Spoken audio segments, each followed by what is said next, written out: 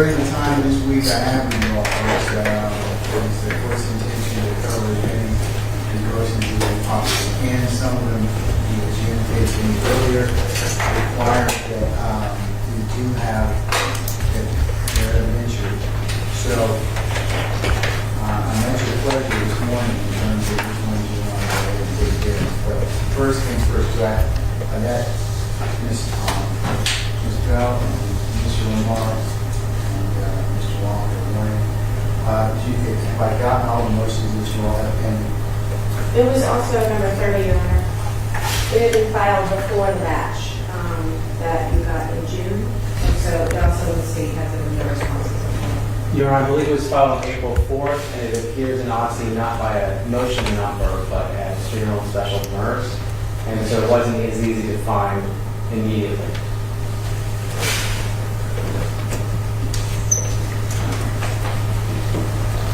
Any other motions that have been issued? Good, Your Honor. Okay.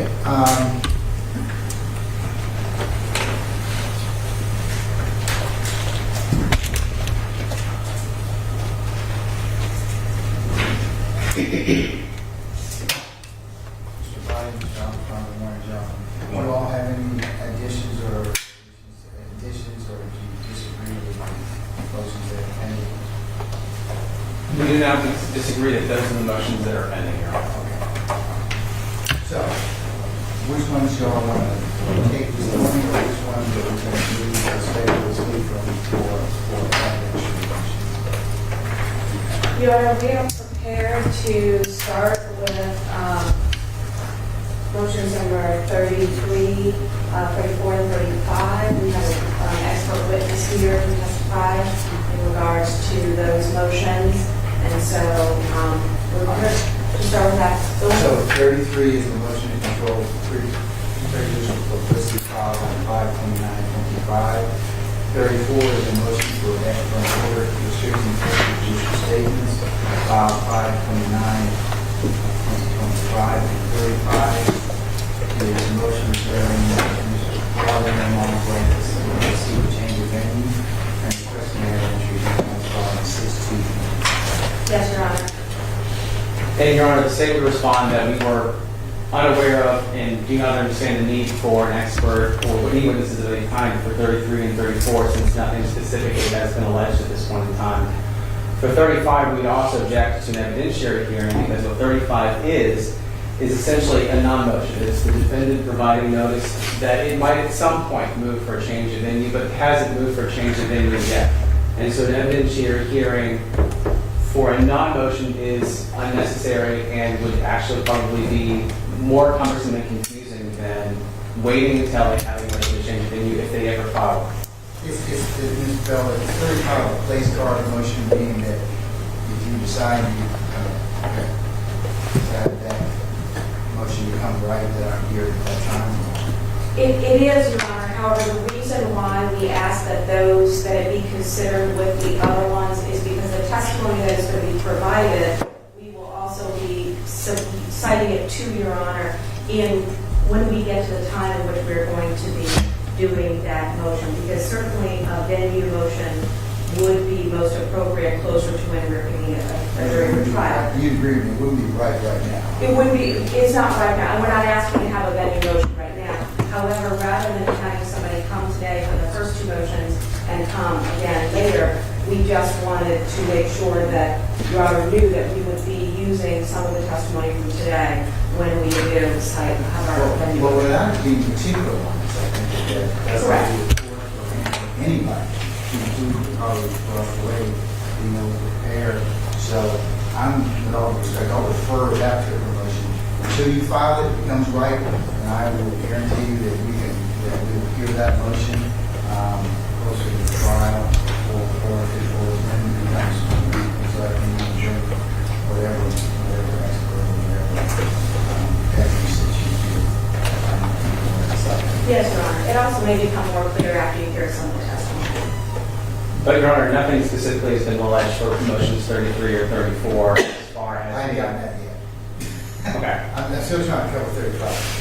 Okay, so 35 on the deferral, okay?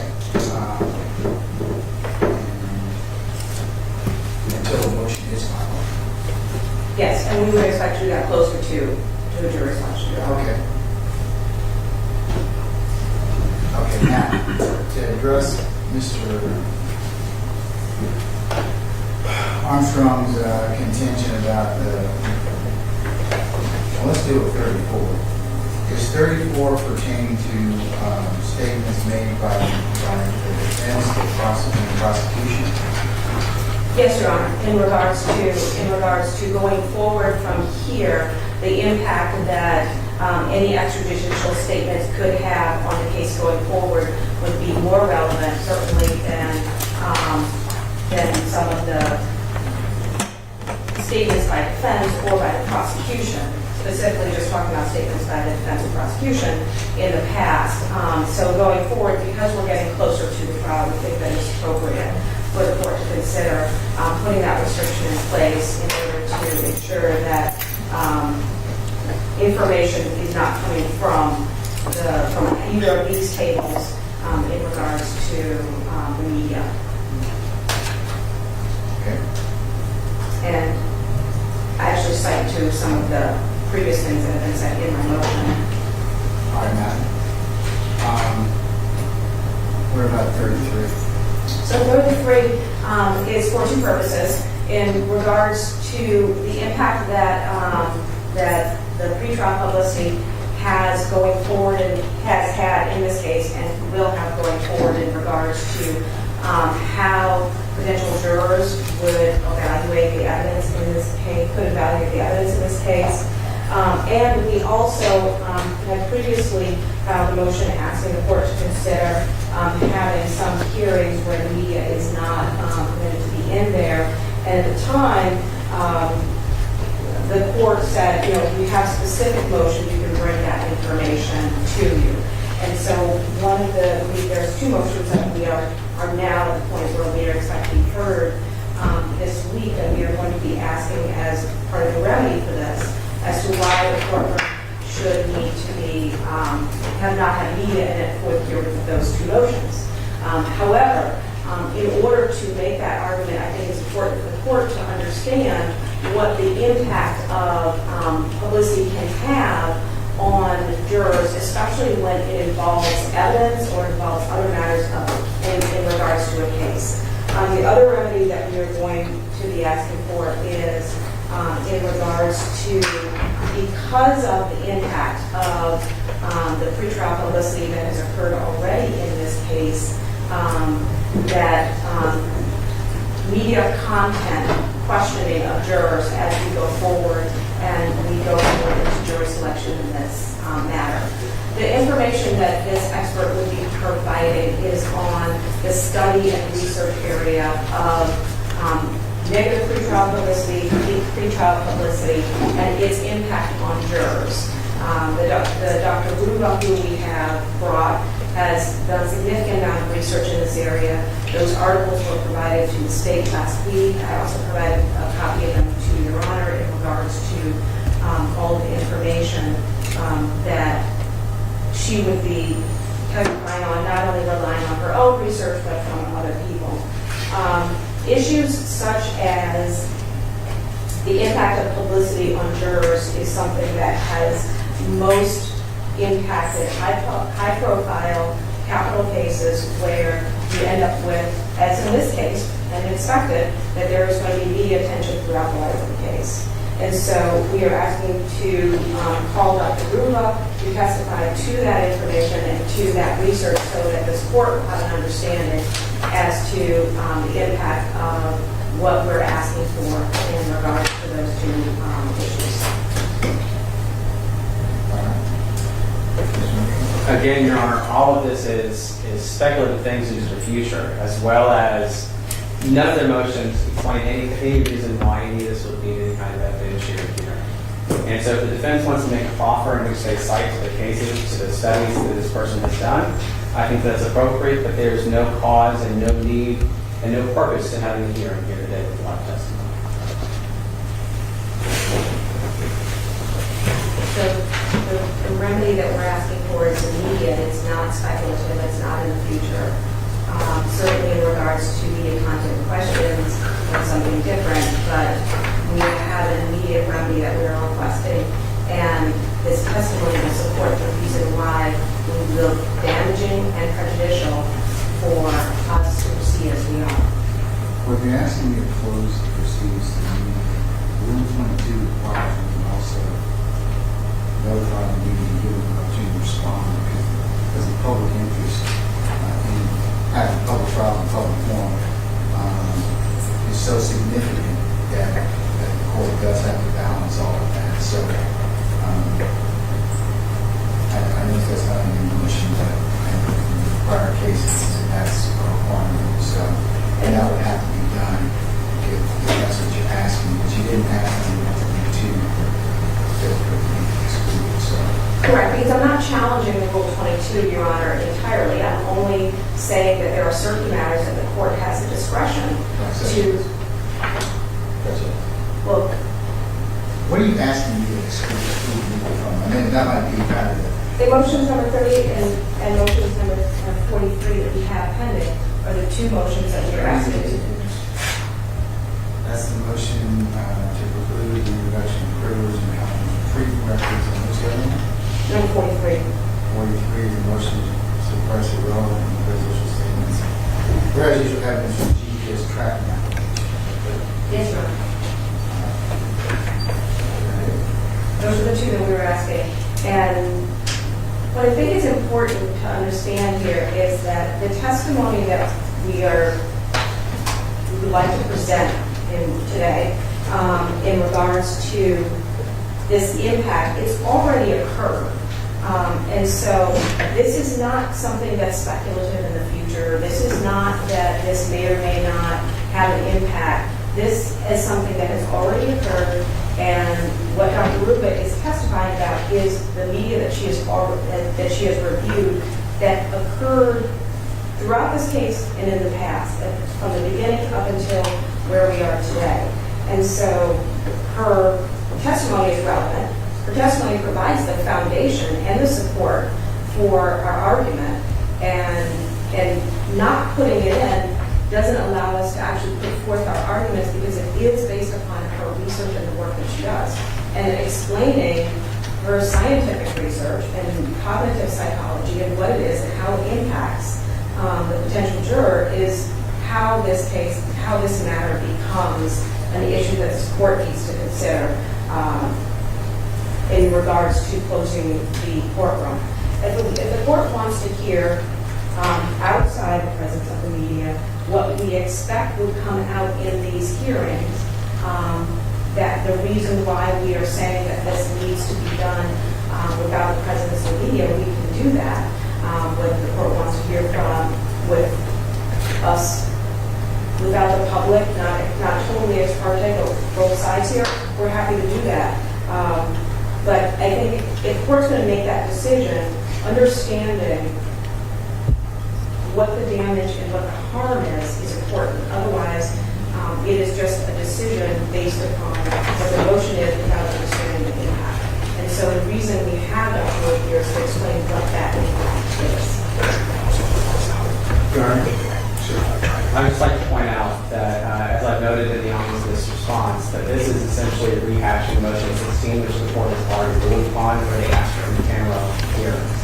Now, the quote from motion 33, they're seeking an order which excludes, quote, electronic media for continued pretrial hearings in this case, meaning they don't want this camera here, as you mentioned under Rule 22. They've also asked for the inclusion of, they've asked for an order, quote, that all court filings and transcripts in this case be non-public filings until a jury is impaneled or until after trial, end quote.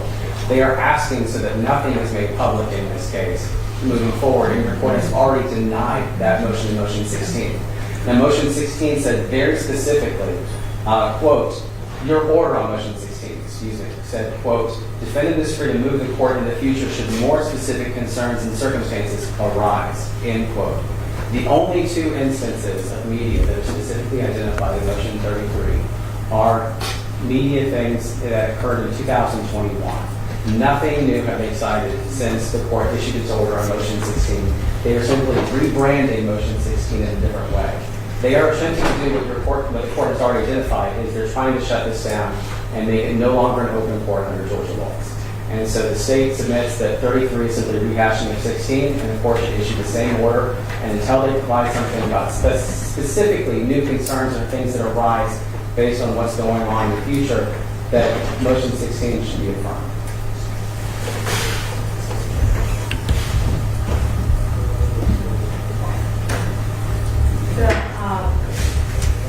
So, what Mr. Armstrong said is actually the opposite of what I have just said, is that we are not asking to question Rule 22 completely and pursue the media. I've been very clear, we are asking for two particular motions that we converge in. We are also not redoing 16, we are doing what the court said, which was come back specific with what you're looking for and why. And that's what we've done. And thirdly, the media content from 2021 is not just old media.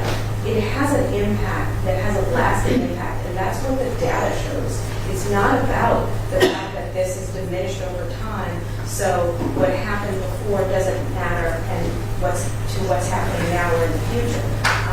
What Dr. Rubel will testify to is the impact on a cognitive psychological level to fact content and emotional content in media stories, and how they have shown that that takes place, that even jurors that come in and want to say that they will be fair, that they don't think that they've been biased by anything, can still be tainted by some of the media. And what's really important about your data is that when facts that may potentially be suppressed come out in media, and they're something that people could latch onto from either a fact or emotional perspective, those are things that can come back up not only in jury selection, not only during the trial, but even in deliberations.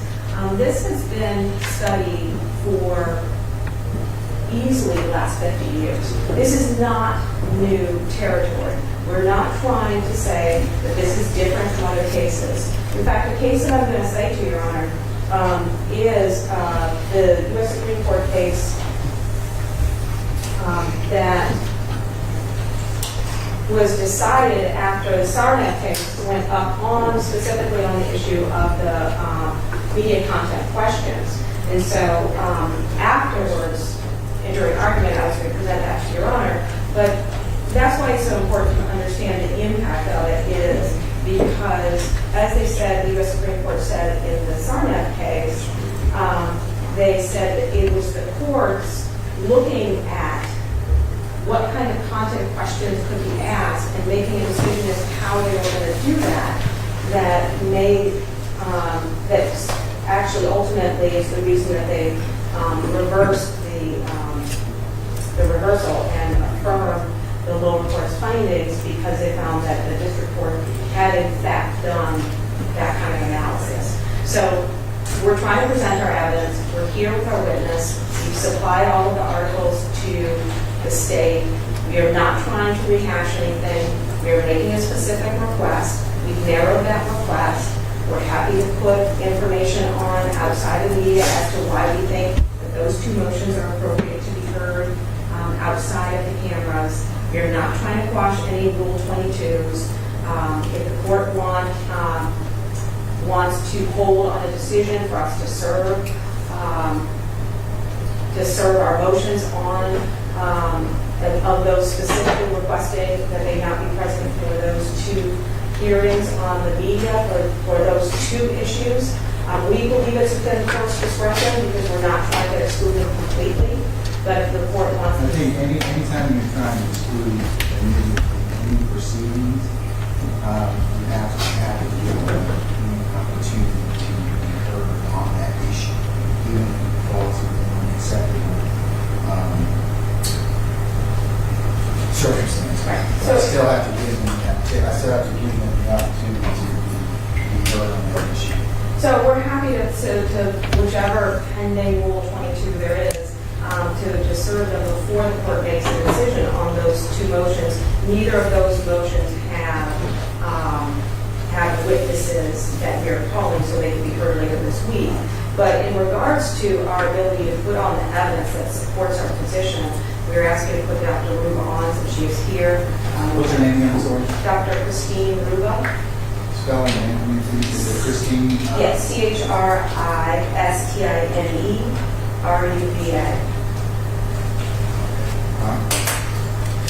Okay, all right. I'll hear from Dr. Ruben. Motion 33. And now, before we move on the issue of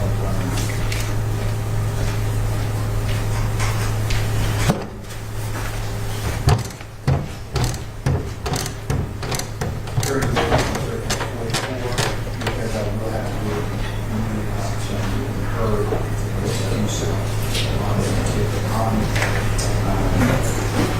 on registration, so whether or not close Yes, sir. for those two motions. And I will get the current stations that have the Rule 22s and make sure that they are served.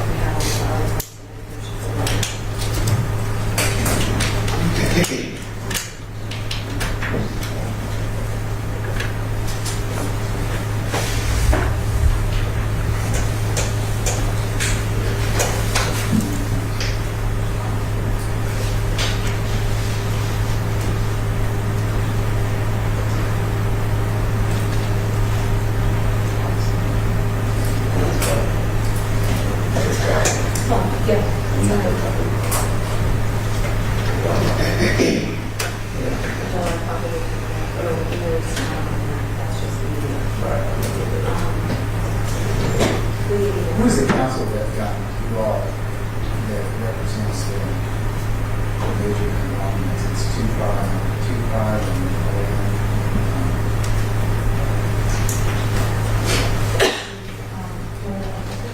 Yeah. Is that a question for the meeting, Your Honor? Yeah. Sir? Can you get a second, find that, please? Do you know? Who lawyer is? Yes. She knows. I don't need it right now, but just so you know, so we can use that.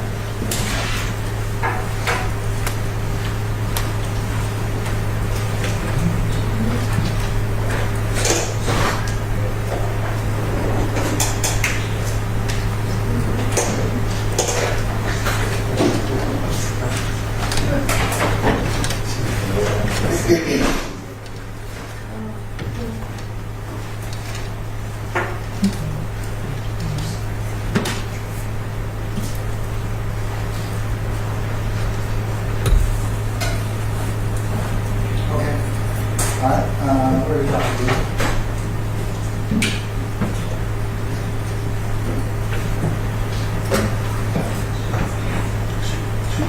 Next time, she should have came on that side. Dr. Ruben, you come down this side over here, this, please. Right down the aisle. This aisle? Yeah, don't bring the witnesses in through that door. Okay. Okay, come on. Look at that door swinging in. This is what Dr. Ruben, you can please approach the witness stand. Once you get there,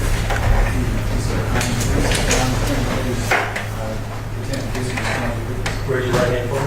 Do you swear or affirm that the testimony you give in this court will be the truth, the whole truth, and nothing but the truth, so help you God, or affirm? Yes, I affirm. Okay, you may lower your hands, watch your step. Be seated. Okay. Can you speak clearly, speak slowly, speak loudly to the microphone? Please state your name and spell your first and last for the court. My name is Christine Ruba. It's spelled CHRISTINE. Last name RUBA.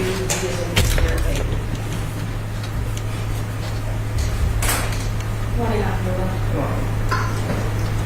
Can you please tell us where you currently work? At the University of South Florida. We are one USF now, so we have 3 campuses, but the majority of the time I'm either on the Tampa or Sarasota campus of USF. And what is your job title there? What do you do?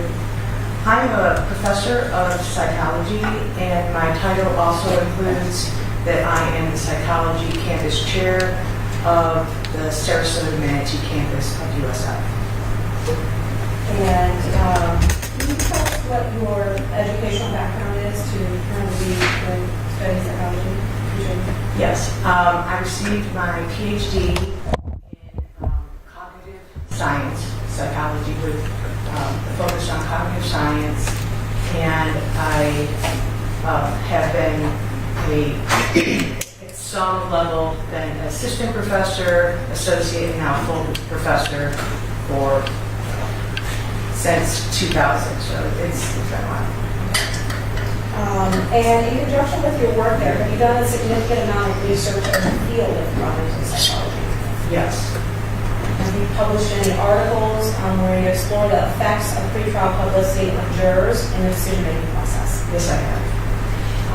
And can you briefly explain to the court what cognitive psychology is?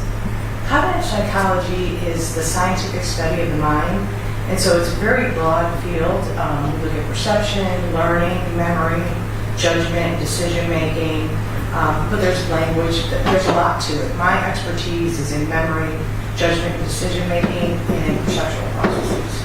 Okay, and is there a connection between cognitive psychology and jury decision-making? Yes, there is, because jurors have to take in information, learn, remember that information, and then use it to make decisions.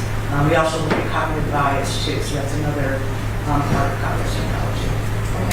And when you have published articles in this area, are they published in peer-reviewed journals? Yes, everyone. Okay. And just simply what is a peer-reviewed journal? Psychology, public policy and law, psychology and law. I mean, there's law and human behavior, psychology, crime and law, so there's a number of them that I've published in. Okay, and what does it being peer-reviewed mean that the process that it has to go through? So you prepare a manuscript and then you submit it to a journal and follow their guidelines.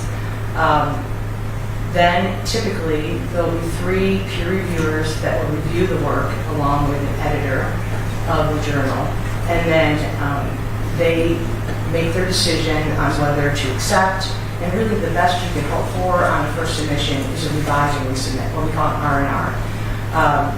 Then you have to go back and you have to address all of the peer reviewers and the editor's concerns and basically rewrite the paper. Sometimes it's a total, complete rewrite from scratch. And it's not so much, if the method is sound, it might be how you presented the results or your conclusions, or they wanted to see more of the introduction than what you had.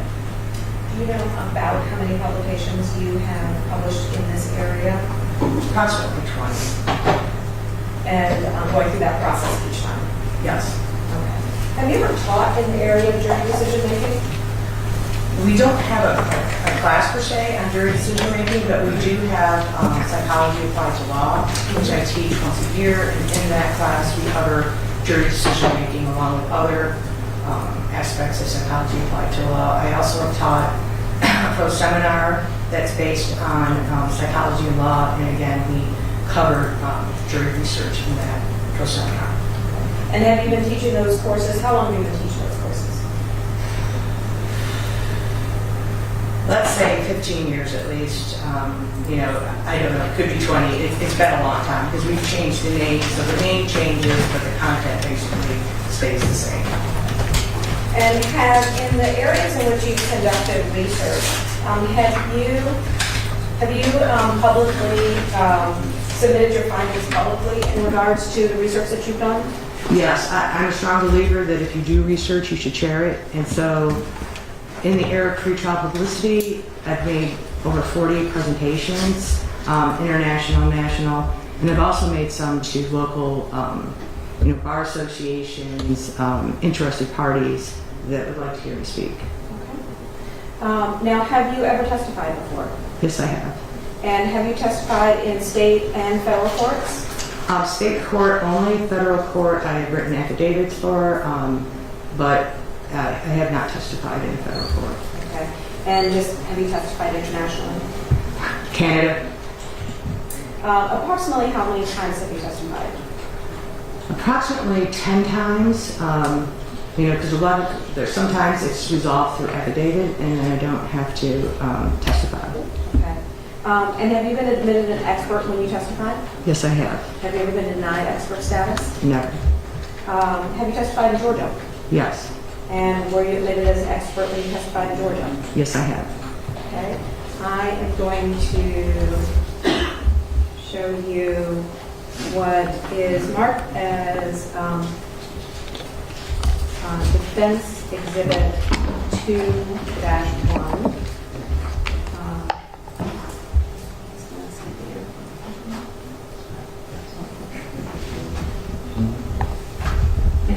You may not.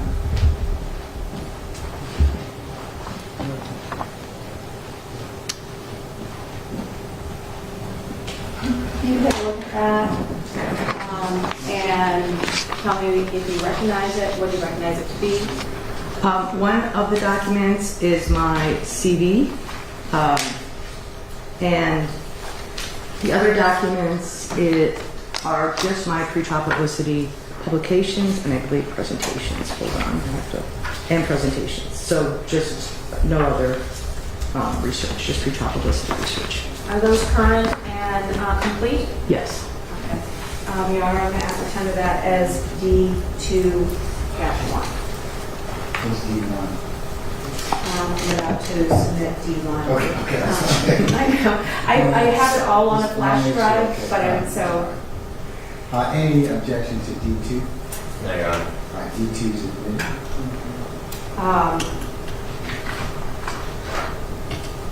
Okay. And Your Honor, I am going to ask at this point to tender Dr. Ruba as an expert in the field of cognitive psychology. Mr. Biden or Mr. Armstrong, would you like to report on Dr. Ruben? No objection, Your Honor. Okay. Then Dr. Ruben will be admitted for the purposes of this meeting as an expert in cognitive psychology.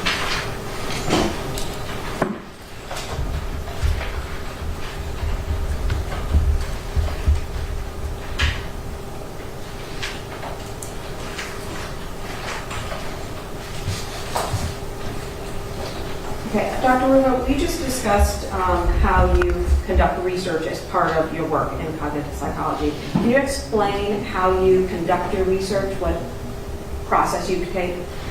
I use systematic jury simulations, so experiments.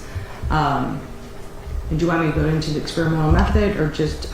Just the method that you use, yes. Yeah, okay. So using the experimental method, we recruit mock juror participants and then we randomly assign them to conditions so that we control all, individual difference variables.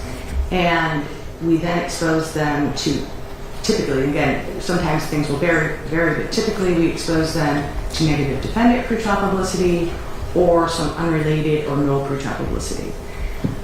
We then show, and when we expose them to pretrial publicity, we do so with a time delay between trial and pretrial publicity exposure.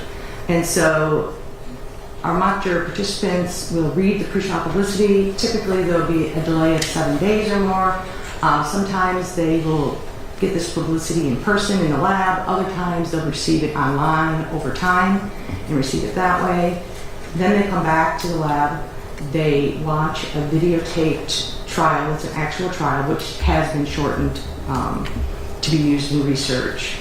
They then deliberate and hopefully come to a unanimous decision about appeal, but we can't keep them there forever, so some do not. And then we explore the systematic variation of pretrial publicity allows us to have different types of pretrial publicity, different amounts of pretrial publicity, and we can have different time delays. And that way we know that the effects of these variables, such as negative defendant versus no, is due to the manipulation that we did in that particular experiment. So we have experimental control over this. And so this is controlled studies versus field research? Correct. Okay. And is it fair to say that the reason why you control it is so that you can be sure that the results that you're getting are directly related to the stimuli you're providing? Yes. In what we call in the field, if you do field research, we call it in the wild because everything varies and you don't have control over those variables.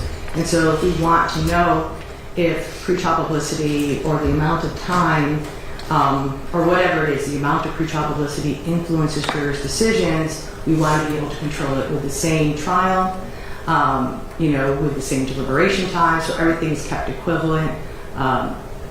But also, there has been, and I haven't done them, but other people have done what we call generalizability studies, where they see if our findings in the lab generalize to actual juries in the field, and we find that on all important variables, they do. And so this artificiality that we do have in the laboratory doesn't reduce the application to real-world findings. And where do you get your sample of mock jurors? So typically for a lot of the deliberation research, it was student samples that were recruited through the University of South Florida. Our campus has a very diverse student population, so we have a lot of people that are returning. So we do have a diverse population in age, coming back to school. And so it's not the typical college sample a lot of times. But we do use student samples, but I've also used in some recent research general population, but that is survey research without deliberation because it's very difficult to do a general population study. It costs a lot of money and a lot of time to do it, and we're finding the same results. It hasn't been published yet, but we're finding the same results in our new studies. Okay. And so this is not a field amongst you. There are other researchers here. Yes. And so that do this work. And so will you provide a referral question in reference to your testimony today? Yes, I was. And were you provided media clips, video media clips and news articles to review? Yes, I was. About how many? A lot. I think maybe approximately 1,000. In all honesty, I couldn't count them. There are so many. I did not review every single one of them. One thing about pretrial publicity, if you look through the media clips, there's a lot of repetition and there's a lot of teasers. And so once I realized that something is the same story, just broadcast maybe on a different channel or a different time of day, I don't have to watch the whole entire story again. So I didn't review all of it, but I reviewed quite a bit of it, as much as I could. Okay.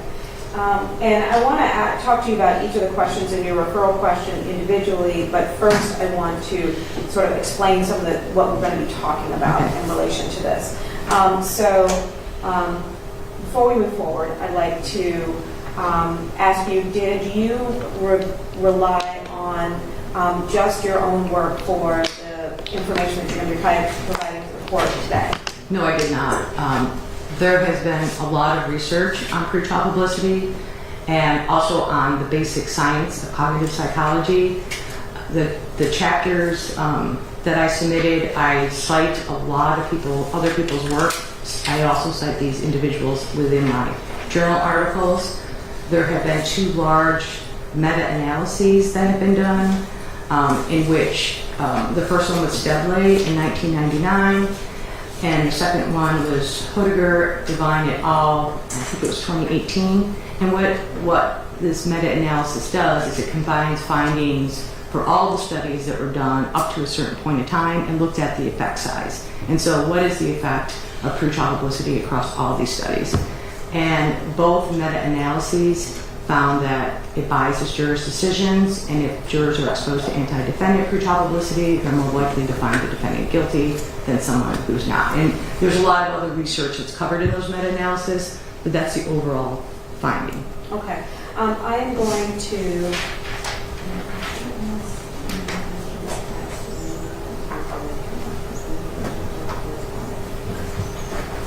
I'm going to, if I may, Coach, Your Honor. Yes, you may. I'm going to hand you... You can take just a look at that. And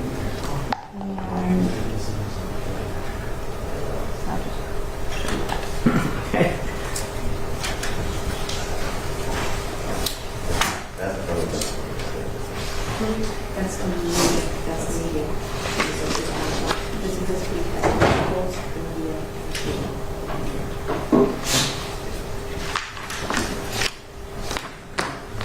Yes, these are the sources, and I actually, again, I limited how long this could be, because this could be lots of pages, by including the chapters that refer to the pre-trial publicity work and also the meta-analyses. But yes, I used all of these sources in my chapters, probably explain to a better degree how much research was used. And so, I also showed you a USB drive. Did you look at that USB drive in relation to the media that is on it? Yes, I did. And was that the media that I provided to you to review in this case? Yes. Your Honor, I'm going to ask to, I have previously provided the state with a copy of the articles, and I gave them a USB drive with the media on it today, and so I'm going to ask to tender the flash drive with D1 as the media. And Have you filed paper copies along with that as well? paper copies of the articles? I have not. Everything is on the flash drive. I was about to give the numbers for them. I can do paper as well if you want me to. I provided a USB drive to your office earlier this week. I'm more interested in my court order, Ms. Parker, getting a copy of it, because she's going to have to do that anyways. Okay. Won't you, Ms. Parker? She Yes. said that yes, so yes, did you Sure. print a copy and just so it can be, so that we don't have to replicate that later? Certainly. But yes, And Your Honor, it could be a flash drive, just a separate flash drive, which would be. Okay. Separate flash. Okay. I will do. I'll make a copy of it. So D1 okay, D1. is Any the media. objection, gentlemen? Well, not no objections to releasing the media. Obviously, we just received the jump drive about 20 minutes ago. There's thousands of clips that the doctor just referenced. I've not had nearly enough time to go through it to know if it's the exact same thing. That's just my objection to the record. Actually, we need to move forward with it. Okay. Well, you can still make any, you should still make any other objections to us, okay? Okay. Okay, so I'll admit it, and it's not D1. D2-1. D2 is received, right? Correct. D2-1. And then, and because I provided an index and 1 is the CD. And then I'm also tendering D2 through 28 as the articles that Dr. Ruber relied upon, which were previously provided to the court and the state. All right.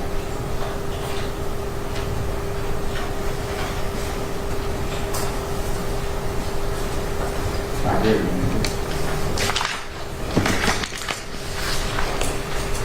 Thank you, Your Honor. I can show them on digital one time. No, I don't intend to. Okay, all right.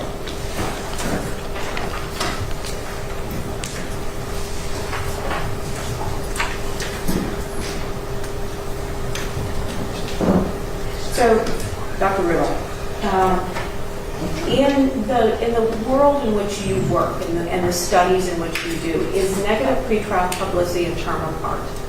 Yes. And can you define it for us? So negative pretrial publicity is defined as all media that follows a defendant on the way or a case on the way to trial that is anti-defendant or paints the defendant in a negative light. Okay. And so, if something is not per se negative, based upon your definition, could it still be detrimental to the jury process? Yes, and again, there's different ways to answer that question. So we've looked at pro-defendant pretrial publicity, that affects the jury process. We've looked at anti-victim or anti-prosecution pretrial publicity. It has both a strong effect on jurors. But something doesn't necessarily have to, again, it's hard to differentiate because a lot of publicity, if it causes adverse negative emotions in jurors, we would define that as anti-defendant pretrial publicity if it's associated with the defendant. Okay.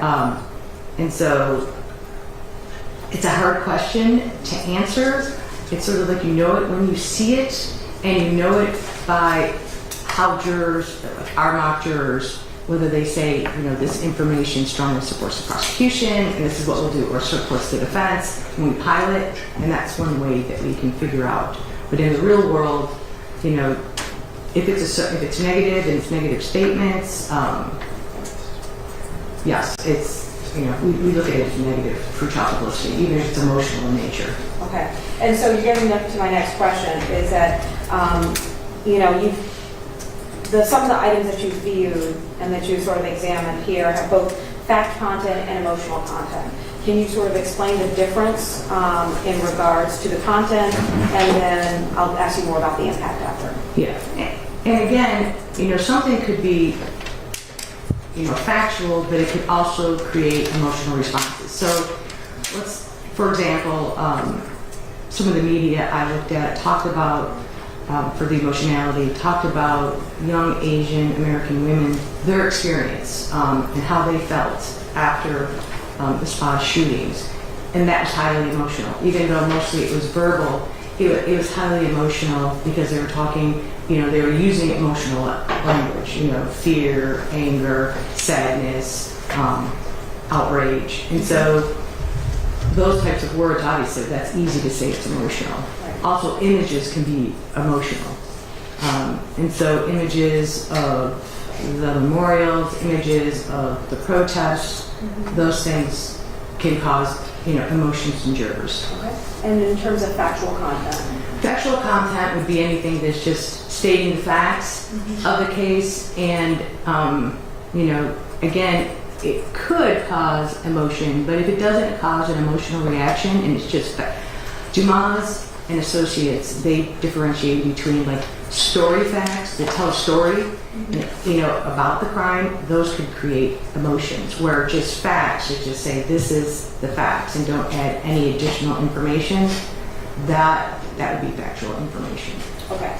And so, can you explain to the court how bias may be formed through exposure to negative emotional pretrial publicity? Yes. So there's, and again, it's not just my research. There's a lot of research out there.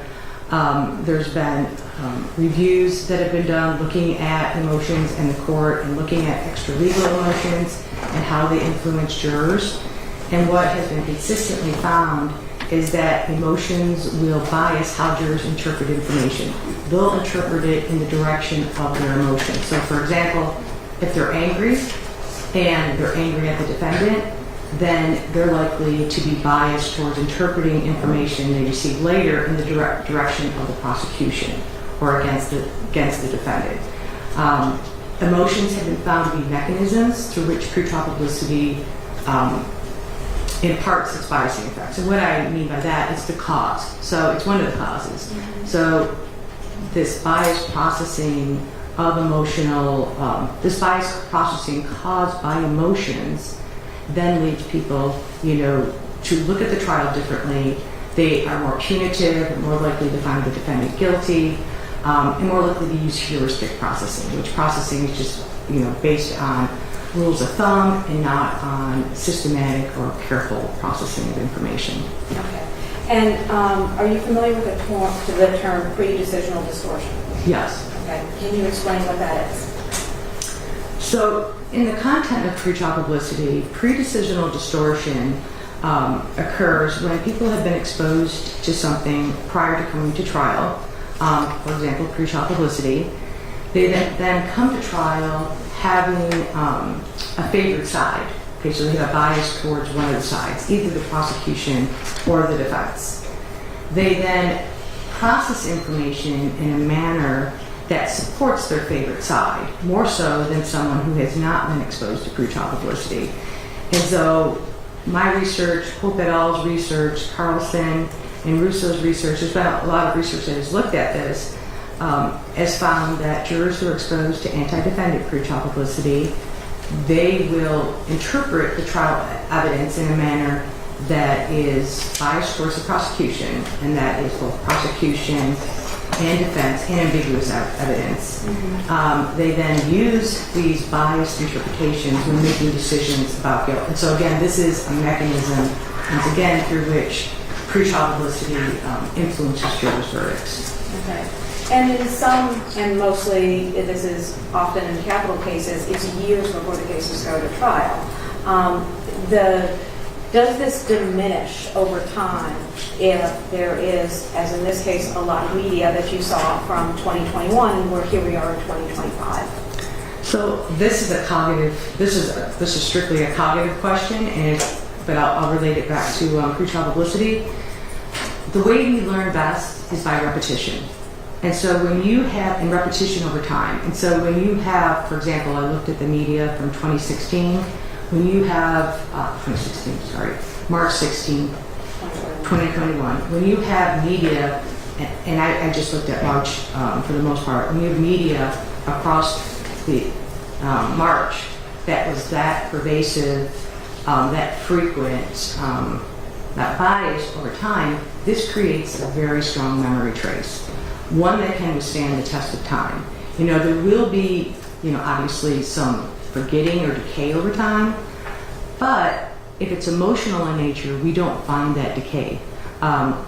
Emotional memories work different than other types of memories. So the factual information might not be as strong, but then you can count on the media to reiterate all of the facts of the case when there's a major hearing, a motion, and so they get yet another rehearsal, and that's what you see in most cases, and I also saw it in this case. And again, I only reviewed information from 2021 and then 2024 and 2025. And you saw the retelling of Yes. some of the events that from the very beginning.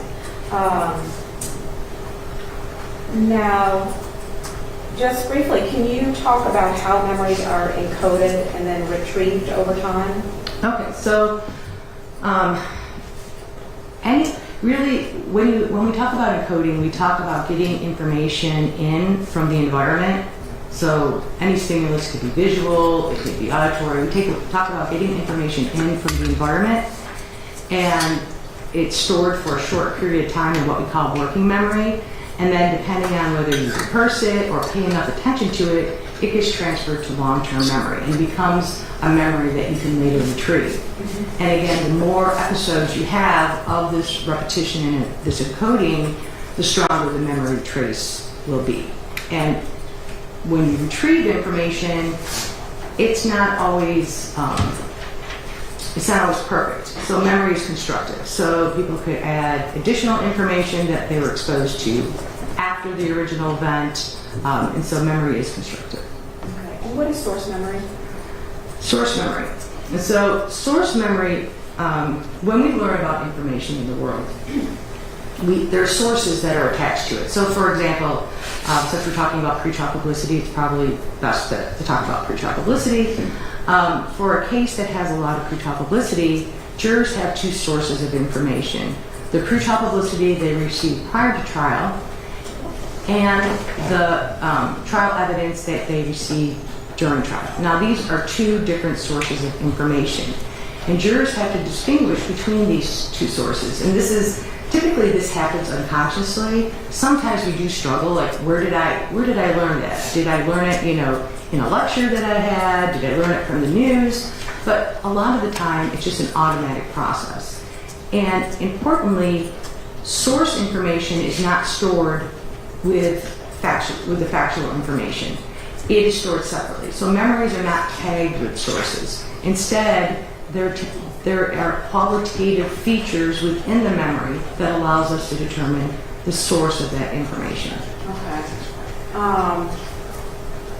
And so, would it be fair to say that a person could be in a situation where they hear information and they don't realize it, but they are assuming that it came from source one when it came from source two? It might not be at the time of hearing it. At the time of hearing it, they might have good recollection for where that source came from, but we kind of shed source over time. So if you think about your memories, do you remember, the first time you learned something and where you learned it from? A lot of times we'll shed the source information, and it becomes difficult over time to discriminate the source of that information. And my research shows that jurors have a difficult time with this. So it just becomes part of the narrative? Yes, it just becomes, so again, the factual information or the facts, the knowledge, those are stronger than the actual source information over time. Okay, and so using everything that you sort of talked about, because I think that that we've covered your work on pretrial publicity and the things that you look at when you're trying to study that. Can you, well, let me ask you one more question. When you talk, the impressions and memories that you're talking about, when you said something that I didn't ask you about, I want to follow up. You said sometimes this happens unconsciously. And what role does the sort of unconscious workings of your brain play in terms of your research of negative pretrial publicity? Well, and again, I did talk about the source memory research as it applied, my actual research, where we find that jurors have a very difficult time distinguishing between media and case information. And they do so, they believe that information that is only presented in the pretrial publicity was presented at trial, and they do so with a high level of confidence. And then they go on to discuss it during deliberations. And so, going back to your question about unconscious bias, we can't control what we're not aware of. So if something is unconscious, we're not aware of it, and it's difficult, if not impossible, for us to control it. And so I asked you to look at 3 different areas in regards to the referral question. Is that correct? Yes. Okay, so I want to talk to you about the first one. You were asked to look at publicity that talked about hate crime. Did you find articles or television media that talked about that issue in relation to Mr. Long? Yes, I did. And can you discuss what you found and your impressions of that? So this was probably the theme that you had me review that was discussed more than any other theme across the media. And obviously, the big thing was that it was a hate crime. Individuals, whether it was politicians, people in the community, expressed their opinions that, this is nothing other than a hate crime. Anyone who says it's different than a hate crime, basically, that's problematic and that's disrespectful of the victims. And so there was a lot of emotion tied to this. There was also presentations, protests, and solidarity that took place across the country in March of 2021 that stood up for the Asian American and AAPI community. Not only in-person protests, but also online protests. I did not look at the social media, and so I can't speak to it, but, they did discuss online protests in the media that I did watch. There was a lot of discussion, for example, then President Biden and Vice President Harris came to Atlanta, and that got more media coverage and discussed it, basically associated with a hate crime. Also, there was other crimes against, there were crimes against Asian Americans that they would associate with the spa killing. So when they talked about those crimes, there's a particularly horrific and emotional one in New York where a 65-year-old woman was pushed to the ground and beaten and then had to be hospitalized. They then led into, the spa shootings. This is an epidemic basically, and this is, and so every time, another crime or, there was a lot of, there was a lot of interviews and people at podiums discussing that this needs to be, we're angry, we're mad, public outrage, moral outrage about what happened. Okay, and in your research and under the technical definition for your work that you do in cognitive psychology, does this fall under negative pretrial publicity? Yes, not every single thing in the story, but the stories as a whole, yes. And can you explain why? Because again, it associates the defendant with, a hate crime. Some people said this is the worst example of hate against Asian Americans in this country to date. And every time they associate it with another crime, for example, that might be Asian hate, it paints a dark shadow over the defendant. And so, and the emotionality of it is very strong. When the words come out, there's public outrage and moral outrage about these crimes. Right. And we talked a little bit about time before, but would the effects of, let me ask. So this would be considered emotional content. Is that fair to say? For the most part, yes. Okay. And so would the effects of this emotional content be diminished over time? You're now 4 years removed from that, from the time when there was that deluge of media? Again, emotions are different than factual information. Although there might be some fading over time, it's not going to fade to the degree that factual information might fade over time. And then we have information that's being presented in the media in 2024 and 2025 that brings up all of these themes and all of this content again. And so it's a reminder. And so that visceral, reaction. And again, we talk about in my research, because I do look at race bias, and we talk about how racially salient,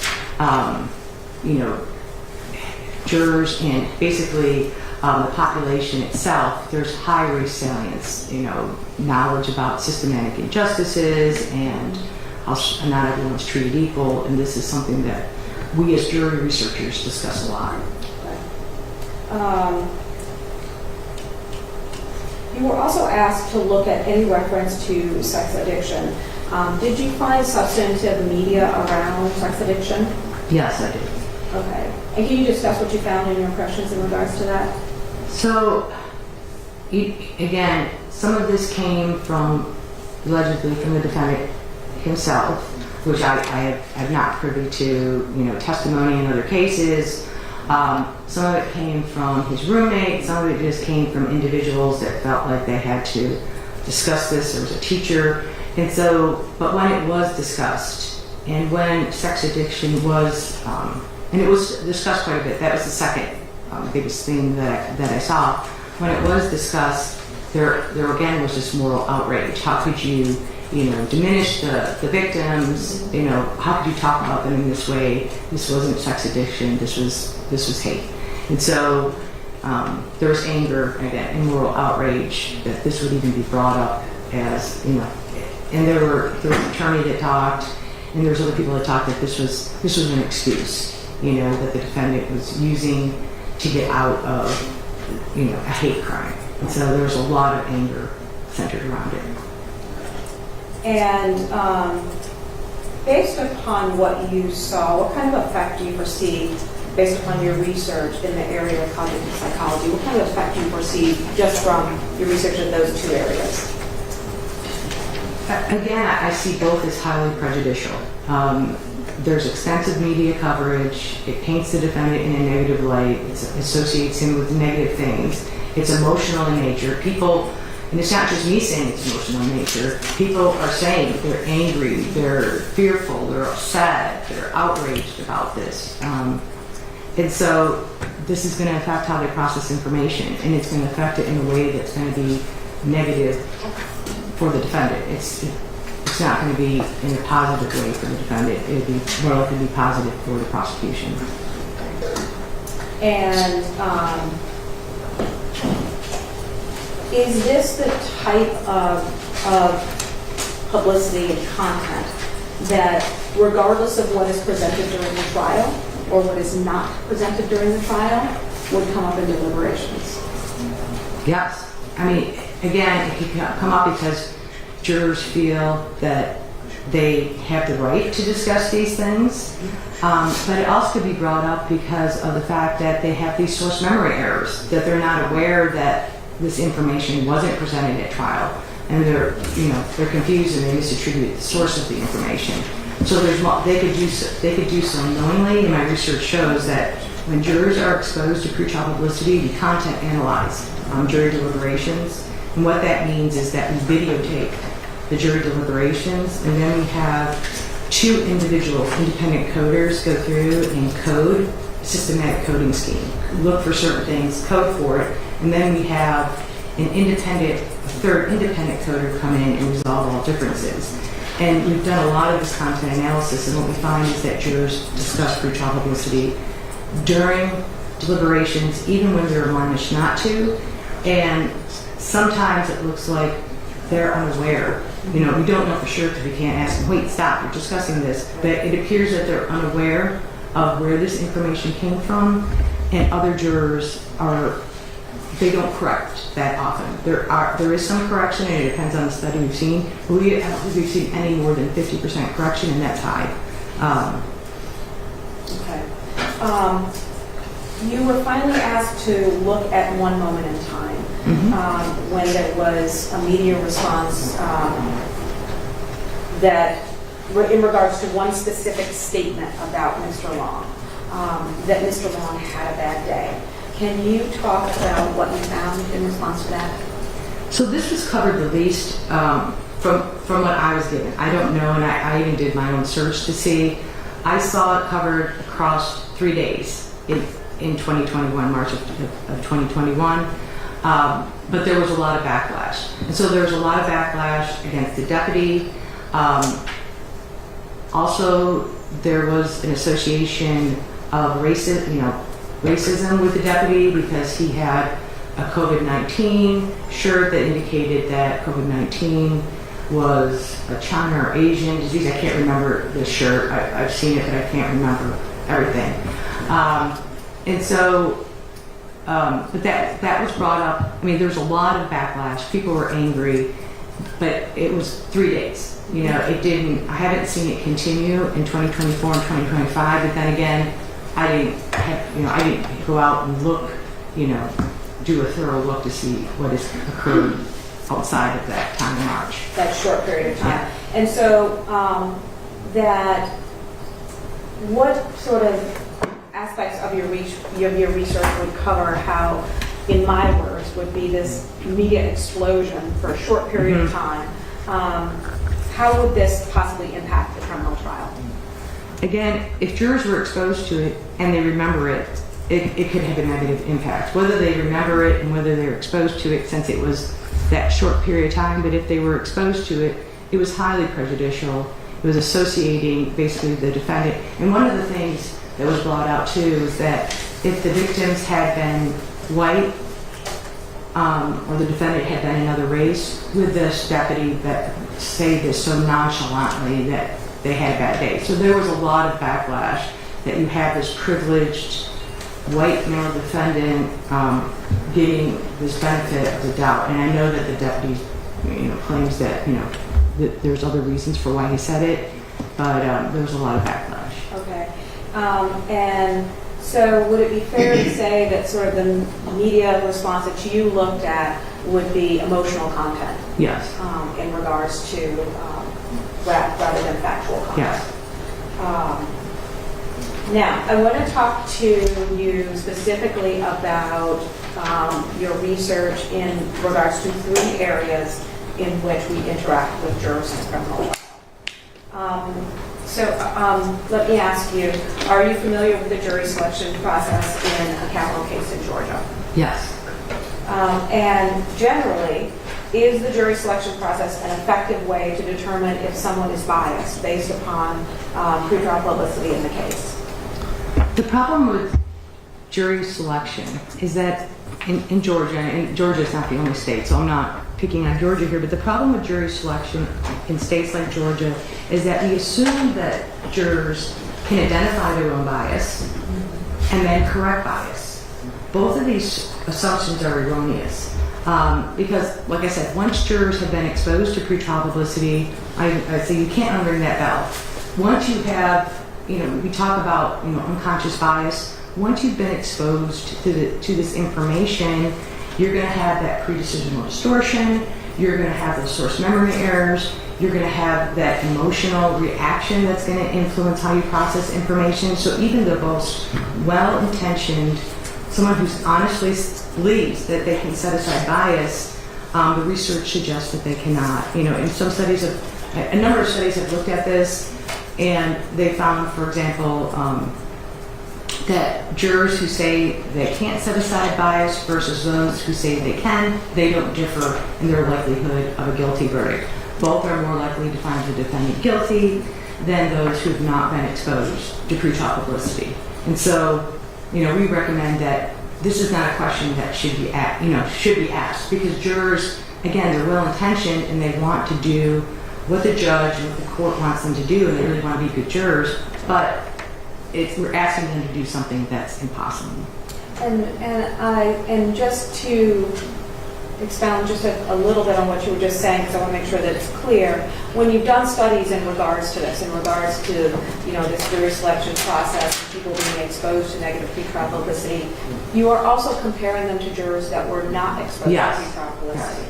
And so that's how you're able to track the outcomes? Yes, and also, or different types of pretrial publicity. And so we can push verdicts down or up just by exposing mock juries to pretrial publicity. And this is the benefit of the controlled research? Yes. Okay.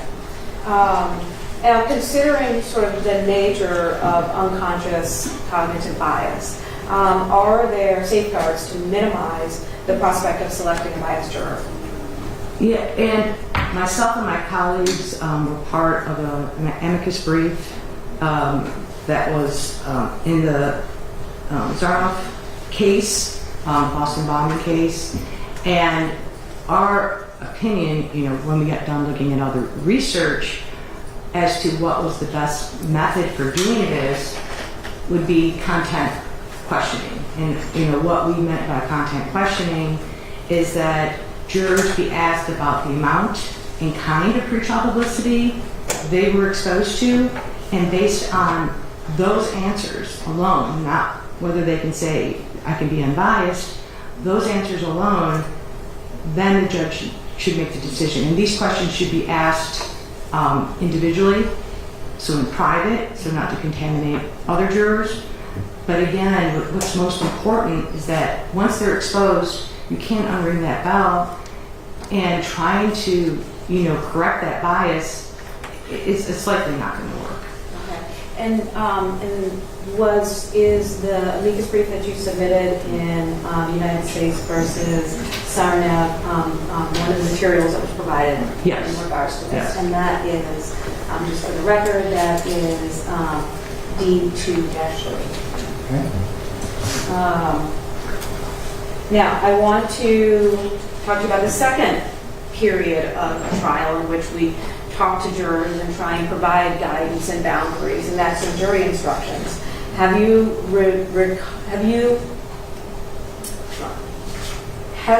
been provided and have you reviewed the jury instructions in Georgia regarding media and how the jurors should consider it? Yes, I have. Okay. And what are your impressions in regards to that and the impact on being able to prevent a juror from engaging in some sort of bias? So the instructions are well intended, you know, and a reminder that they're not supposed to use information outside of what's presented at trial. Unfortunately, like I've already discussed, once they're exposed to pretrial publicity, they might, you know, again, you don't know. Some jurors might not follow instructions for other reasons, but they might really want to follow the instructions. But because of the fact that they're now interpreting the evidence differently because of that initial exposure, pre-decisional distortion, they have these source memory errors where they have a hard time discriminating what was viewed prior to trial and what was presented as evidence at trial, and then the emotionality affecting how they process trial evidence. This all makes that instruction, you know, having the same limitations as voir dire, basically. This is unconscious bias. Even if they're well-meaning and they really want to do it, it's going to be very difficult, if not impossible, to set aside that bias. So would it be fair to say that jurors could think that they're following the instructions when they're not? Yes, absolutely. And finally, sort of there is what is supposed, it should be, our greatest check in a criminal trial. And that is when 12 jurors get together and they deliberate, and there you have other jurors that can, discuss, that wasn't heard here, that's not a part of this case, we're not going to consider it. You've talked a little bit about that, but have you conducted studies surrounding cognitive bias in jury deliberations? Yes, I have. And so once again, we do both quantitative, so look at the numbers, how many people vote guilty, the source memory errors, pre-decisional distortion, but we also do qualitative analyses, and that's the content analysis that I've already discussed, where we look at the videotapes and we systematically do a content analysis of them. And what we have found is that jurors who are exposed to anti-defendant pretrial publicity discuss the trial evidence differently during trial than those who are non-exposed. Specifically, they interpret all of trial evidence, they discuss all of trial evidence in a manner that supports the prosecution more so than those who have not been exposed to pretrial publicity. They also will bring up information in the pretrial publicity, like I've already discussed, and a lot of times it looks like they're unaware, and then others won't correct them. They're unaware that this was taken from the media and not from the trial, and they feel free to discuss it. I think the most telling study that we did was when I looked at, and again, I'm not the only one that has looked at this, but I've done a lot of deliberation studies.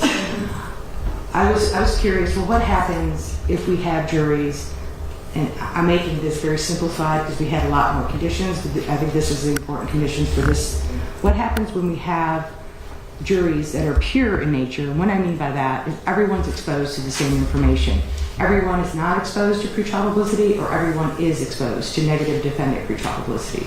And then we have these mixed juries, where half of the individuals, roughly half, are exposed to pretrial publicity, and the other half are exposed to no pretrial publicity, and then we see what happens.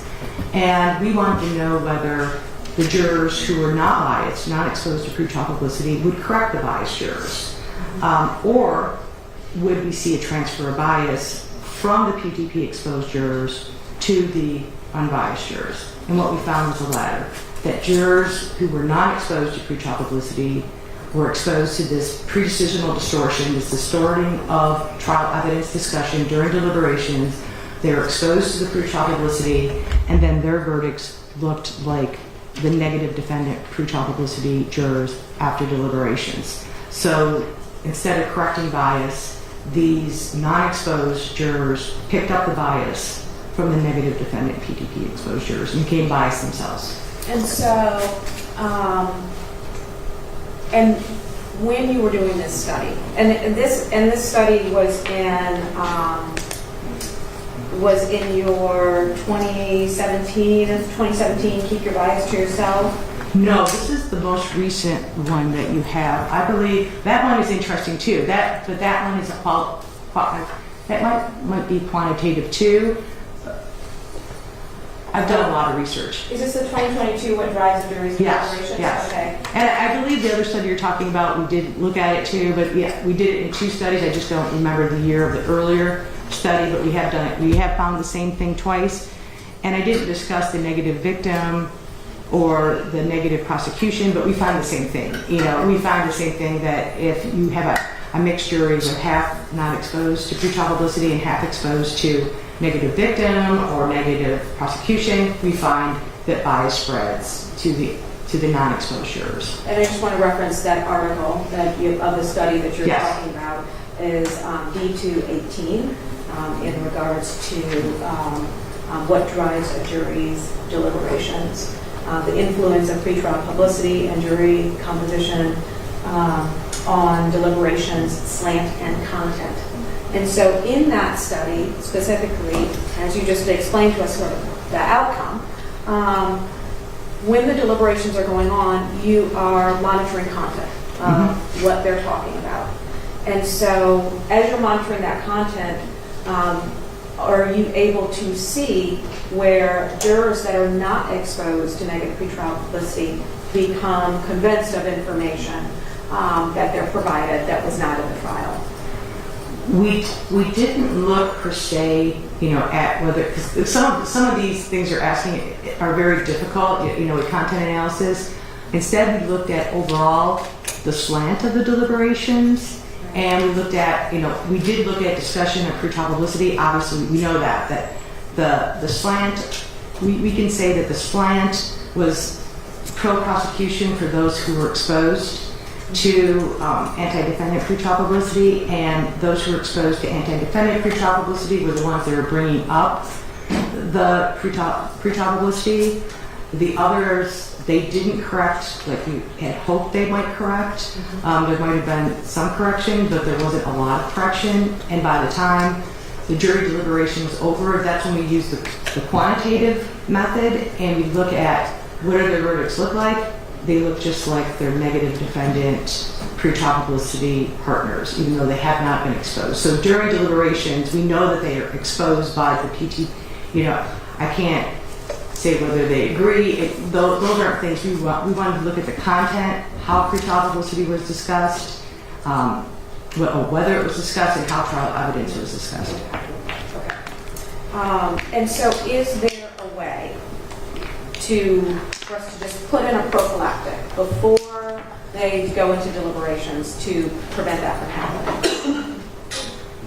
We've tried, and it hasn't, nothing we've done has worked. We talked about unconscious bias. We used the unconscious bias jury instructions.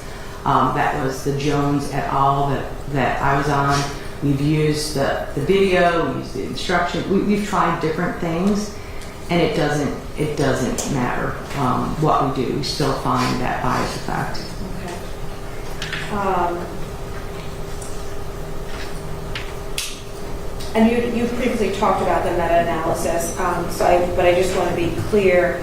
The meta-analysis covers all the research in a particular area, in your area, or the major research with over a certain amount of participants in a study, and they have a defined amount, but they study that research across your field. Yes, and so people who do meta-analysis, they'll define what the criteria are for inclusion in their study. They really use file drawer studies, which are studies that haven't been published for whatever reason, because you want to be fair. So if they're not finding an effective pretrial publicity, but there might be another reason why it's not published, it could just be poor methodology.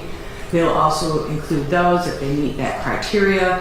They'll include, like, for example, I know that Hoodiger and Devine, they had a lot of my research before, some of it before it was published. I would share because they see you presenting at conference. They say, "Can you please send me, your data and basically your overall R for verdicts, which is your correlation for verdicts as a function of pretrial publicity." So they reach out to researchers in the field. Okay. And the results of a meta-analysis could show that there needs to be more research in a particular area. Mm-hmm. Could show that there's questions that are not being answered. Yes. Could show that there is conflict within the field. Yes. About the results. Would it be fair to say that both the meta-analysis conducted in regards to this research of negative pretrial publicity showed that there was consistency across the field of research? Yes. And again, that was Steadley, 1999, and Hoodiger and Devine et al. I think it was 2018. One moment.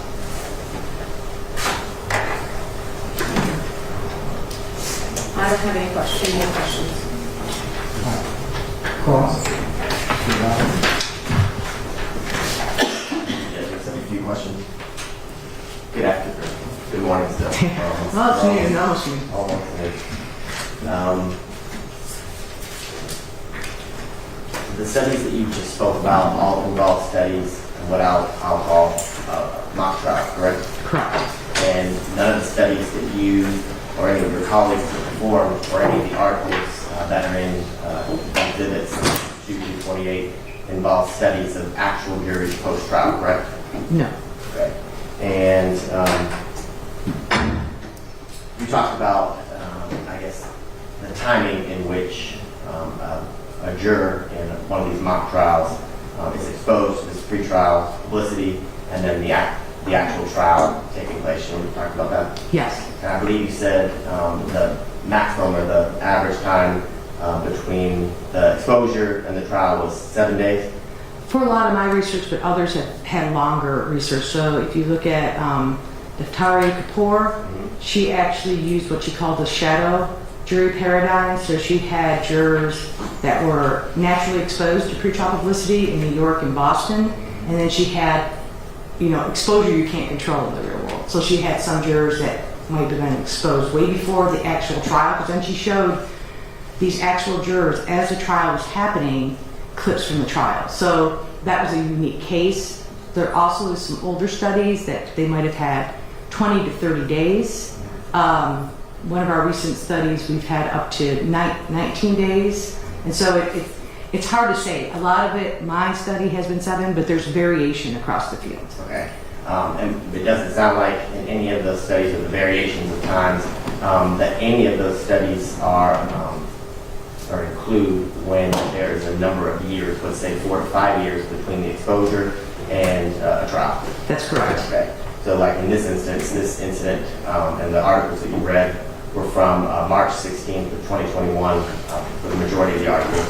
And then now we're being, almost 5 years later. Yes. And you would agree that the more time that passes between this alleged exposure and the trial makes the effect of being exposed less important, correct? Not less important. Memory may fade, and like I said, it depends on the type of pretrial publicity. So if it's emotional, emotions can last for a very long time. We also, as I told you, how a memory, how many repetitions you have, whether it was spaced over time, you can create really strong memory traces. Of course, the memory won't be as strong as it was because there is some forgetting that happens as it was when you originally learned it. We call a saving score. But there's still a good amount of information that you'll save. And so in order to learn that information again to perfection, it takes a lot less time. And so, again, we can depend on the media to reintroduce this information. And again, that acts as another repetition or multiple repetitions that, again, can increase the strength of that memory trace. Right. And the strength of the memory trace is decreased or made much less as the more time that passes, correct? Correct. Right. And memory traces, I guess, are someone's reaction is going to be stronger or have more of an effect on the decisions they make if they've actually experienced the physical memory. So, for example, if they've experienced a violent crime or something of that nature, that's something that's going to stick with the person versus somebody who just read about it, correct? I think I'm confused. I mean, are you saying someone who's a victim of a crime versus the emotionality? We also have things where if there's too much stress, like victims of crime, we know there could be attentional narrowing where, we talk about the gun focus effect. We talk about attention narrows, and so they might not take in all of the perceptual information around the event if they're actually a victim of a crime, whereas people who are just sitting in their living room watching this, they don't have that same attentional narrowing because they're in a safe space. And so I would say they might remember certain things better, but they have that perceptual narrowing. Okay.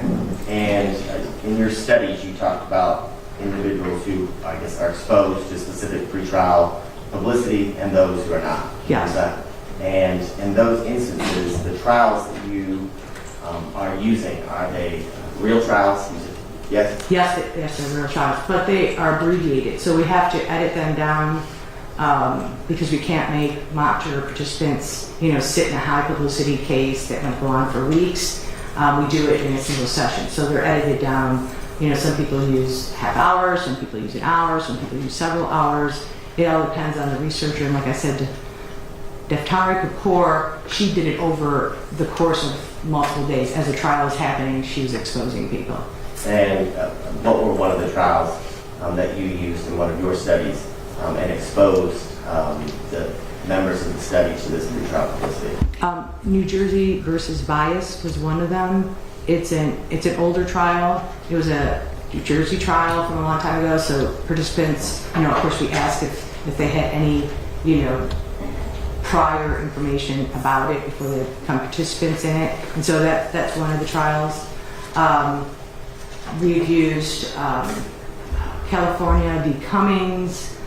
We've used a variety of different trials, but they're actual trials. And the New Jersey trial that you just mentioned, does the participants in the study, are all of those individuals people from, for example, in that case, from New Jersey? No. Okay. And so the individuals that participate in these studies, are they individuals who, I guess, in South Florida, for example, or at whatever campus in which you are performing the study at? Correct, except for we have like I say, we have a recent study where we found the same, and it's a national sample, so it's across the country. And we're finding the same effect. We're doing a revise and resubmit on it right now. Okay. And in those studies with those individuals, there are, as you stated, individuals who are shown specific pretrial publicity that you picked, correct? Correct. And the individuals there are other individuals who are not shown that pretrial publicity, correct? Correct. But of those individuals who are not shown the specific pretrial publicity that you have shown to the other members who were, that doesn't mean that those individuals haven't experienced outside pretrial publicity from your study, correct? Well, we ask, and so they could be lying to us, but we ask if they have any familiarity with the case, and we'll ask that at the end. And if they were to say yes, we would exclude them from the study. So we do ask them that question if they have any information, if they heard about this case before, and if so, we will exclude them. Okay, so you would agree that somebody could have something on in the background and hear something about a trial, but they're not actually familiar with the facts and circumstances of whatever trial they're watching, correct? I guess I need you to. I think I understand what you're asking. So an individual can be exposed to, let's say, one or two news stories when an incident occurs, and then be a member of your study who is not shown any of the specific pretrial publicity that you would show to somebody who is. And they could be unaware that they had been earlier. I mean, it's a possibility. Okay. And you talked about the voir dire process or the jury selection process with defense counsel. Do you remember that? Yes. And you would agree that all courts throughout the United States go through that exact same process, right? Yes. And all courts use that process to eliminate individuals who can't separate their life experiences, either pretrial publicity, from the facts and circumstances, whatever case they are being asked about as it relates to being a prospective juror, correct? That they use those techniques? Yes. Okay. And those are techniques used throughout the United States. Yes, and there's some variation, obviously. I've testified in Connecticut and some other states. There'll be variations, but yes, overall. And you agree that each court or all courts take measures in instructing jurors that they are to make their decision, if chosen, during the deliberation process based on the facts and circumstances that they hear and learn about in the courtroom, correct? Yes.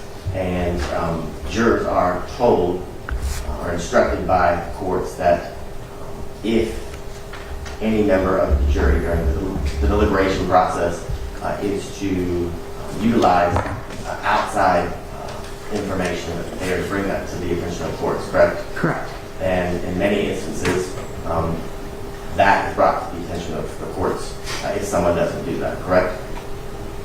I can't say because I don't have knowledge of that, because I know during deliberations, you can't videotape, and so I don't have firsthand knowledge of that.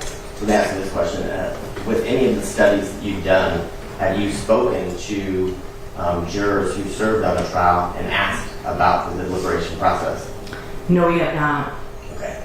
So none of your research or articles and studies have ever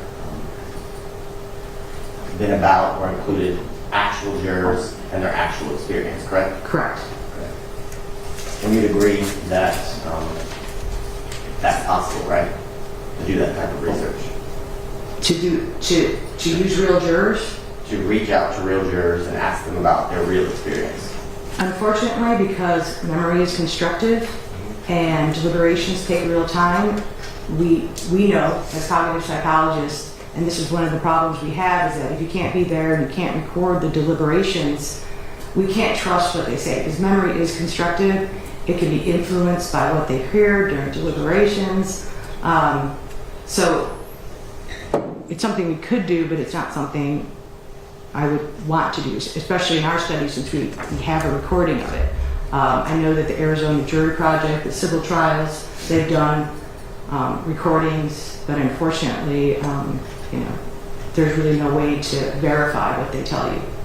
Okay. In the articles that you referenced or that you looked at in I think it's D2, the media exhibits, in those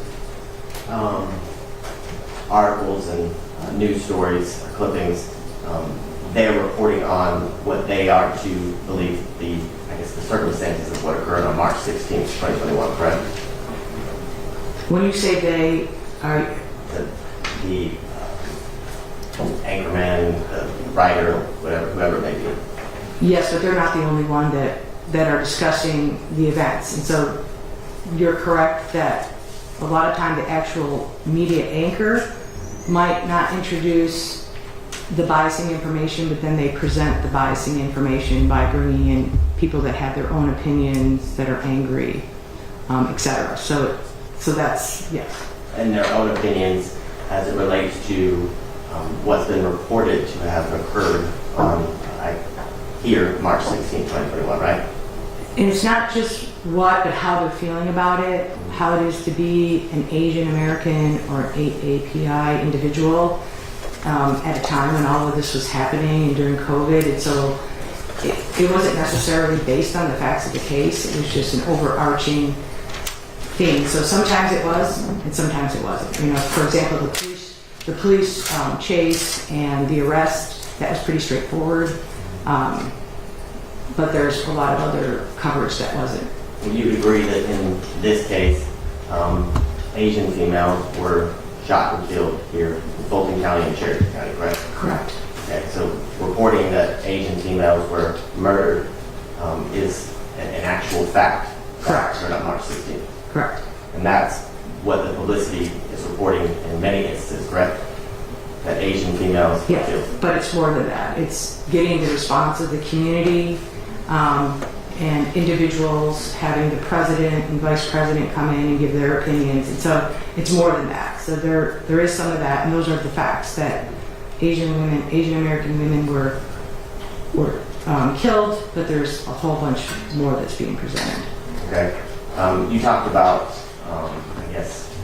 how what people read and see on TV can cause an emotional reaction or response. You know what I'm talking about that? Correct. So you would agree that in most instances, most people, when they hear about murder, whether it be on the news or sitting in one of these chairs in the courtroom, when they hear about murder, it elicits an emotional response and reaction, correct? I would say there might be differences in how much emotion. Again, the race part of it seems to bring up a lot more emotion. So yes, I can't say for sure, but murder, when we study murder in our research, and we do see an anger response, and so yes. Is that the same response as it relates to race that individuals have exhibited outside of the courtroom if they hear about the race and murders as it relates to, in this specific instance, Asian females in the courtroom, you would agree that it would elicit the same response that you just talked about, correct? No, I don't think to the same degree. Just because you don't have all the imagery, you don't have the actual individuals discussing their experiences of being an Asian woman, you don't have it tied to other, to Asian crime across America. There's just a lot more going on in the media than the fact that these were Asian American women. Okay. You would agree that a jury in a trial would not only hear about the murders, but how the murders in this instance were executed or done, correct? Correct. And they would hear about facts and circumstances as it relates to an alleged motive, correct? Correct. And they would hear about the defendant's statements that you referenced earlier about things he said, correct? As it relates to sex addiction. Yes. And in fact, in a defendant's interview, jurors who are selected would hear about that as well, correct? I'm just going to object to Basically. what Mr. Abate is asking. If he's asking a hypothetical, that's one thing. But what he is saying is he's asking her to agree as to what is going to be presented in this case. And I don't think that she can either speculate or give any sort of answer in regards to the evidence in this case and what impact that is going to purportedly have, because it hasn't been presented and he's just giving her sort of a supposition. So it's speculation and it's beyond her ability to respond in regards to that. I can rephrase my question with the word hypothetically. Okay. But the whole testimony is Pause. speculation. Order objection. Go ahead. Thank you. So hypothetically, the juror is selected for this case, and hypothetically that those jurors hear the statement made by this defendant and the specific issues that you referenced earlier on direct as it relates to sex addiction, that would draw an emotional response here in this courtroom from facts they learned from watching the defendant's statement, hypothetically. Hypothetically, that could be true. Okay. So hypothetically, the response could be very similar to what a person may have heard or learned about as it relates to sex addiction outside of the courtroom, correct? The only caveat is that they wouldn't have the opinions of other people and politicians, talking about how it's ridiculous that this is not a sex. So you wouldn't have that moral outrage from the community there. That individual might feel an emotional response, but it isn't the same. And if they don't come into the courtroom already with that information, they might take that information in very differently. Because if they're already coming in with this emotional response directed at the defendant, that could cause even a greater increase in emotion when they do hear to court. So there are differences, because media can present things that necessarily can't be presented at court. And you would agree that if those emotional responses you just referred to can be from other outside forces, correct? Correct. It could be from growing up in a childhood experience, correct? Correct. It could be from their religion or the politics in which they adhere to, correct? Correct. It could be because of an opinion their parents had and it was passed on or adopted by them, correct? Correct. You have no idea, or you can't say definitively what the unconscious bias that you refer to came from or was caused by, correct? Are you talking about in my studies or in this? Because I can say definitively in my studies we know where it came from because we randomly assign people, so we level the playing field. We don't have individual differences among the conditions, or negative defendant, or no pretrial publicity because of random assignment to conditions. And so you're just as likely to be in one condition than the other, and so we sort of level the playing field there with individual differences. And so again, unconscious bias we know is an issue, and if these were things important to this case, I'm assuming that they would be asked by an attorney. And so it's like, yes, individual differences can have an impact. So I guess my question is the unconscious bias, or the pretrial publicity could have absolutely nothing to do with the unconscious bias, correct? In our studies, I can say definitively that it has everything to do with the unconscious bias, just because of what I said. We systematically vary conditions. We randomly assign people to conditions. Nothing differs between the groups except for one thing, and that is the administration of pretrial publicity, whether it's negative or no pretrial publicity, for example. And so I can say that, yes, people might have unconscious bias, but that doesn't explain the differences in verdicts that we find. Okay. When you say nothing differs, what do you mean by that? Yeah, okay. So, and we look for this too. So we're just as likely to have men and women and different political orientations, ages. We basically, because we randomly assign, and we'll check for this too, we'll look at demographics. People will be, the two conditions will be similar in that, we say identical just because we hopefully we're getting rid of any kind of systematic bias by random. That's what random assignment does. It removes bias because people have an equal chance of being exposed to pretrial publicity or not. And they're not being assigned to groups based on who they are. They're being assigned to groups randomly. And so, and we can test for this afterwards. So afterwards we look at it, is there a difference in the groups? And we can actually look at too, does gender have, an effect, even if there isn't differences? Does race? And so we can look at all these things. Okay, so it sounds like your studies are attempting to emulate or imitate kind of a fair cross-section in the community, correct? Correct. And isn't that exactly what jury selection does as it relates to pulling jurors to choose pulling jurors of a fair cross-section of the community in order to be used to pick 12 or 14 people as it relates to hearing a set of jury trials? Is that what we do in jury selection? Yes. Okay. So we do exactly what you just described in your studies? Yes. Okay. And then just a few questions about your mock trial experience. You said they're shortened because of efficiency and time. How much is a mock trial or trial shortened as it relates to an actual trial? Quite a bit. And again, it differs across time and experimenters. So, there have been some people, I'll go back to Daftari Kapoor, where it was multiple days where she presented the trial. There are others that presented trials that were, 3 or 4 hours long. Mine are typically 30 minutes, so it is a very truncated trial. But again, you're using mock jurors. Mm-hmm. It's a very truncated trial with media exposure that is much closer in time than, say, in this instance, a number of years, correct?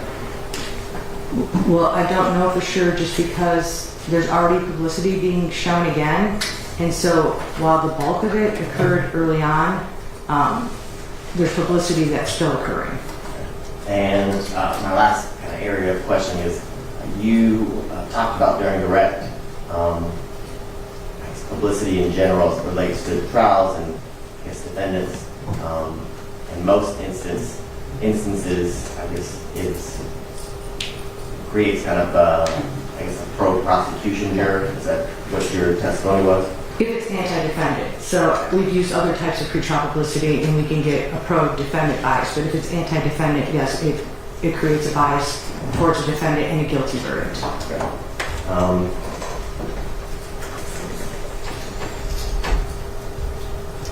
Well, let me ask you this question. There's been a lot of, over the years, high-profile trials with a lot of anti-defendant publicity that have resulted in not guilty verdicts, correct? Correct. Most recently, I can think of Casey Anthony, correct? There's a lot of negative pretrial publicity as it relates to Miss Anthony, but yet she was found not guilty. There's also a good amount of pro-defendant pretrial publicity. They painted her as, there was a lot of anti-defendant, but then you had the dateline, you had the jury that couldn't find her guilty. And so I argued in that case, the media really really did a job. I mean, there's a lot of things that happened there, but the media really did a job. And there was mostly negative, but there was some pro-defendant pretrial publicity in the Casey Anthony trial, and some of it came from, I believe it was Dateline, as well as showing her picture as this loving mother and talking about. But there was a lot of negative defendant pretrial publicity too. The majority of the national pretrial publicity was negative as it relates to Miss Anthony and the killing of her daughter, correct? National, but then there was a change of veneer, so it was actually a Pinellas County jury that sat on that trial and not an Orlando jury. So they did change veneer, so that could be part of it too. I mean, obviously, where the crime occurs, we typically see that's where the heaviest, greatest amount of publicity is, and that was true. And that's why they did the change of veneer and brought individuals in from Pinellas County, which is the county I live in, to hear that case. Okay. But in, I guess, all of the studies that you've discussed today, none of the subjects are individuals who were from, I guess, the county or the jurisdiction that the case would have been tried in or before, correct? Correct.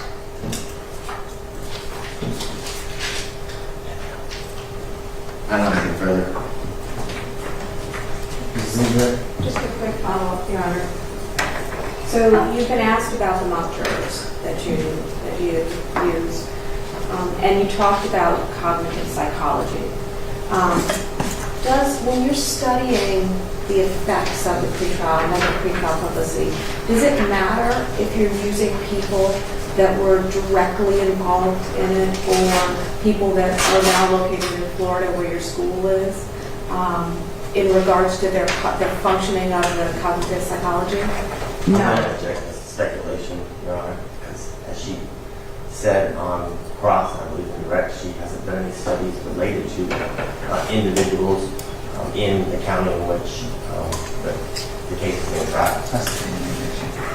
I'll rephrase. So you use mock jurors for your presentation, which are people that are hearing this information in a controlled environment, correct? Correct. All right. What you're studying is how their brain functions. How we process information. Do different people have different brains? I mean, we do have neurodivergent individuals that probably would be sitting on a jury. You could have someone with some kind of cognitive deficit.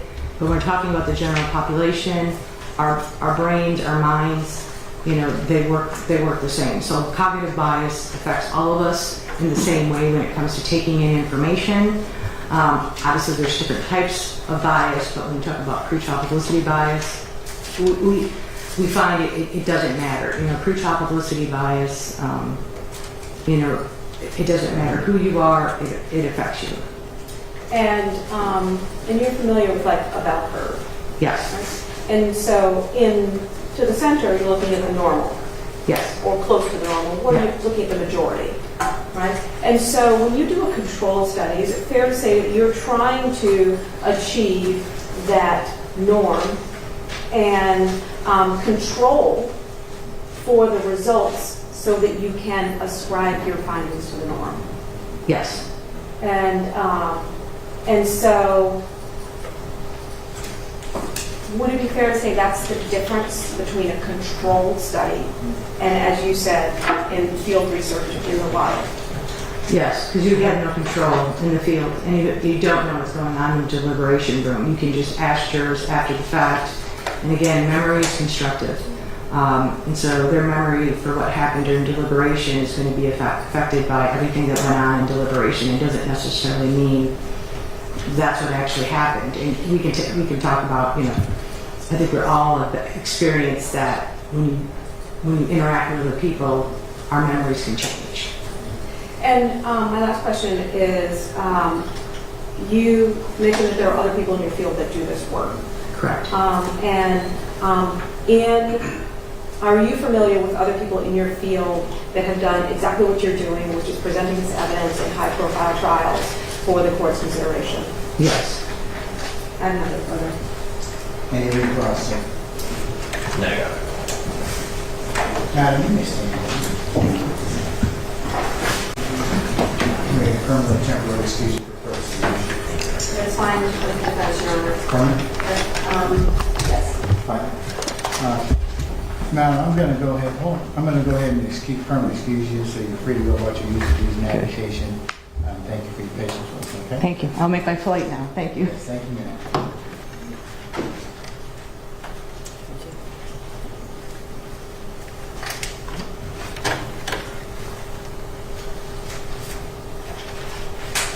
Any other witnesses that relates to motion number 33? You got that, Joe? Charlie, yeah, right there. No, Your Honor, not from us. I just wanted, I'll give my comments to the court reporter. Okay.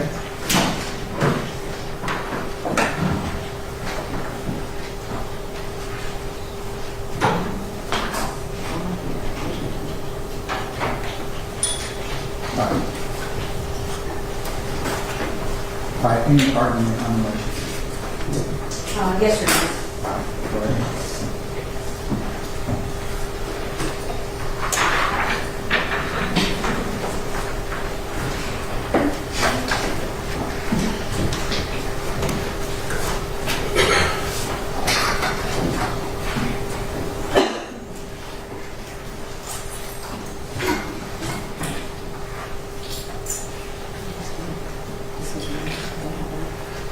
Your approach, Your Honor? No.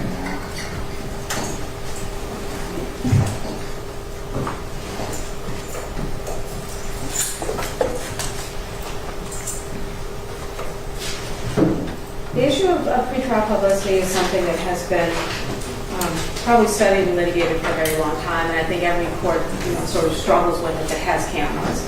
Obviously, there are courts in this country that don't operate with cameras, and certainly New York is one of the well-known cities that still does not allow cameras into their courtroom, only allow sketch artists in there and reporters. And certainly in a case like this, and as tragic as it is, you would expect that there is going to be media coverage. There's media coverage of every court appearance where we have. But there's a difference in publicity and impact. And you have heard testimony about what is defined as negative pretrial publicity or just publicity that has such an emotional content that it can stick with people and an impact that can have. And the reason why I think this hearing the testimony is so important, as it has been presented in other high-profile cases, is that despite our best efforts, and even the Supreme Court has remarked on this, the field of law is sometimes slow to the science. And so it's important to understand that what we have in place for jury selection, for instructions, and for the deliberative process, we now know from studying unconscious bias in race, unconscious bias in other areas, and also unconscious bias here within the field of publicity, that unconscious bias cannot be filtered out in the way in which we proceed to trial. And publicity, specifically, cannot be filtered out in ways that we may address other things such as race. And the reason why is because publicity goes to the facts and the elements and circumstances and surroundings of a case. So just knowing that means that we have to look at this a different way. And knowing that people will consciously know what they've done, but they may not unconsciously know how they've either reacted to something or something that I asked specifically, like in terms of that one statement made by the officer. It's like, God, that was so long ago. I forgot about that. But man, when you think about it, people come back to their emotions on it. So I asked Dr. Gruber to look at 3 specific areas because when we present this and we're talking to the court about the potential prejudice that we are concerned about, the specific information that she looked at, the 3 areas of hate crime, sex addiction, and the statement made by the officer, those are all 3 areas that are not we're wrong in some sense. And let me explain the ways in which we're doing that. The most pervasive is the fact that of the reporting in regards to a hate crime. And there is many experts that have talked about it and perceived it and offered their opinions on it. And, and I certainly understand what they're looking at and what they have offered their opinion about. In fact, there were statements that were made when the indictment was brought in this case about that.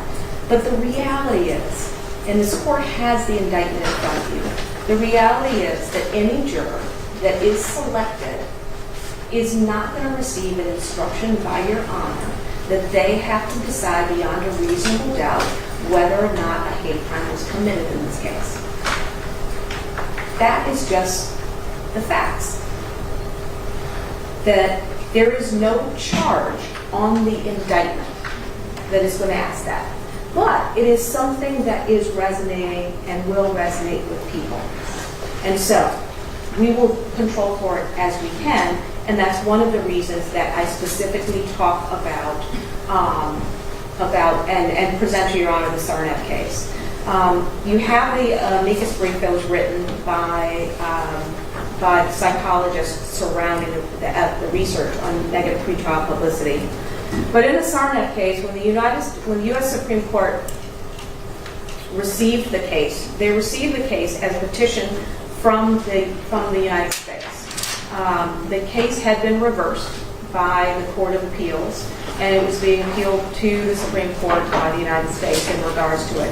One of the issues had been that a request had been made of the trial judge to allow for media content questions for the court to ask a media content question of the jurors, and asking whether, like, not just what they saw, but also the depths of what they saw, and going into that. And the court declined to ask that question. What the United States Supreme Court said was the court has the discretion to decide how it's going to go about gathering information to prevent having a biased and unfair juror. And in that case, while the court refused to ask the content questions that were provided to them, what they said, what the U.S. Supreme Court said, and I will cite to on page 9 of their opinion, what the court said was that if there was any doubt that there had on the second column, first full paragraph, the Supreme Court says that if there was any doubt that the jury was actually asked about this, they cite that the questionnaire asked prospective jurors what media sources they followed, how much they consumed, whether they had ever commented on the bombings in letters, calls, or online posts, and most pointedly, whether any of that information had caused prospective jurors to form an opinion about Dzhokhar's guilt or punishment. D-Z-H-O-K-H-A-R.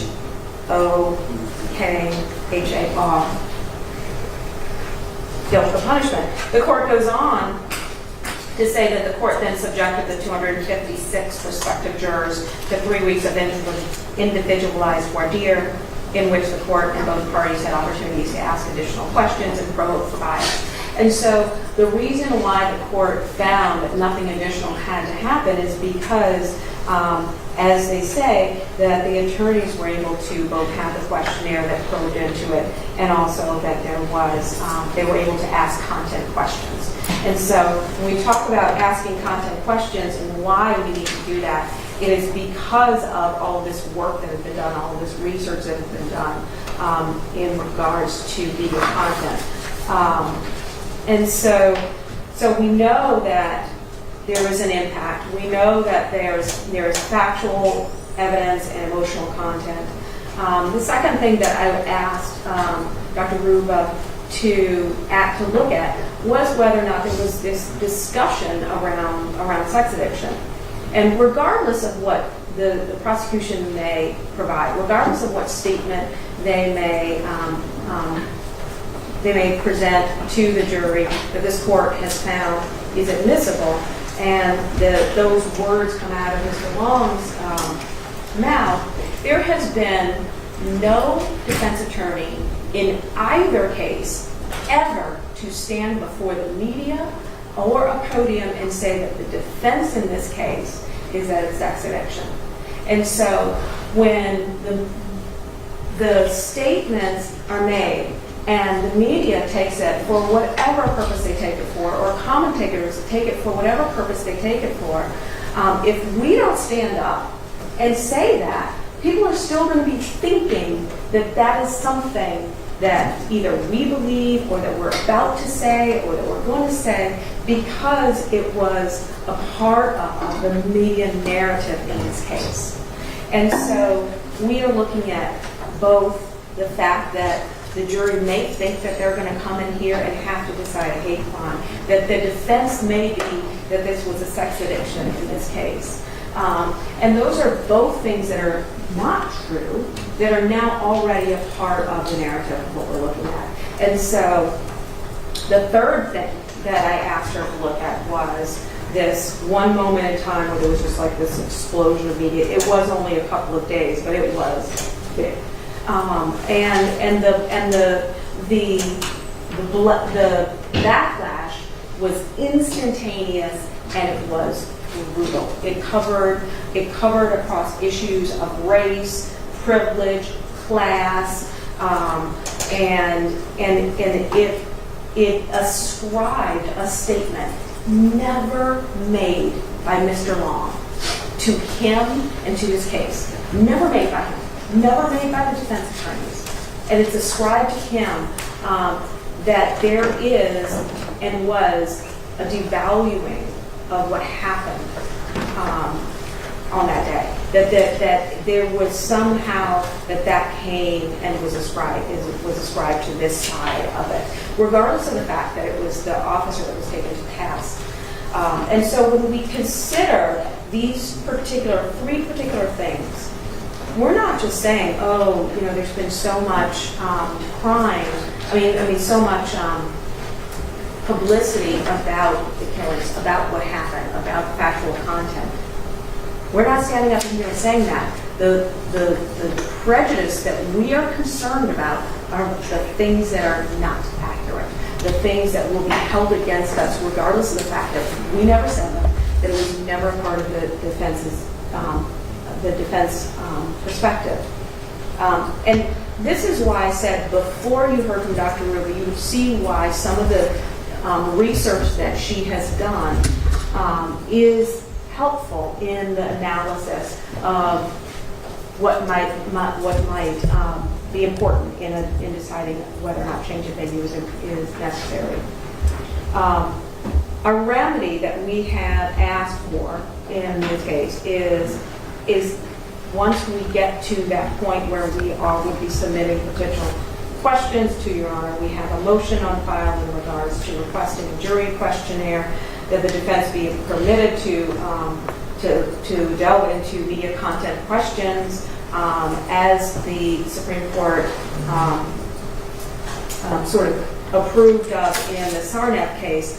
I would also point out, when you look at the analysis by the Supreme Court, they didn't actually decide whether or not the court should be asking media content questions.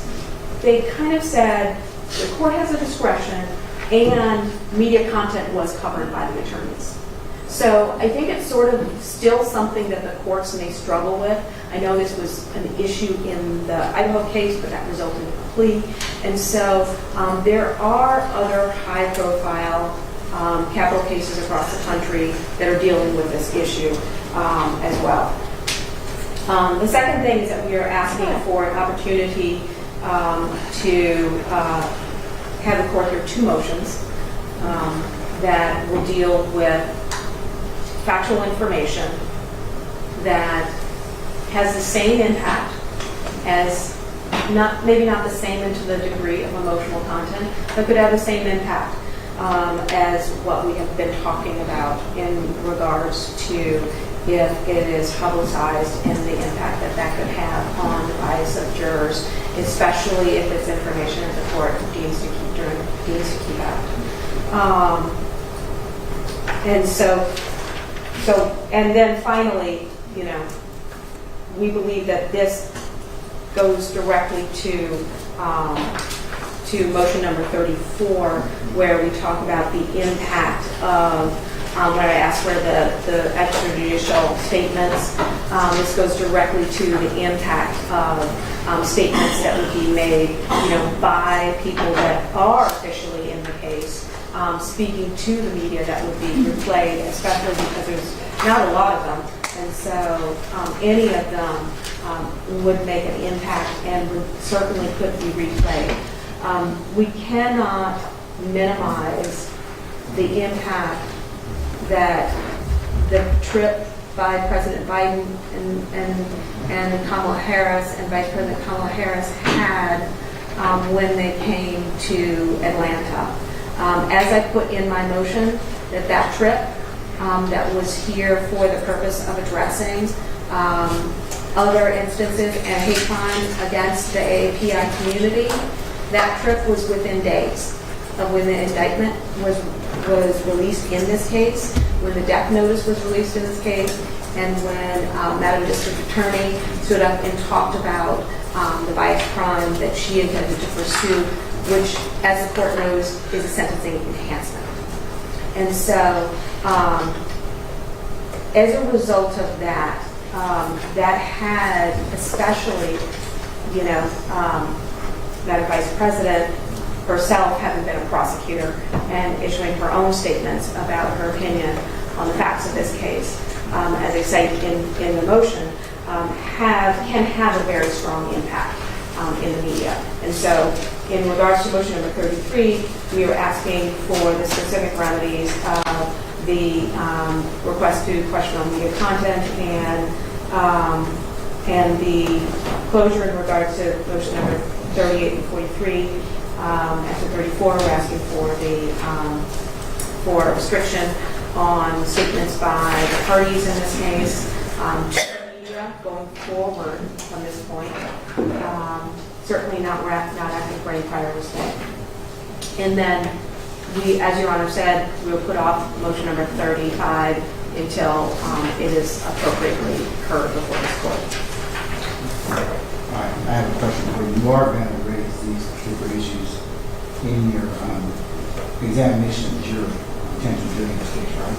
Yes, Your Honor. And more than likely, there will be a written questionnaire sheet with some of these questions, if not all of them, in that questionnaire. And we filed a motion for that, yes, Your Honor. All right. Okay. Well, that may handle some of the stuff that you're asking about. So, independent of what we're already doing today on this, but you do have the right to ask those questions, okay? Yes, Your Honor. All right. Okay, Mr. Biden or Mr. Armstrong? You are ready for the state, Your Honor?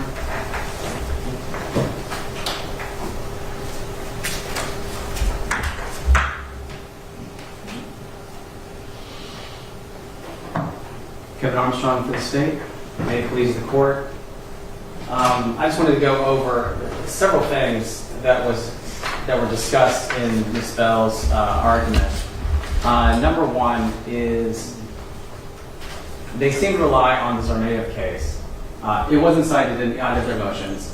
It is a 2022 decision, and so this is really something that they just reached today. However, I'll point out that the Zarnaev case does not stand for this court should close the courtroom. And just for purposes of the record, it's U.S. versus Tarzan. It's TSARNAEB at 595 U.S. 302, site 2022. All right, go ahead, sir. And so that case was not about closing courtrooms or anything of that nature. It was about whether the trial court had erred in failing to ask a question that was germane to what the expert testified here today about basically to tell them the content of the media that they consumed. The Supreme Court reversed and said that that was not an abuse of discretion. So this is not a decision that holds that either of the motions that they are putting forward to this court today is something that should occur. It seems more like they are presenting an expert for other motions that aren't these motions, such as the motion for jury questionnaire. The state agrees that we should have a jury questionnaire, and we think that the court should have the parties propose jury questionnaires in the months before trial. And there'll be differences of opinion on what should be included in the jury questionnaire, but that should be addressed in the jury questionnaire. One thing that was puzzling in the argument was the assertion made for the first time that the jury will not be asked to find beyond a reasonable doubt whether this defendant committed his crimes based on biased motivations beyond a reasonable doubt. That is absolutely false. 171017, which is what provides the sentencing enhancement for biased motivated crimes, specifically says that it only applies if the trier of fact finds beyond a reasonable doubt that biased motivation was the cause of these crimes, or a cause of these crimes. And so that is entirely incorrect.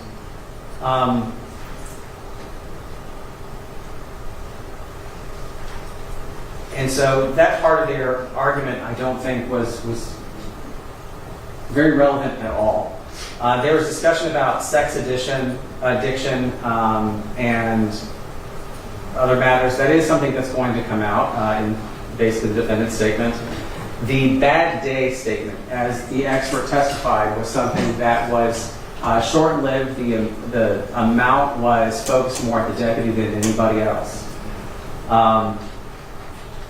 The remedy that they said that they are seeking is a jury questionnaire. Again, that's a separate matter from motions 33 or 34.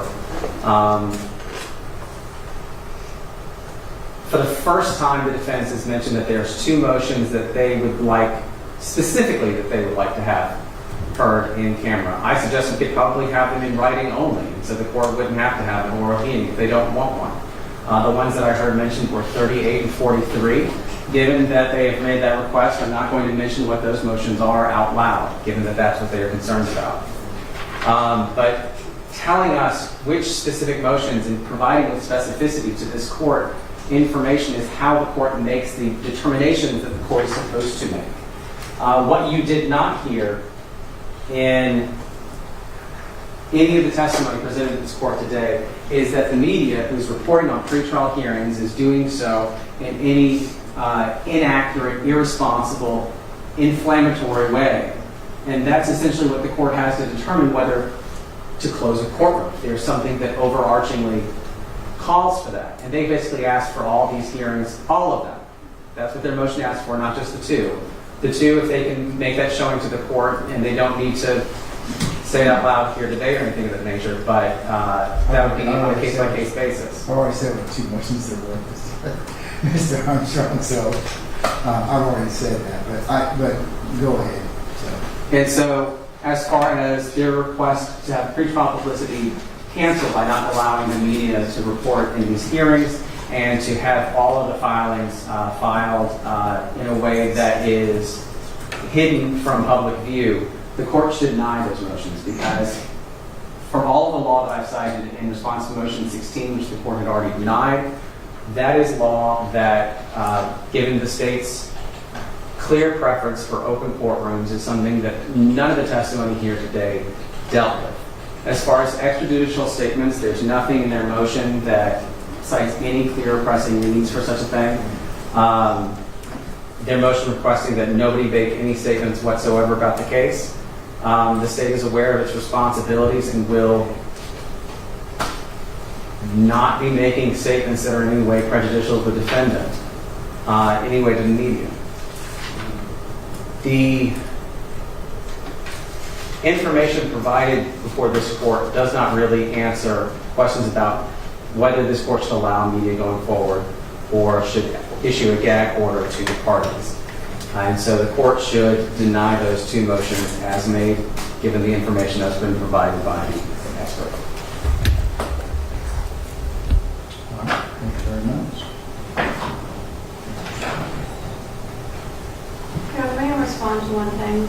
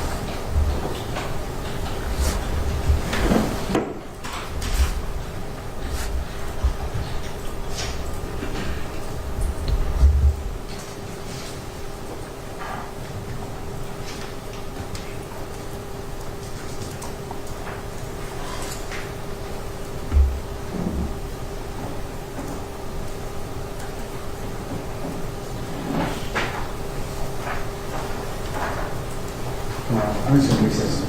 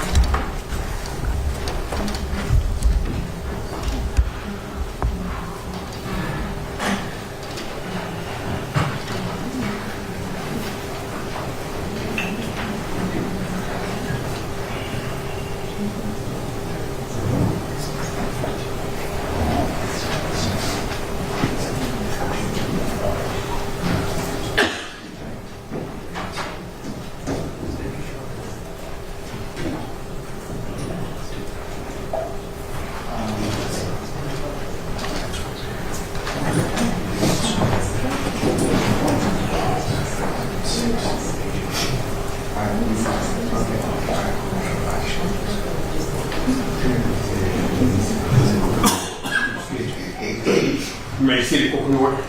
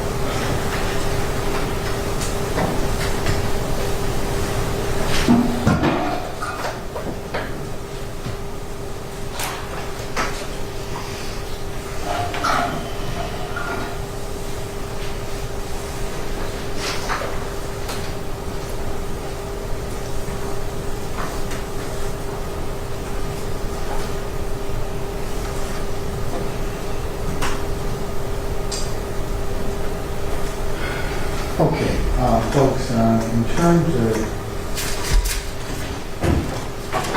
motions 33, and that's a motion to control pretrial, I should say control prejudicial publicity. And motion number 34, motion for an order restricting extrajudicial statements. I'm going to deny those motions at this point in time. Finding specifically that you do have some, the ability when the jury is in fact examined to ask during the questionnaire or during one hour process some of these questions which fairly flesh out your ability to determine whether or not there's an effective adversity on pretrial publicity. So to that end, this time the person will deny motion number 32. So Mr. Dodge and Mr. Armstrong, if you would prepare a suit of order, send that to Ms. Bell, Mr. Lamar, that would be fabulous, and you could have that done in the next 2 weeks. That would be even better. In terms of motion number 34, extrajudicial statements, I'm going to deny that motion at this point in time, but however, I would advise both sides as to their responsibilities and advocates under the majority rule of professional conduct and govern themselves accordingly, and I'll take up any purported violations of that particular issue should they relate to this particular trial.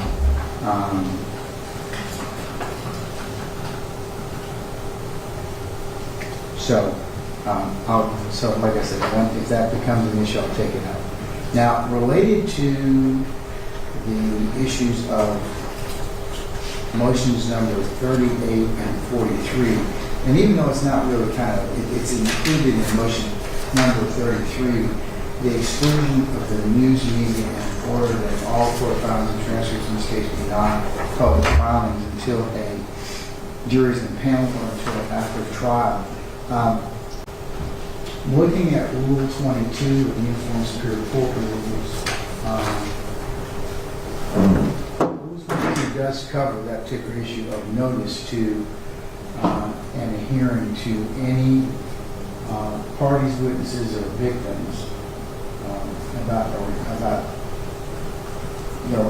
request to record. So the media has thus far made Rule 22 requests of this court, and the court has honored those particular requests.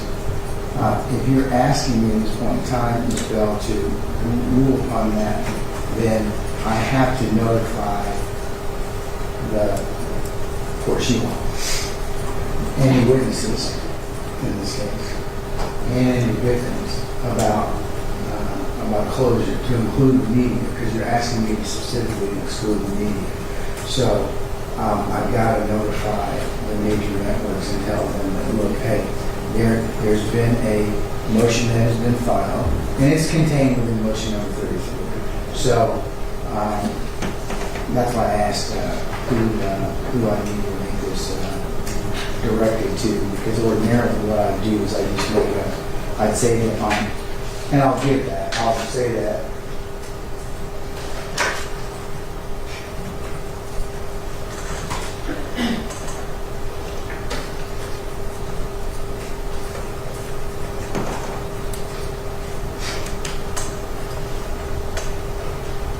on Thursday the 11th of September at 10 a.m. Anybody who has any media outlet that has any specific objections to this particular closure, can we the court will hear from them at that point in time, and any other interested parties. But I have to, so that's my notice. So that can go out, and if you let me know specifically. What time does it say? 11 o'clock. Your Honor? Yes. I believe you said September 11th at 10 o'clock. September 11th, this is Thursday, yeah. Is that right? That is correct. I thought you said at 10 a.m. I'm sorry. I'm sorry. 10, I'll do it 10 a.m. That's fine. This coming Thursday at 10 a.m.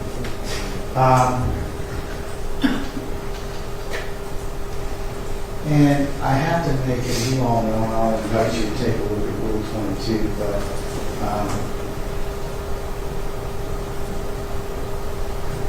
I'll have to balance the consideration of right to an open courtroom versus the standard of looking at the denial of a request to record the court requirements. So obviously, you want to take a look at that. It goes under Rule 22 in the current case law. But, and you all should be prepared to argue that in terms of several things. One, the closure just for the purposes of motions 38 and 43, and the closure for and denial of access to court filings and transcripts.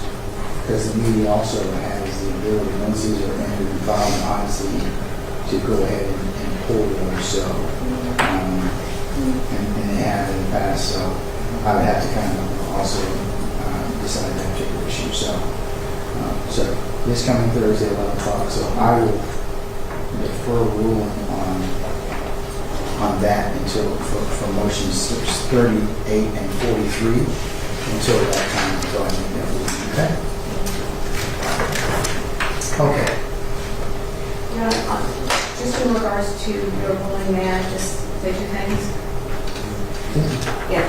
So one of them is that I just found out this myself, but that down in the clerk's office, the way that they have this, because of the case it is sealed off. And so I didn't know that until recently, which is why it was in our motion. And so I just wanted to address that.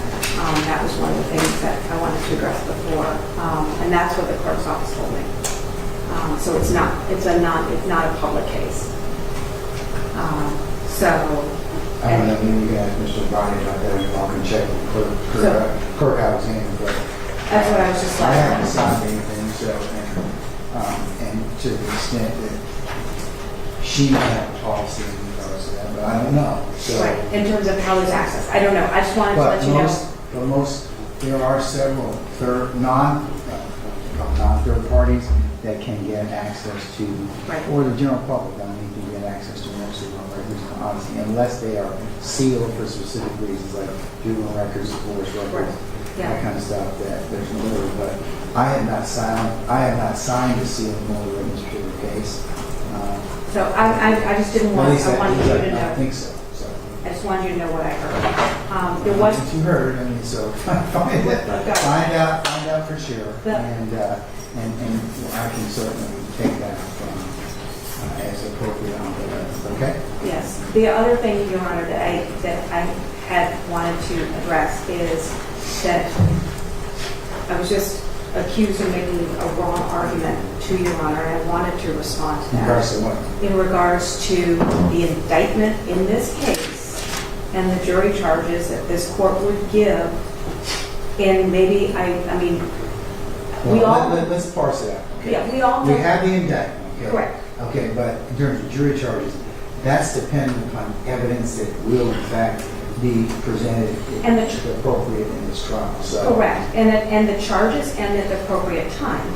And we all know that there is two parts to a death penalty case. There is the first part that is the guilt phase, and that is where the indicted charges, this court will give instruction to the jury. And what I have said to the court, and I am accurate about, is that there will not be an indicted charge of a biased crime that this court is giving to the jury in regards to that. And so to allege that because there's a sentencing enhancement, which by the way is the capital case, so that is actually negligible at that point, but that there is a sentencing enhancement does not mean that I am incorrect about it. It's a different perspective that they may have, but I was specifically talking about the indictment. I just want to make that clear. I don't think there's any confusion, Ms. Bell. Okay. There appeared to be, and I wanted to make it clear because I was being said to them misrepresented. So I just want the record to be Remember, clear. arguments of counsel, not evidence. Okay, so, all right. So, But I'll take your word as officers. Yes, So, accuracy but is... without impugning, that you have otherwise misrepresented anything. Okay. So that controls that. So what's next? That was only a witness that we had specifically for today, Your Honor. We have two witnesses that are coming tomorrow. If Your Honor wanted to proceed differently. Okay, which witnesses are coming for which motions tomorrow? Witnesses for motion, Yes, there will be witnesses for motions 45 and 41. 45 and 41? Yes. And the witness for 41 would be in the morning, and the witness for motion 45 afternoon. What time in the afternoon? I think we said he would be here around 1:30 or 2. Let's just say 2, Your Honor. Where's he come from? Can I have some input in that? What you say, Your Can I Honor? have some input in that? Of course. Please, if you don't mind. Of course. Is there any reason that both witnesses couldn't come tomorrow morning? When we spoke with the witness, he did have something going on this morning. He's a doctor. And I believe that conversation was about him having to work and see patients tomorrow morning. So that's what that's about. I'm sorry, Your Honor, that we didn't check in with you on that. Well, I asked you this months ago, remember? I said, what day are you going to have these witnesses and what time so I can go ahead and plan to have them? Right. So, but that was what we ended up getting from him when we spoke. Okay. We'll ask if he can come earlier. Yeah, if he can come earlier, that would be fine. But certainly no later than 1 o'clock, that would be great. What time is your witness for the 41 coming? What time are we starting tomorrow, Your Honor? 10 a.m. Huh? Yes, 10 a.m. 10 a.m. Yes, sir. 10 a.m. Yes, sir. Okay. All right.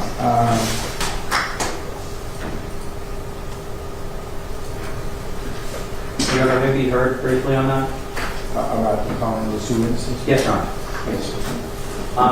Motion 45, along with motion 46, are manner of execution claim and a claim regarding Georgia's Legal Injection Secrecy Act. As the state's response, shown as we previously mentioned to this court in these proceedings, is that this is not the correct forum, it is not the correct time, and we are not the correct respondents. That is something that is to be done after the defendant has been convicted, sentenced to death, and had his direct review completed. Only after that point in time, when there is a death notice essentially pending, is that something that is ripe for review of those claims. And beyond that, we are not the correct respondents, as both Georgia case law and 11th Circuit case law basically hold that that's constitutional litigation against those who are in charge of carrying out the execution, which is currently the Department of Corrections. And so that we are not the correct respondents, which is shown very clearly because the exhibit list, which they gave us late last week, shows an entire wealth of material that the Department of Corrections has access to that I don't. And so I'll be objecting to basically every bit of evidence other than this curriculum vitae, because it's not something that I have possession over or can verify, or know how to verify through the authentication process. We are not the appropriate respondents. The defense has indicated that because of the Dawson case from about 25 years ago, that this is an appropriate forum for that. However, in the Demetrius Willis case, which I previously cited to the court for this purpose, said very clearly that in no previous case, even though they considered things raised in the original trial court proceedings, had they considered whether that was the appropriate procedure and location for those hearings, and then determined in the Demetrius Willis case that that was not the appropriate time to bring under Owens v. Hill, I believe is the name of the case, that essentially that was something for litigation against the Department of Corrections at some future period of time. And so the court is unable to grant them the relief they're asking for under 45 and 46, as that is entirely for later proceedings against the Department of Corrections. We are here to determine issues relevant to guilt, innocence, and sentencing, not how the sentencing would be executed if and when the defendant does get that and fails to reverse his case on direct review. And so That portion of the hearing are unnecessary and superfluous, and again, we are not the correct respondents for that, which is also something that case law holds very clearly. Yeah. The information that our witnesses, that our witness will bring to the court is about the Eighth Amendment. I think the Eighth Amendment is still part of the Constitution. I also believe that cruel and unusual punishment is still a constitutional claim. Now, I totally understand what Mr. Armstrong is referring to, but I don't think there's any place where it said that this court or any court where the defendant is, in this case, Mr. Long, cannot bring his issue of cruel and unusual punishment before a particular court in terms of United States Constitution, in terms of Georgia Constitution. I would like to tell the court what we expect to show. What we expect to show is that at this point, the state of Georgia is indulging in a system of execution that violates the Eighth Amendment. That is what we will have our witness talk about, and we expect to show. And we want the court, this court, to make a ruling as to whether or not this court considers that to be a violation of the Eighth Amendment as well. Now, Mr. Armstrong talked about, and I believe this motion 46, which is the Secrecy Act, which is part and parcel of our claim in terms of, we also believe that because that's an unconstitutional act, and we need to put that before this court in order to get some relief for Mr. Long. Now, I understand there are civil remedies that can be done. There are other constitutional remedies, and there's post-conviction remedies. We believe that there are pre-trial remedies in terms of the Eighth Amendment, that we do not have to wait until after Mr. Long is convicted in violation of the Eighth Amendment before we raise that. Okay. And that was going on? Yes, Your Honor. Basically, if I'm wrong, then the Supreme Court will say on interim review, you need to go and have the hearing. But Willis is pretty clear, this is not this court's purview. One of the things that courts consider nationwide is that it's speculative that the defendant will ever be convicted or sentenced to death. So all the litigation involving how the execution will be carried out is speculative. But also, as Mr. Lamar began his argument, that they believe at this point Georgia is engaged in something proper. That could change tomorrow through the decisions of the Department of Corrections. Again, a respondent for whom I have no control over. They could change their rules tomorrow, and everything that we do today will have been for nothing. And that will be for a situation which isn't even right because this defendant is not acting under an execution. And so the court asks, the state asks the court to follow the Demetrius Willis case and they will have an order from this court saying they sought to have this hearing, but the court denied it. And so if they're saying that they would lose anything, they will not. Yeah, at this point, my colleague has briefed this issue, and I would sit down and ask her to respond to what Mr. Armstrong has said. All right. I filed a brief with this court when we were litigating a local issue in regards to the imposition of a death sentence for someone and what would go on beyond that. And so in the brief that I filed, very clearly laid out with Supreme Court precedent that issues dealing with the constitutionality of the sentence need to be brought up in front of the trial court in order to preserve those issues. Even if you bring them up, and I agree with the state, you put your issue before in the trial phase, and that doesn't mean that if they're unfortunately declined is an adjudication adverse to him, that you can't file it again. You're in post-conviction remedy phase or filing against the corrections. That's true, Your Honor, and those are different and separate litigations. So let me just be clear. First of all, everything that we turned over was turned over with certifications. There is no need to, there's no independent verification that needs to occur. So all of the DOC certifications are with the documents that were provided to the court and to the state. We have narrowed this issue to the one single piece that needs to be addressed by a medical professional in order for our claim to be made. And so we have the documentation. Is that the open enrollment issue? The issue that it actually covers two of the four claims that are made in the briefing. Because we tried to put as much in the briefing. We're not calling 20 witnesses. We're not calling people that that the DOC needs to put up in regards to this information. The data that was provided has been analyzed by a doctor, and the doctor is just going to be providing his findings in regards to that. The rest of the information is all for proper purposes. This has not been heard before a court before, and so we have to be able to preserve this now in order for these issues to be properly preserved for Mr. Long to affirm his First Amendment right for access to the courts in regards to his appellate rights.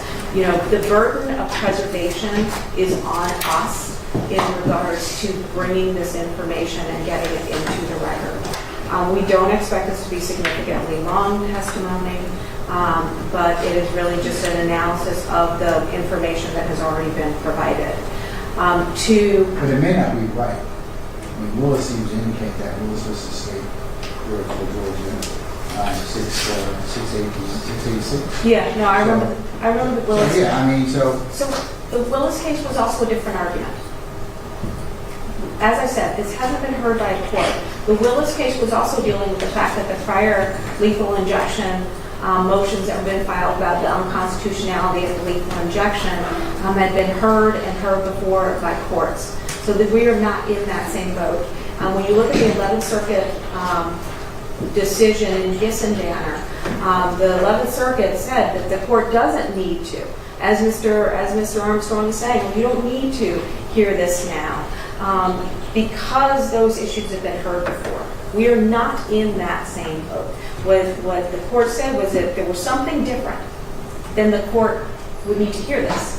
And this is that claim. And the reason I know that it hasn't been heard by another court is because we have those cases. We're the Capital Defender's Office. So we have the cases where these motions have been brought. We know what has been filed in the cases that are on post-conviction. And so I understand what Willis says, and I understand what the other cases say, but those cases were tried, 10 years ago. Those cases were tried before this research has been done, before this data was compiled. And so we've done our best to narrow this down, put as much in the briefing as possible to make those claims. But his testimony would go to 2 of the 4 or 5 claims, 2 of the 4 claims, and it would make the connection that we need to make in regards to that. What connection? The connection between what we're seeing in the data and what it means.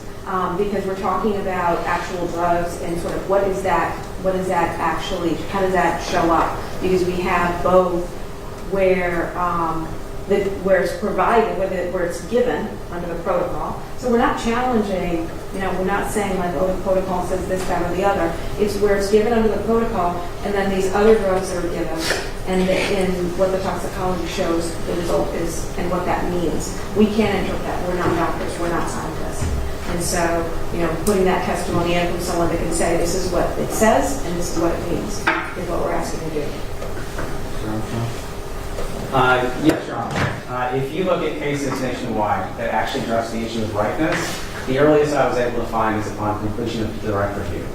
I have not found anything that says that this claim is right. And the case law that I'm referring to is not about... So Willis, in a time where they addressed the challenges against the death penalty, they had multiple subsections, A through F. I'm dealing with F. The things that she's referring to as having been resolved against the defendant previously were not in F. They were in A through E. about whether it's constitutional, the death penalty, whether the different aspects of Georgia's death penalty statute is constitutional. F directed specifically with method of execution claims. That's what this is. They're saying the method of execution, which the Department of Corrections could change tomorrow. And so nothing that this court is going to handle tomorrow is going to advance that question, because the Department of Corrections, the people who actually make decisions on whether to change these rules or not, will not be here. And this is not something that is at all right. It is simply bogging down litigation prior to trial, because this is something that could never come to be in his case.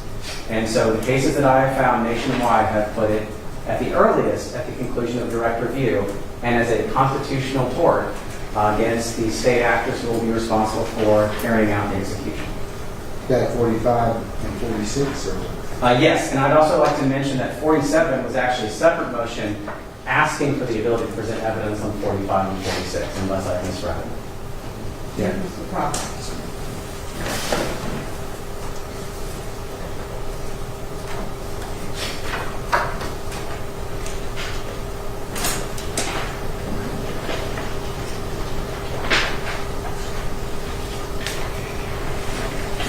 Hey, I'll take 15 minutes and I'll come back and talk to you about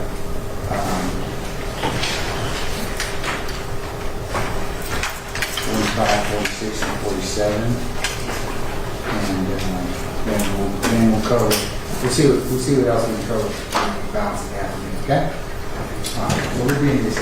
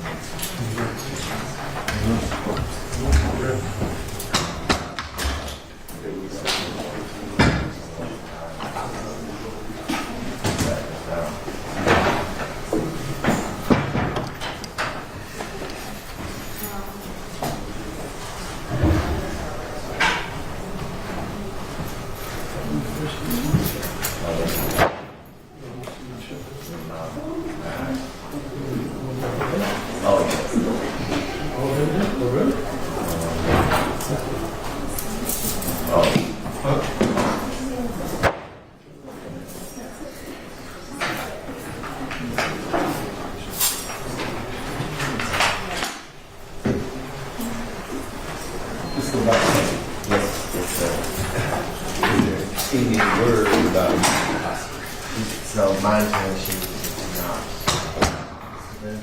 So She's out of town. yes, Know when she might be back? I want to turn it up. Just messing with I know. you.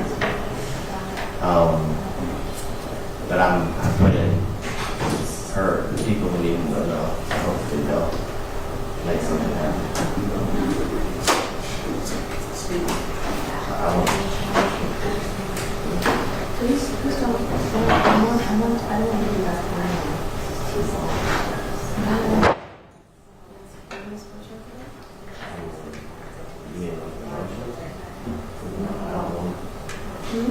we cannot have something. Yeah, well, we can not have you, but are you guys putting in this stuff? For what? Is this right now? Okay. Let's just tender them. Okay. You get everything I found on Friday? Yeah.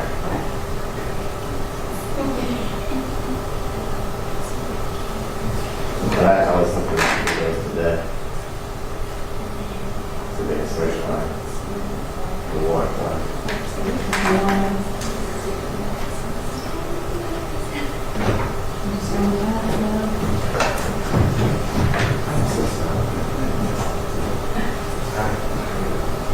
Unless you're okay with me, conditional. The warrant. I wouldn't be out to putting in the warrants. I just go.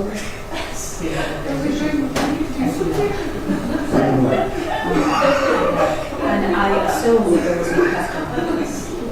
I don't know the answer to that.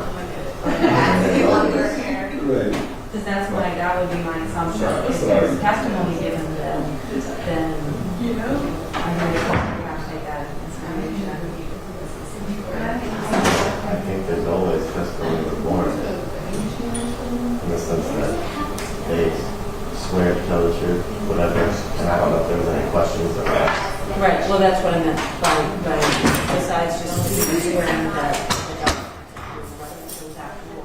testimony. Luke, don't bring him out. Let me tell you something, Luke.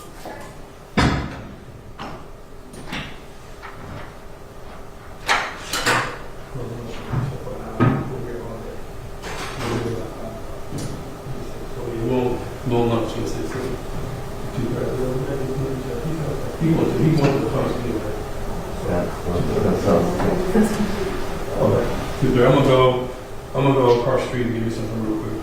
I'm gonna lock the doors and tell everybody they can come.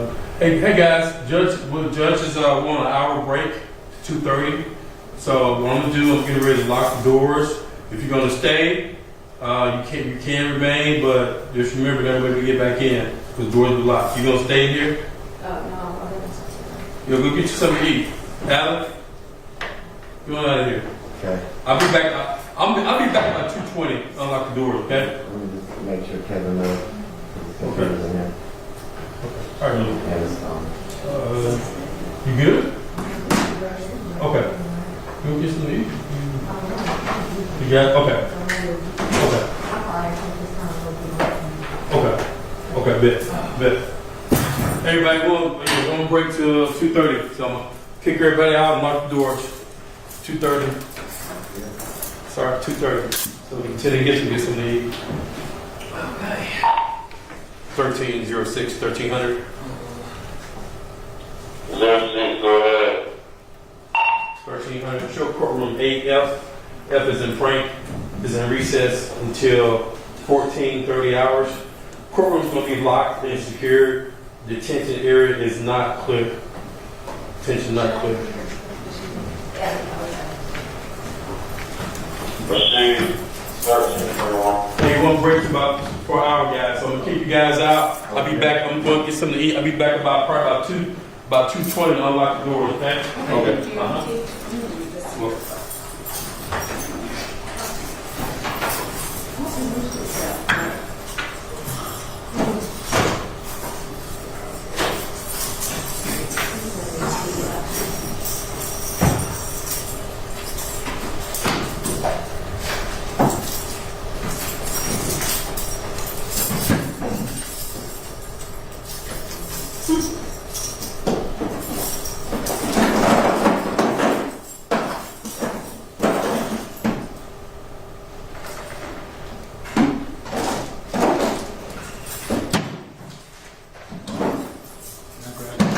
sir? Yes, sir. You may.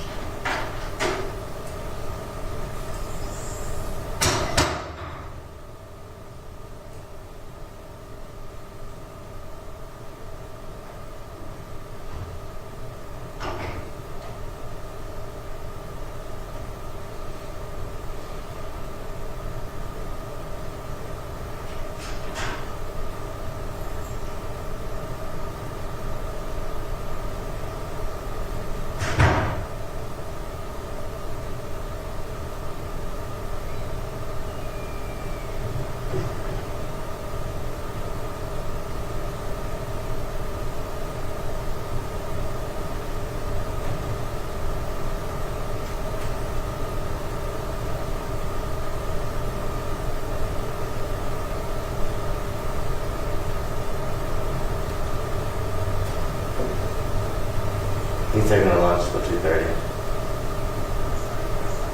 I know. I stayed in here until you're coming back.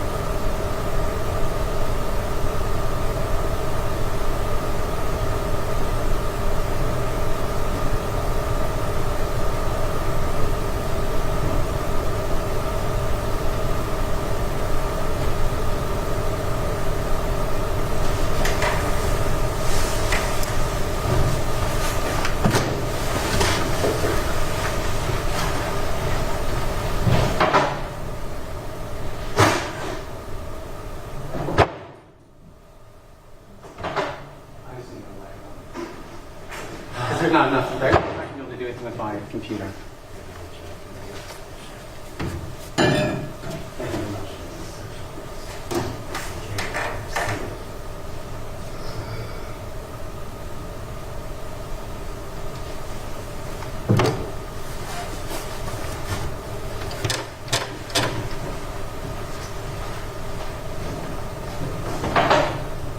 Do you need anything? No, I'm good. Thank you.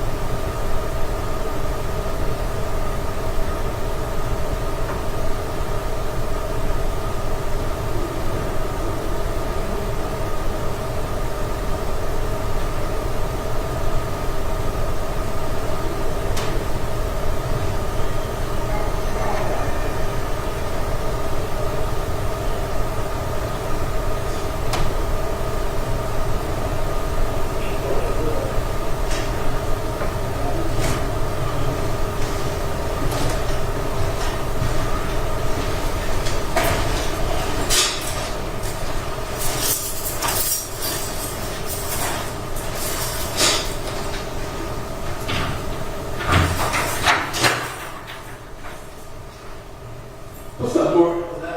I'm gonna go sit in the hall, in the back hallway. You know, we're supposed to start back at 2:30. Okay. Would you? Oh, yeah. I think it's a lot. So, was I knock on the door? Did Luke get a key? Yes. Okay, but I'll knock on the door when we're ready. Okay. Yes, sir. All right.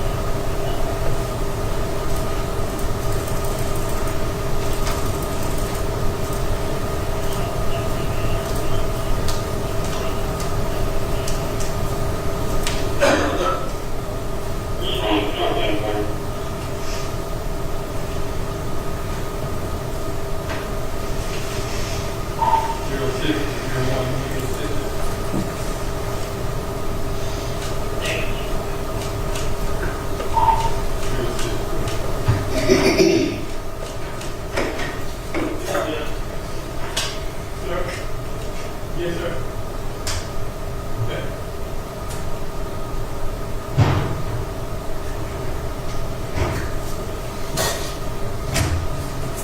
All right, everybody's back? Miss Bell stepped out just for a moment. Okay. But her stuff is here, she's right. She, okay.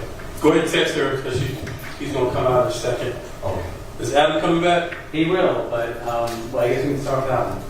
If he doesn't show up on time. Okay, you got it. All right, everybody, cell phones, please make sure our cell phones are off on the side. Again, if you're not an officer of the court, or attorney, please do not use your cell phones at the courtroom. Thank you, thank you.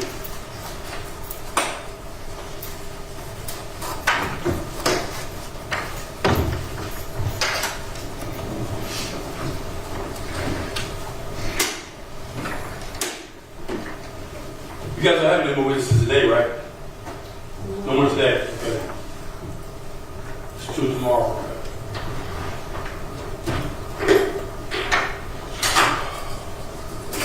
Hey, look, he's gonna come out in a minute. I'm not gonna do it. Okay. You good? You got your? What is it? You got it, Miss Ma'am.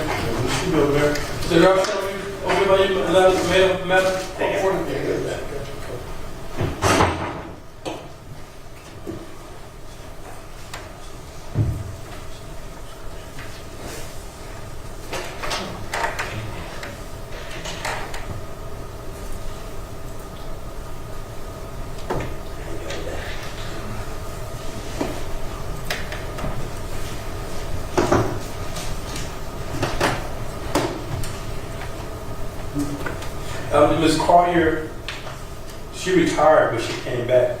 Same status, correct? She's back part-time? That's what I heard. Okay. I hadn't seen her. I didn't know she actually left. Who's this calling? Raylan. Oh! We don't have senior status, so I don't know what she's doing other than Part-time. part-time. Yeah, because I helped her husband move a couch. Does she not believe in, like, being done? Because, I don't know, well, her husband's assistant deputy chief in civil land. You know that? I mean, she could take, like, 2 weeks off. I feel like she just left.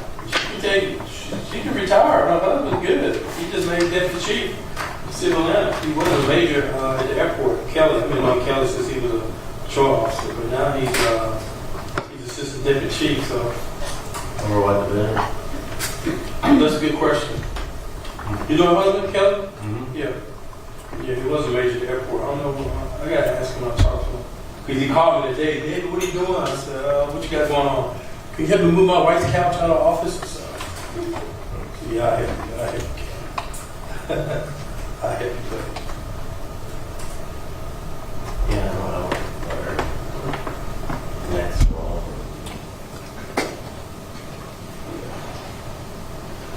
Oh.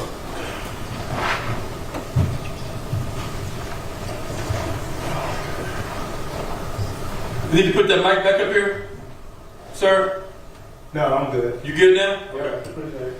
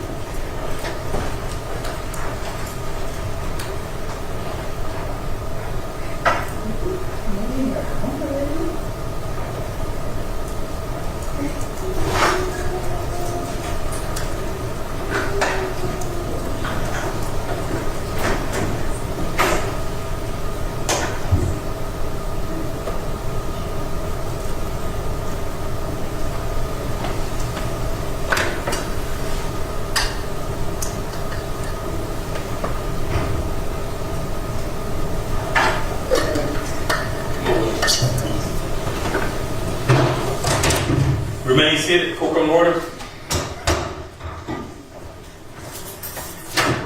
Look. You ready?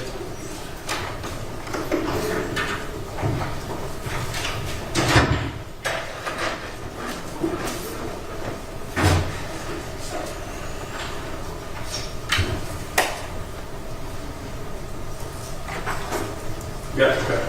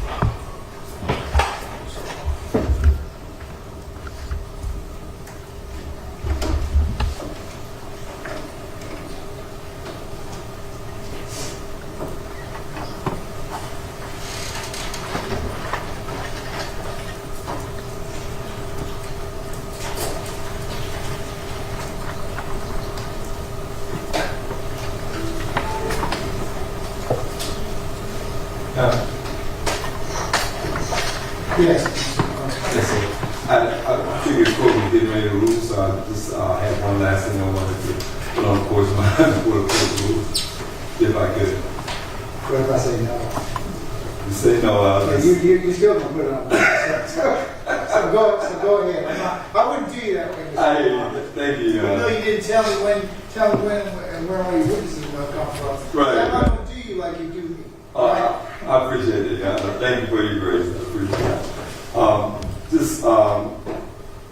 I think we were in May or either June when the court asked us, the court sent these things and said, hey, this is what we want to do. We want to do evidentiary hearings. We want to do non-evidentiary hearings. We'll set aside this week.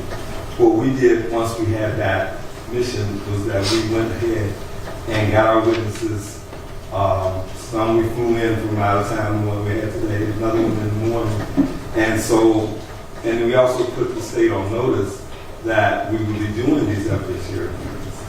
At that point, I think there's a kind of protocol to be followed that if the state, and look, and talking about grace, no problem. certain point, you know, we read Mr. Armstrong's responses actually this morning, and we understand, you know, I mean, they got a lot of work going on, but I think in terms of the witnesses that we brought in in terms of the evidentiary hearings, we believe that at this point, it's basically almost like a waiver. It's too late to say, okay, now, no, you can't do this because this is not the proper form. Now, we're arguing that, and I think the court may be getting ready to rule on that. We disagree with the statement, but also we believe that based on what the court had instructed us to do, based on an agreement between the parties about what this week would be, we came in prepared to put our witnesses on, bring them in here. Sorry I didn't get to certain times with the court, but we were prepared. I'm not giving you a hard time. No, it is messing with you. That's far from any consideration, but Yeah. to your point, I understand. Go ahead and finish up. Well, that's all I wanted to say, Your Honor, is that we think that the state had a chance to object earlier, saying that we don't need these hearings, and then have given the court a chance to rule, and we wouldn't have brought those witnesses in. My memory seems to be to recollect that this isn't the first time Mr. Armstrong has said that he believes that the particular motions that you filed in terms of the death penalty where the state become objective. So they filed a written motion. Certainly I've had a chance to look at it. And now I appreciate your diligence in getting the witnesses together as requested. It's just that from considering what is the sum and substance of motion 45, which is the motion to declare Georgia's legal injunction statute, institutional justice, and unconstitutional justice legal, and as well as the motion to declare Georgia's legal injunction secrecy act set forth in ACPA 42-5-36 unconstitutional, and 47, the defense evidentiary proffer in support of motions 45 and 46, challenging OCGA 17-10-38 alpha, 42-5-36, the legal objection statute of the Georgia secrecy statute. As I mentioned earlier, I've had an opportunity to take a look at it.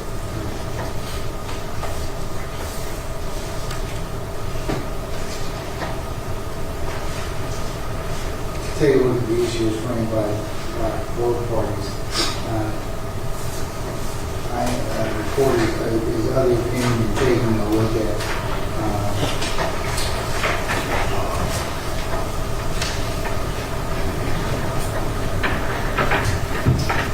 the state cites Neville versus Johnson 440 F3rd 221 5th Circuit 2006 case, as we mentioned earlier. Willis versus the state 304 Georgia 686. And Dawson versus the state 274 Georgia 327. It is the court's opinion that it's not right as of yet. I do believe it was stated that you don't have the right party. However, having said that, that does not mean that you cannot file said motions at some other time appropriate with proceedings, or should the case get to the standpoint of post conviction. Not saying that at all. So, and as well, when the case goes up on NR to appeal, if the Georgia Supreme Court seems to think that I should hear this motion, and it would be error for me not to hear it, then we'll direct me to hear it. So, but in terms of that, I'm not listening at this point in time. Okay? So, Mr. Anderson, if you would prepare, Armstrong, you would prepare a suitable send it to Ms. Galvin. Yes, ma'am. Yes, Your Honor, we would like to go ahead and provide proper Dr. Exhibit's testimony and information that we've already provided to the state and to the court in order for the Supreme Court to fully analyze the issue, they need to actually sort of know what the issue is and sort of what the data and information is. And so we will file that for Your Honor and put that in, but we are going to need to put in the proper that information in order to fully make that and satisfy Mr. Long's Fifth and First Amendment rights. And when do you believe you'll have that? Well, we're going to have to get with our witness and actually prepare the proffer because we have planned for him to be testifying. So we would like to take the proffer as testimony, but if the court's not going to allow us to do that, then we would need to provide a written proffer. The documents we already have prepared and ready to file so that they can see what would be the foundation of his testimony, and then the proffer would be of what he would actually say. So. Yeah, we can get that filed, but we'll have to meet with him today. I can probably tell you how long it will take, probably by the end of the week, but it depends on what he says when we meet with him. All right. Mr. Armstrong, anything to? No, Your Honor. All right. What else do we have this afternoon that we can cover? That y'all prepared to cover in terms of arguments?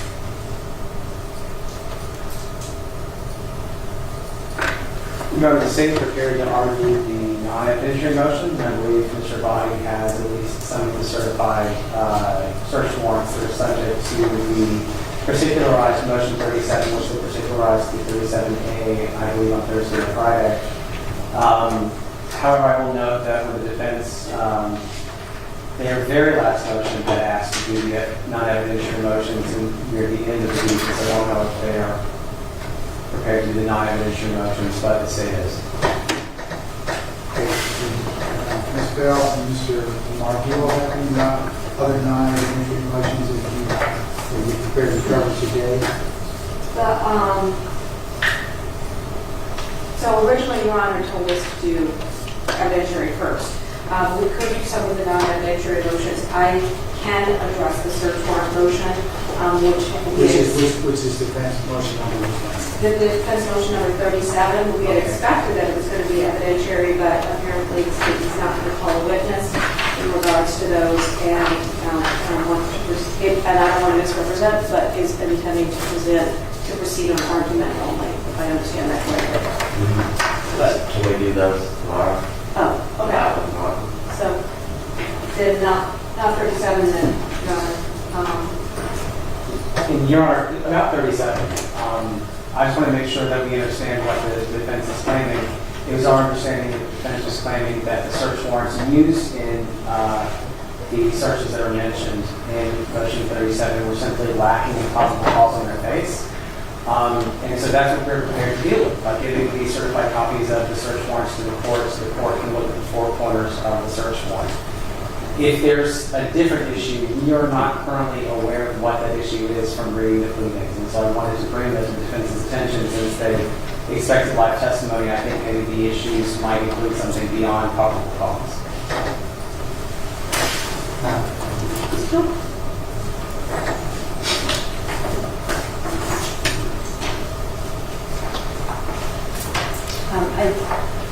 I filed a supplemental under the authority that, we have an obligation to put other side on notice of anything that we would be arguing. And I filed supplemental motion 37A that addresses that on search warrant 21 SW066 that we intend to argue that that the search warrant that was issued is overbroad in its request without identifying probable cause for acquiring location data from March 1st of 2021, and that the request in the warrant that the company be prevented from telling the subscriber is unwarranted and unsupported in the affidavit. Again, we only have the face to go on. On search warrant number 21 SW067, that it fails to establish probable cause for the search warrant. Additionally, the request is overbroad in the information that is requested, and again, that the company be prevented from telling the subscriber is unwarranted and unsupported in the affidavit. And search warrant number 024178, it's for the Samsung cell phone, that it does not provide probable cause that evidence would be located on the phone. Moreover, that the warrant establishes that the applicant does not know what evidence they are looking for, or if there will be evidence at all. Search warrant number 024182 is the phone record data for Verizon. It fails to state a cause or purpose for the search warrant. The warrant does not assert that there is any articulable evidence to be located on the phone. All of these terms, in the general legal sense of what they mean, being overbroad, that the warrant itself is too broad to have been granted, that it doesn't have specificity, that they're failing to identify if there is evidence on the phone or what they would be inquiring, or the fact that there is no actual allegation for article evidence to be found. Those are the bases.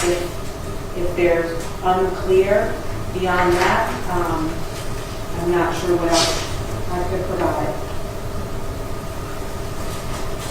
Okay. All right. Yeah, I mean, Okay, go to the, those are, so 37. Okay, all right, Mr. Armstrong? We were just inquiring whether there was something that we're not aware of as far as the claims. It sounds like when the affidavit on its four corners stands or falls is the issue. And so I just wanted to clarify that given the expression of surprise that we were not calling a live witness to those witnesses. I don't think that Ms. Bell has articulated anything else. Do you wish to argue your side of the motion? Since you're not presenting any live.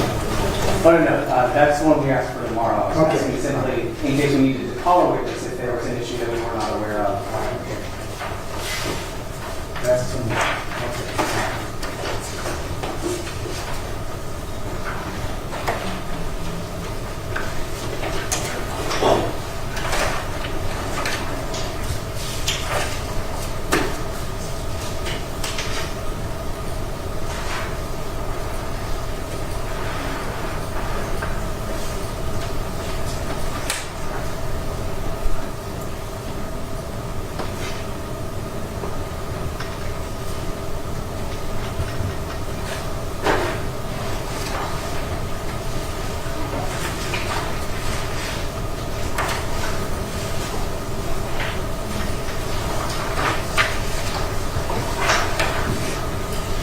Judge, of the other motions that are filed and non-evidentiary motions that are filed, because I actually started trying to do some research, but because we got the state's responses this morning, we haven't been able to prepare arguments. I mean, we prepared obviously what we were going to say, but we just got the state's responses this morning, so we aren't prepared to sort of counter those. And I don't want to have to ask to brief things that we don't need to brief. If we don't have to. And so that's one of the challenges that we have. Otherwise, I would say, yes, we have no responsibility to go, but we do.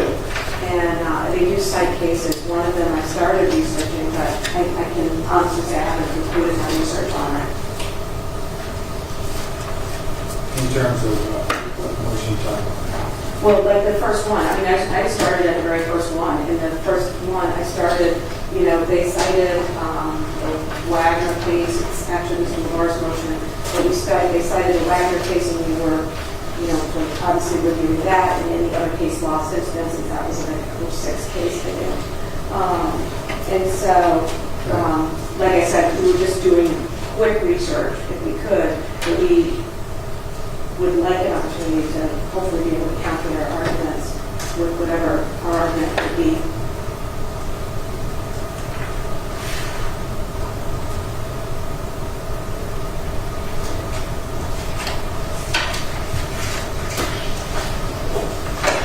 Okay.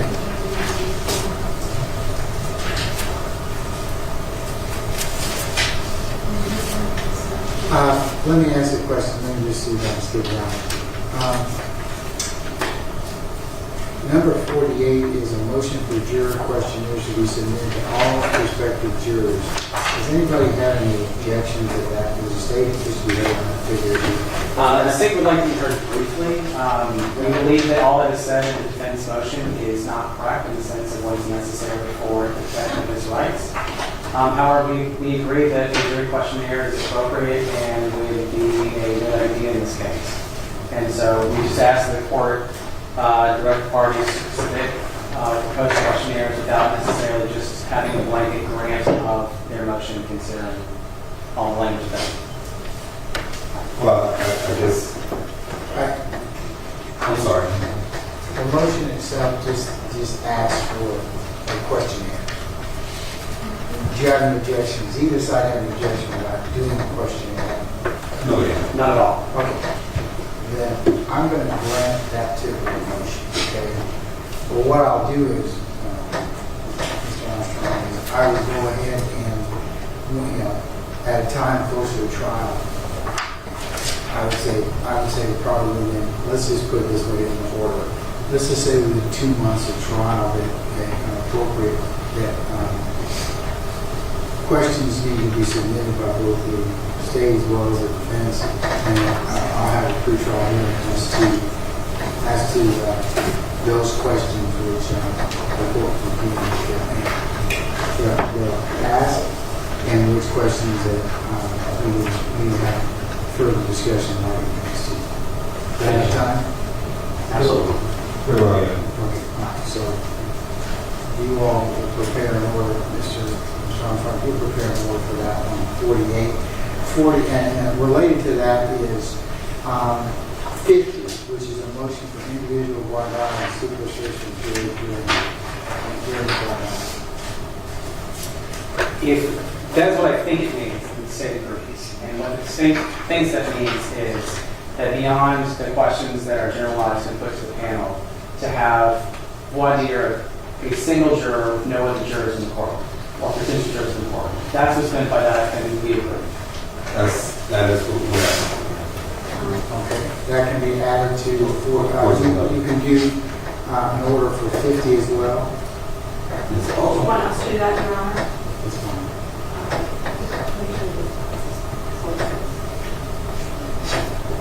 And also, when you do individual voir dire, you can also, or do your questionnaire related to 48, if you all will please propound the statutory questions as well. Okay? All right. What about 51, motion to prevent restriction of jury to persons willing to impose the death penalty violating Robert right to due process and fair trial? I think that's a big bone of contention there. I think that's one that we would like to have a little time on because, it's a Witherspoon issue, and I think we talked about that as part of Witherspoon that we believe is unconstitutional. And would that require asking some questions first, and then seeing what your panel looks like and dealing with? well, usually within the questionnaire, you get that. Because we'll have, see. I'm not going to let you ask questions that are improper, that violate Witherspoon, okay? No, I understand that, John. Neither side will get a chance to ask or put into the questionnaire something that violates the dictates of Witherspoon. So, No, I was just in the questionnaire. Usually there are questions about the death penalty, and usually people will put. Sometimes, most of the time, people will write in those questions, like, what's your view about the death penalty? Some people will say, I believe do it, an eye for an eye, or some people say, I will never get it. So I think that gives us kind of a purview into what we're going to have to deal with. but when you follow that up with individual one out, I'm going to flesh that out. Yes. So this motion, Your Honor, if I can just interject, I believe they're contesting the law that says that people who cannot conscientiously consider the death penalty are excluded from the jury of death penalty case. And so that's a matter of contention on the issue of whether an individual says, I could never give a person no matter what this person does, I could never give a person a death penalty. The law basically directs that person to be excluded from a death penalty jury. So they're contesting the law as to that.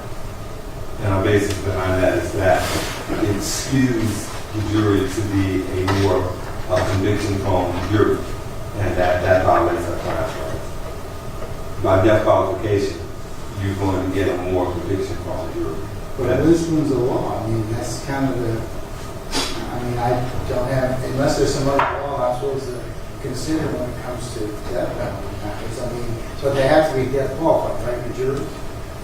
That is the law at this point. Okay, so I don't think it's going to require that much. I mean, and I'm going to give you full the ability to question these jurors as to their feelings about this particular trial. But unless there's something else, Well, what I'd like, and I understand what the court is saying, one of the things that we found out that as we've done this is that one of the arguments that I put in the motion is that usually 95% of the time, in all the other cases, trials I've done, that group of folks that are knocked out, you end up basically being black folks, folks of color, and women. And we think that is an equal protection issue, not only for them, but also for our client. So that's why we keep arguing. I know we're going uphill on this. I understand. No, listen, you're duty bound to make that argument. I understand. I don't have an issue. But the question is there anything else other than what you propounded in the motion that I need to hear? No, yeah. Stay. Yes, Your Honor. We ask just that the court follow the law, which says that death qualification is required. I'd also point out that life qualification is required. That if somebody says, if I found somebody guilty of murder, I could never consider giving them a life sentence with possibility of parole, that person is also excluded under the law. And so it works to exclude people who can't consider fairly both of those sides of the median. And so I would ask the court simply to deny motion if you want. I'll deny to the extent that you prepared the order, Mr. Armstrong, I should say, go ahead and just say that the court will follow the statute of the law, and that I certainly will, Mr. Lamar, that it will acknowledge that due process issue and protection. Okay, 52 is a motion for daily transcripts of all White House proceedings. Yes, Your Honor. I would suggest this is not something that is required as suggested by the defendants. There's law specifically on that even in death penalty cases. Even with two court reporters, one working to write things down in the morning and one writing down things in the afternoon, a daily transcript is a very difficult thing to do. And the court might not be able to have two court reporters switching off half days. And so I would suggest that the court consider how likely this is to be feasible with your own court reporter and court reporter staff here generally in the courthouse. So I would suggest the court deny the motion that they be entitled to daily transcripts. If the court can provide it to us, that's great. But if the court does grant the motion entitling them to daily transcripts, it's say that's consent. If the court does grant their motion entitling them to daily transcripts, we'll say it's simply asking consent.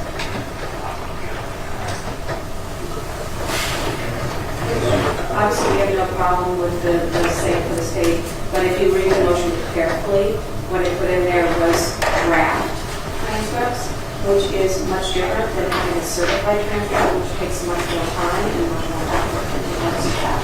And so that is why that request was made, because typically there is more than one court reporter.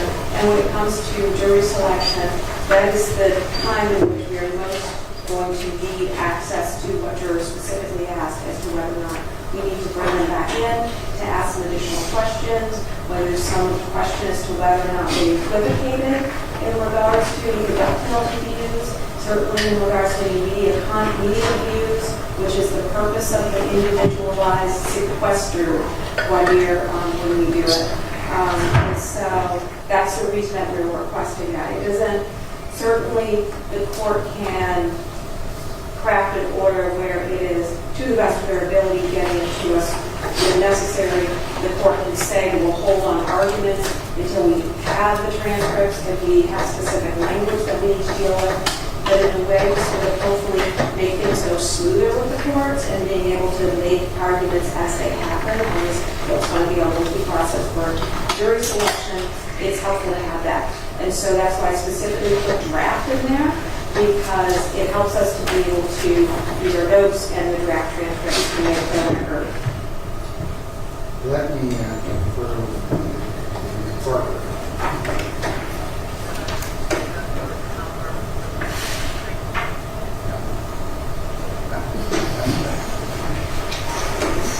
She's telling me that that is not within her wheelhouse to give you even a draft daily. So it's a lot.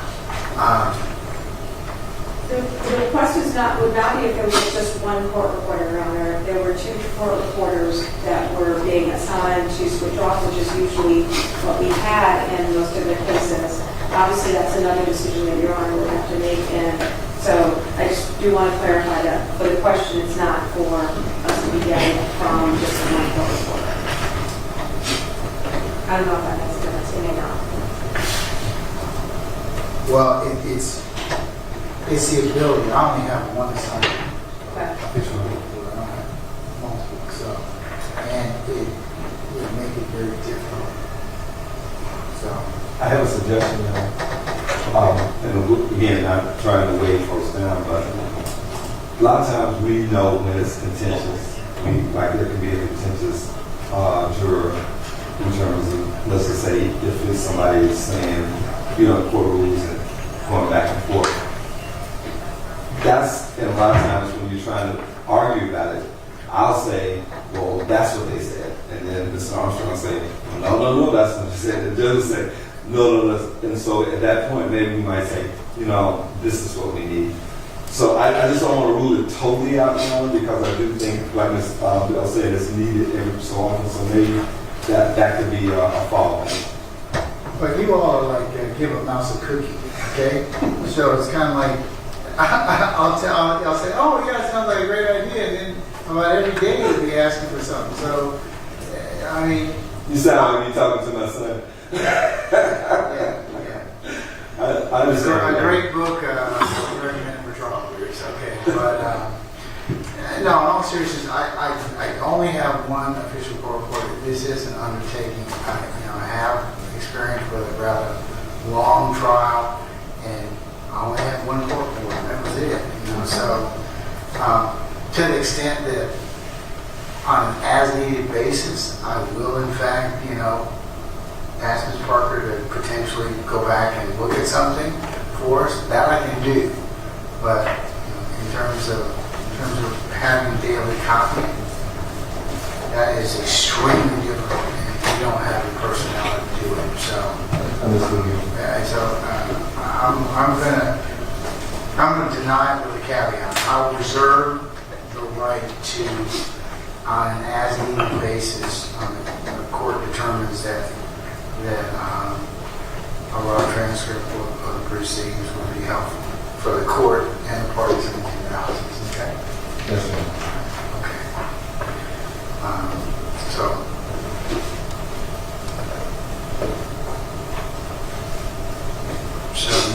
Mr. You can all prepare that, please. Okay. All right. Okay, number 53 is a motion to approve the use of preliminary jury qualification questions in OCGA 15-12-164. Your Honor, the state opposes that motion as those questions are required by statute. Yeah. Anything to be added to that, Ms. Bell? I understand that. It looks like I have to ask some of these statutory questions. You want to add to that, please, ma'am? Only that we have, I decided with the motion that it's not mandatory that the questions be asked. We've also had judges that have amended the questions that they ask in them. And and that our request is that the statutory questions as outlined, Chapter 1, 15, 12, 164. 4A. The four that are required, A, I should say. 164A, 1, 2, 3, and 4. and are the ones that we were asking. Yes, and they have four, yes, and I actually list them in the motion as well, so it's. You do. And in regards to that. And particularly the problem that we have with this is that the way in which the questions are framed set people's minds in terms of what answers are correct to address these issues. And by the time you get to the capital punishment issue, jurors are thoroughly confused about the follow-up questions that we get. We have had judges that have added on some other questions that they think clarify it, and then they, after probably maybe a week, they realize that it's just a confusing question that we are bringing people in here. Because the process, as you know, for a capital trial, the process is that for the individual sequestered criteria, we're bringing people in just to ask them about their death penalty use and then be out. And so the question, are you consciously opposed to the capital punishment? They don't really know what the court's looking for. And then when they give an answer, then the next thing that happens is we stand up and we start talking about their death penalty use to them. One thing that we've learned is that this is not something that people think about. They don't think about the death penalty. They're rarely confronted with this issue. And one of the difficulties with this set of questions, especially the three that lead up to the capital punishment, is it's telling them that they need to be someplace. They need to be at this impartial place. And then we ask them to step back from that and then go to the place that is actually them. Right? We ask them, can you be impartial? Can you be fair? And then I say, or Mr. Armstrong or Mr. Abate say, now tell me where you stand on the death penalty. And how you will consider the idea of voting or considering the possibility of death sentence. So what we end up with is people thoroughly confused about what they should say, how they should respond, and that's what the jurors think. I need to respond in that appropriate way. So, I cited the case in paragraph 5 that says it's not mandatory. In this case, 1929, it says the right to have the jurors put upon them more juror questions may be waived by the defendant. We are asking that these questions not be asked so that we can start with a fresh slate of jurors to find out if they are, in fact, can give us their views about the death penalty without being confused about impartiality versus their true beliefs, even if it's biased on one side or the other. The state would submit that it is a section 7 that shall be asked. But beyond that, in my experience in trials, that those first three questions are certainly not confusing. That there are jurors who raise their hands when you ask if they're both impartial, if they form an opinion in such things. And I don't think that the fourth question, which I've only dealt with one trial, I'll admit, jury selection, I don't consider asking somebody whether they're conscientiously objecting to the death penalty is asking them for anything other than their actual beliefs. And so I suggest there's nothing defective about those questions and that they should be counted to the jury. Yeah, and based upon the responses, we get to what you need. Absolutely. All right. Ms. Bell, I'm denying the motion because I believe I have to say it's statutes. I have to. So, I'll note your objection. And like I said, this is not prohibit you all from asking in general for some specific questions related to that.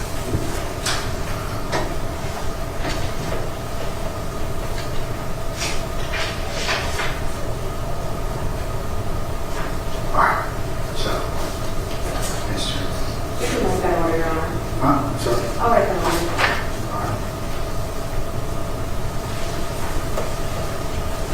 Okay, 54 is a motion to schedule evidentiary hearings.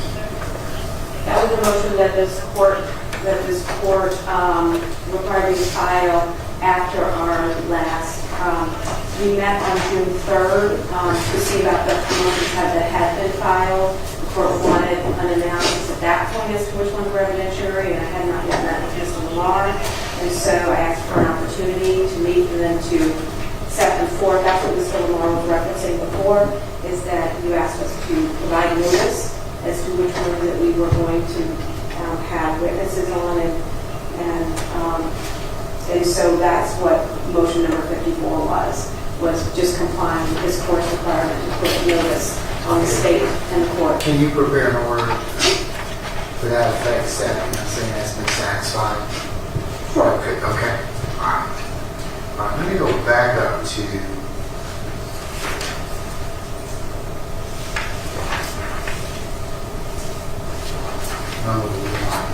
no, 31, I should say.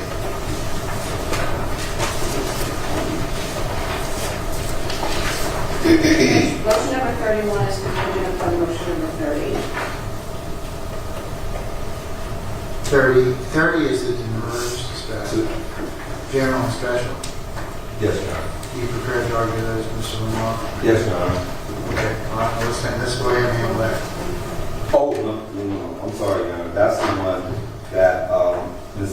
Gutter actually just referred to in terms of the case of Wagner.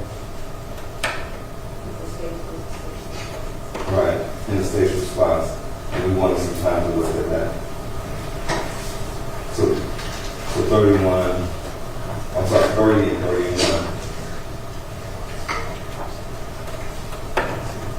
So that was one we were asking for more time on. I don't think that there's like 6 cases, so can we handle that tomorrow? Yeah. Excuse me. So we're going to do 30, 31, 21, 16.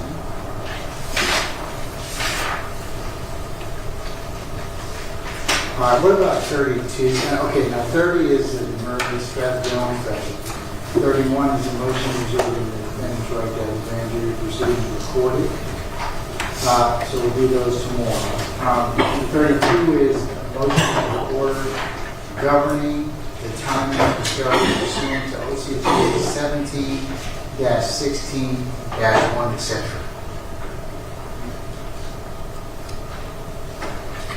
Anything outstanding in that respect? Well, I know the state totally objected to it in their response. Not so. Well, it seemed, okay. Well, basically they said we were trying to rewrite the discovery statute, and we just believe that we're trying to, comply with it in the sense of a capital case. I think the statute is pretty clear that we should not have statute and the law. It's pretty clear that we should not jeopardize our sentencing phase testimony and witnesses and discovery in terms of possibly harming Mr. Long in the trial phase. That's something that is dynamic. It's something that's fluid, and so to have to set a time now we'll say, okay, well, within these particular days, you turn this over. Now, the statute is clear that we don't have to turn over particular evidence in terms of reports and things like that by possibly experts until after the verdict. The witness list is the issue, and we believe that we should have to turn over the witness list idle. We're also asking, Your Honor, that Under certain survey, it may require 5 days before trial commences. If you opt in, right? that's the first phase. Yeah, no, I'm sorry, I was referring to the filming phase.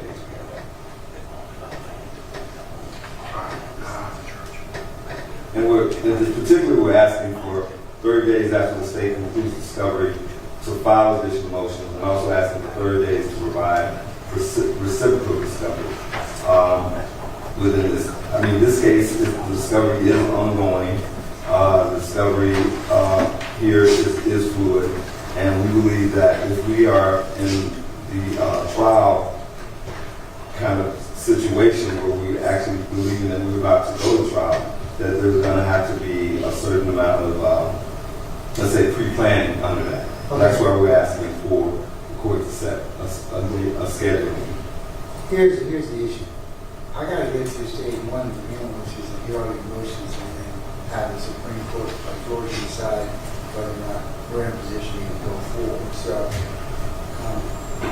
while there may be other scenarios that present themselves based upon discovery that makes itself available or is available prior to the actual setting of the trial date, well, we'll deal with those motions accordingly. I mean, not pray.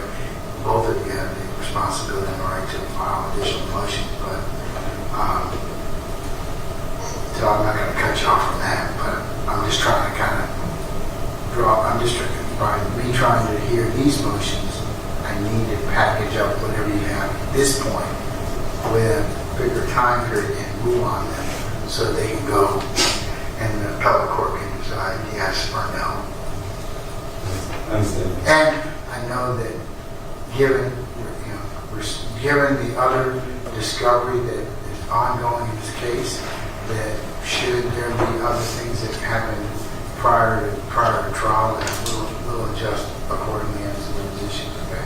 Yes, sir. But I think that the Supreme Court also would like us to hear everything that's possibly within our purview to hear. Okay? Your Honor, So, I just wanted to state a couple things and then clarify what the state does not object to from that motion. okay. First, the state has provided all discovery. The state provided discovery in 2021. And at every point in time which I've checked in, it's been my understanding that the state has given over everything that they have. Now, the rules of reciprocal discovery don't mean that we're done.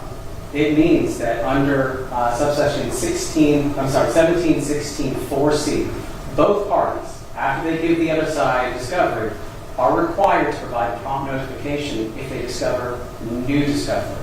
And so to have a deadline would literally counteract the law on providing prompt notification of new evidence. Beyond that, if they're seeking to have a date by which anything to be excluded that's turned over after that, the statute is very, very clear that exclusion is only permitted if there is a bad faith and prejudice. And so basically just having a sell-by date is the matter. That's something that the law very clearly does not allow the court to do. And as I say, it's like State versus Martin, which is in the state's response. Now, generally the state opposes the requests to basically alter the statutory requirements for the defendant's discovery obligations to the state. Excuse me for misspeaking. However, there is one for which the defendant's constitutional right against self-incrimination trumps the code. And that is in the very limited circumstance of a witness who the defense intends to present in the sentencing phase of the trial. But if they reveal the identity of that person to the state prior to the guilt innocence, the state can call that person guilt innocence to present incriminatory testimony against the defendant. Providing that person's name to us would be in a way incriminatory of the defendant. And so the Mohammed case, which is cited in the state's response, which is 282 Georgia 247, basically made that a very limited exception. It's not the defendant gets to say, I don't have to turn over any witnesses whatsoever. And by the way, the court was correct when we first stated the law. 1716(4)(b)(3)(c) requires no later than 5 days before the trial commences, the defense is to serve upon the prosecuting attorney a list of witnesses that the defendant intends to call in the pre-sentencing hearing. And so Mohammed weighed those interests, and they said that in most cases this is not something that would be incriminatory for most witnesses. But provided a procedure by which the defendant who invokes this right, which I assume that they invoked this right based on them bringing this motion, there's a procedure for which the court is to take that information from them and to make a determination on whether such a witness is exempt from that. Now, they didn't go into specifics of that procedure. I've outlined that procedure in a blog quote on page 5 of the state's omnibus response. But it's one that we would submit to the court would need to be taken ex parte, obviously, because for them to tell you why this witness would possibly be incriminatory should we tell the state who it is, having it with us in the courtroom would obviate that entire issue by itself. And so we're asking that to the extent the defense insists that there are some witnesses whose identities could lead to incriminatory evidence against the defendant in guilt innocence, the court should have an ex parte hearing and determine on a witness-by-witness basis whether that witness should be excluded from the discovery obligation mentioned in D3C that we described before. But beyond that, we would ask that the rules of reciprocal discovery apply and that the defendant be held to their discovery obligations that they opted into. Yeah, Mayor, I'm going to respond. I will, and I mean, Mr. Armstrong made me clear, but I'm a little confused because I think we may be conflating certain things. Our witness list, the sentencing witnesses, if we get there, again, that's the thing with this. We always talk about like we're going to get there. If we get there, that's what we'll be saying to the jurors. If we get to this. 17-6-4B3 says no later than the announcement of the verdict that we would turn over papers, reports, all of the things that would be used. Now, in those papers and reports, many times are witnesses. Also, the folks who will be presenting the papers and reports are witnesses. Sometimes they are one and the same. They could be witnesses that if the state was given notice of this before trial, that they would know exactly how to use that particular witness or what that witness would say or would not say. And I believe Mr. Armstrong is saying is that if we believe that we should have an ex parte discussion with the court. I'm not sure that's what the statute demands. I think the statute is pretty clear about no later than the announcement of the verdict, because I think that's... You're talking about the penalty phase. Yes, sir. I mean, I think there are different requirements for different periods of trial. You're always subject to the reciprocal trial. Yes. Discovery, okay, during the trial phase. Penalty phase, the rules provide for some different discovery that you'll honor, and then to include anybody you're going to call potentially if we get to that. So I think there's three, and I think there's a couple different kind of distinctions that have to be made. Okay? Yes, sir. But I just want to point out that I'm not confused. I know that it's the announcement of the verdict for documents and supporting materials and things like that. But the witness list is due 5 days before the trial commences for the witnesses who will testify at the pre-sentencing hearing. Mohammed provides an exception to the statute for when the defense can show to the court, as we mentioned in Mohammed, where the defendant is able to show that pretrial disclosure of the witnesses she intends to call in the pre-sentence hearing can violate her constitutional rights. In that circumstance, the court can issue a protective order that would shield the state from finding out the identity of those witnesses until the verdict, I believe, because it's only for the guilt innocence phase that the defense would be protected from providing. It is an exception to B3C, which does require 5 days before trial the witness list of the pre-sentence hearing witnesses they intend to call.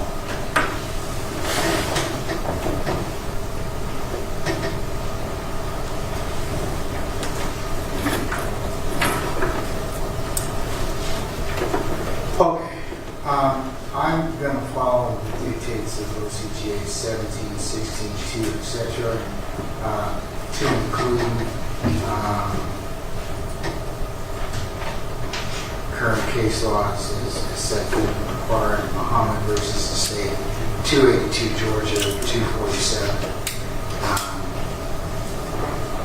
And would ask counsel to follow that accordingly, okay? And that the court will certainly get involved if there are any issues in regards to discovery, okay? Yes, Your Honor, we can direct that line. All right.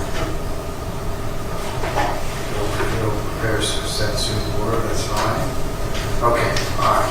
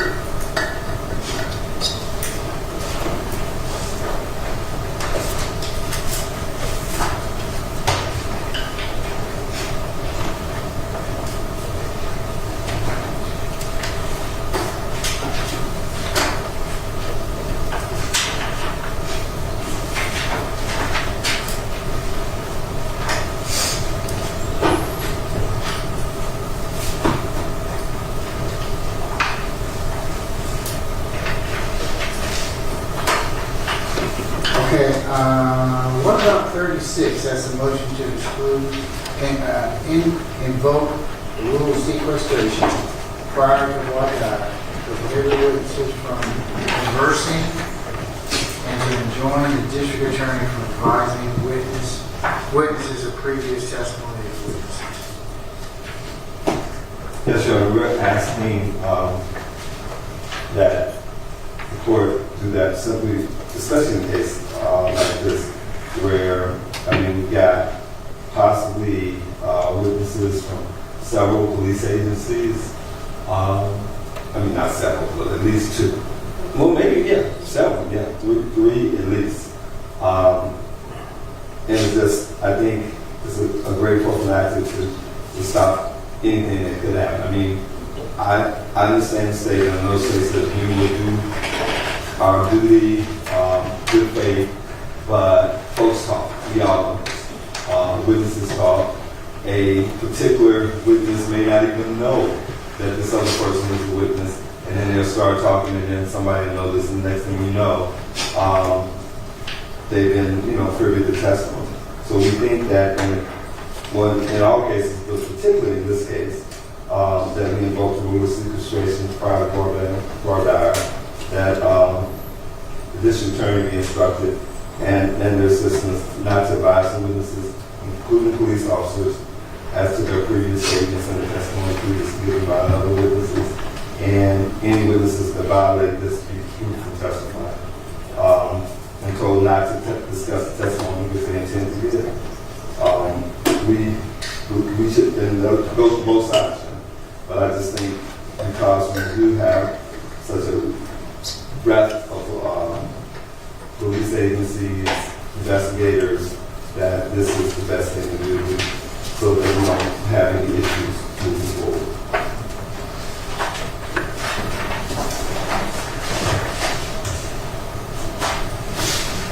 Your Honor, the state's response is just basically broken up into three parts. First, the defense seeks to have the rule of sequestration revoked at the beginning of voir dire. And there's no law that they've cited, and none that I found that permits that. There's actually a Fourth Circuit case, although not precedential case, but it's a appendix case, United States versus Isaac, IZAC, 239 Federal Appendix 1, which is a 2007 decision, which said that the federal analogous rule, Rule 615, does not apply during voir dire. And so there is case law against what they're asking for. Now, case law in Georgia that's older than the new evidence code very consistently stated that the trial court is not required to enforce the rule of sequestration until the presentation of evidence has begun. And that was said multiple times back before the new evidence code adopted the current rule. The appellate courts do not appear like they've had a reason to address that specifically since then. But I would point out that that same rule would make sense of the new evidence code because the rule of sequestration is a rule of evidence. So applying to the presentation of evidence makes perfect sense. The next part that the state would break down the defendant's request to is the defense essentially seeks to prohibit the state from showing their own witnesses' prior statements. And they cite a 1980 decision named Lackey for that proposition. Lackey does not stand for that proposition. It was about showing one witness somebody else's stuff. And so that isn't even applicable to what they're presenting it for, which is we can't refresh our witnesses' recollection of their own statements. Moreover, Lackey, being a 1980 case, does not apply to the new evidence code, which specifically refers this rule of sequestration to testimony. And so the decisions that have reviewed this have talked about one witness hearing another person's testimony or being given a written recordation of another witness's testimony. So it applies specifically to testimony. And as part of the new evidence code, we look to federal decisions, particularly the decisions of the 11th Circuit, in interpreting how they have dealt with other things before. I would point out that there's also Code Section 612 that we got from the Federal Circuit as well, that basically tells what to do when a witness does refresh their recollection before testifying. And the 11th Circuit has allowed that to apply between witnesses based on statements. And so to give you an example, if an officer is going to testify about the statement the defendant made, it would make sense for the officer to review the defendant's statement to refresh his recollection about that. And so it wouldn't even apply between witnesses. But again, the current rule of sequestration applies only to testimony. And so what they're asking for is significantly overbroad. The third thing that I would break it down to is they are seeking the court to create new rules of what happens when a violation of the rule of sequestration occurs. They have basically, the way that their motion is couched, it appears they're asking the court to grant an automatic mistrial and then bar or strike the testimony in a subsequent trial of any witness obtained by the violation. I'm not aware of any court that has ever had that as the rule. Now, the defendant did not cite any authority for that proposition. They did cite authority for the proposition that a violation of the rule of sequestration will be presumed harmful and the state must disprove harm. They cited a federal circuit court of appeal. That circuit court of appeal already acknowledges that that's the minority view. That the majority view is that the movement must show that the failure to sequester resulted in prejudice. Now, again, I mentioned that we look mainly to the 11th Circuit on how to deal with things. And so the 11th Circuit, in a case named United States versus Eyster, is how I'm going to say it, EYSTER, 948 Federal 2nd, 1196, basically describe what to do if there's a violation of the rule of sequestration. And it's similar to what we've done in Georgia before. The court could treat it as a matter of contempt for a party violating it. They can allow the other side to cross-examine the witness about what they've already, about the nature of the violation.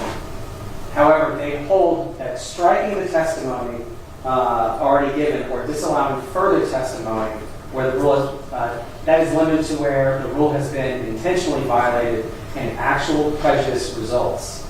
And so that's case law that the state has cited. I will point out that there is appellate case law from federal circuit courts of appeal that a violation of the rule of sequestration is not an issue of due process, not a violation of defense due process rules, rather. I will state that Georgia have long said that a violation of the rule of sequestration goes to the weight rather than the admissibility of evidence. I have yet to find that squarely applied to a new evidence code case, and so I'm not citing that as something that I'm relying on, because the 11th Circuit's case law shows very clearly that what they're asking for, automatic mistrial and forever preventing people from testifying after that second trial, that the court denied those requests. Yeah, about to respond. Sure. For me, Your Honor, it's kind of like having a bright line, and you know what that bright line is, and then therefore you told it. And so what we're asking for is the court to have a bright line about sequestration, about witness testimony, especially in a capital case, and a case that has this threat. And then I think that makes it better. But if you start out with, well, in this particular situation, we'll see on that, and then I think then what you get is a creep. All right, you get a creep of, oh, well, this particular officer, I didn't know that was that. Okay, we'll come in. That's it. No, this is what happens if you do this. This is what we're going to do from the beginning, before the trial starts. If everybody is on the same sheet of music, I think it makes it better for everyone. And the second thing, Your Honor, is that the defense, we are at a market disadvantage in this kind of situation. This is why we're asking for that. Because most of the witnesses are going to be government and state witnesses. They talk to each other. They talk to the state. Half the time, we don't even know what's being said among them. So this is why we're asking for such a bright line and such a strong line of star coming out. Well, one of the challenges you're going to have by asking me this is that asking me to practice for ruling in favor of deliberation is that the court understands that both of you have witness prep you have to take. And so, and I know that you'll ask questions when the witness on stand about that, right?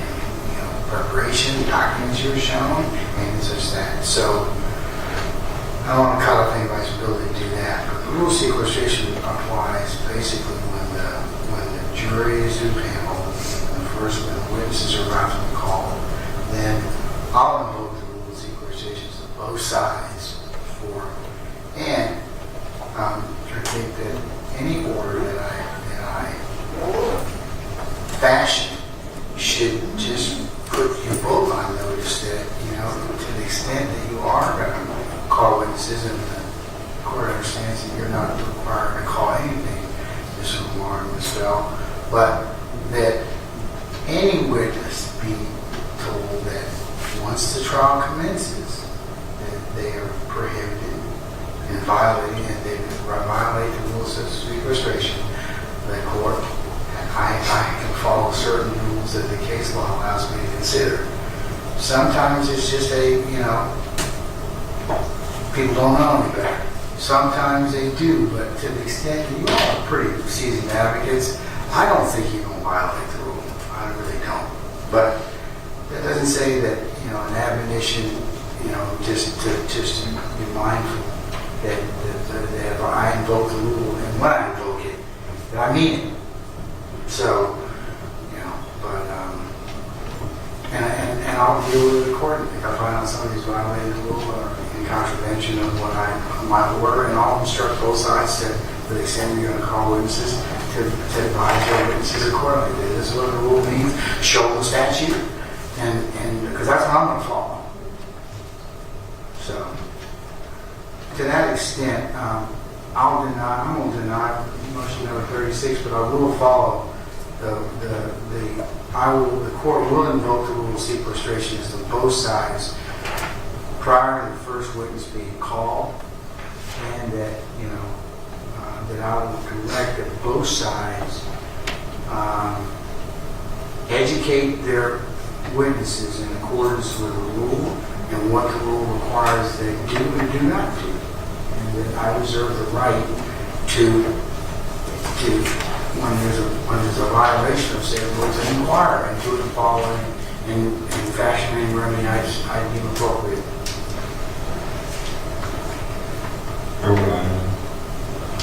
All right, so can you prepare an order that yes, sir? Okay, all right. Okay, let's turn to 39. That is motion limiting to prevent any state actor or state witness from referencing or commenting on the exercise of any constitutional right of the defendant. Yes, Your Honor. I think particularly when Ms. Bell and I were talking about this motion, it's very, this should I say,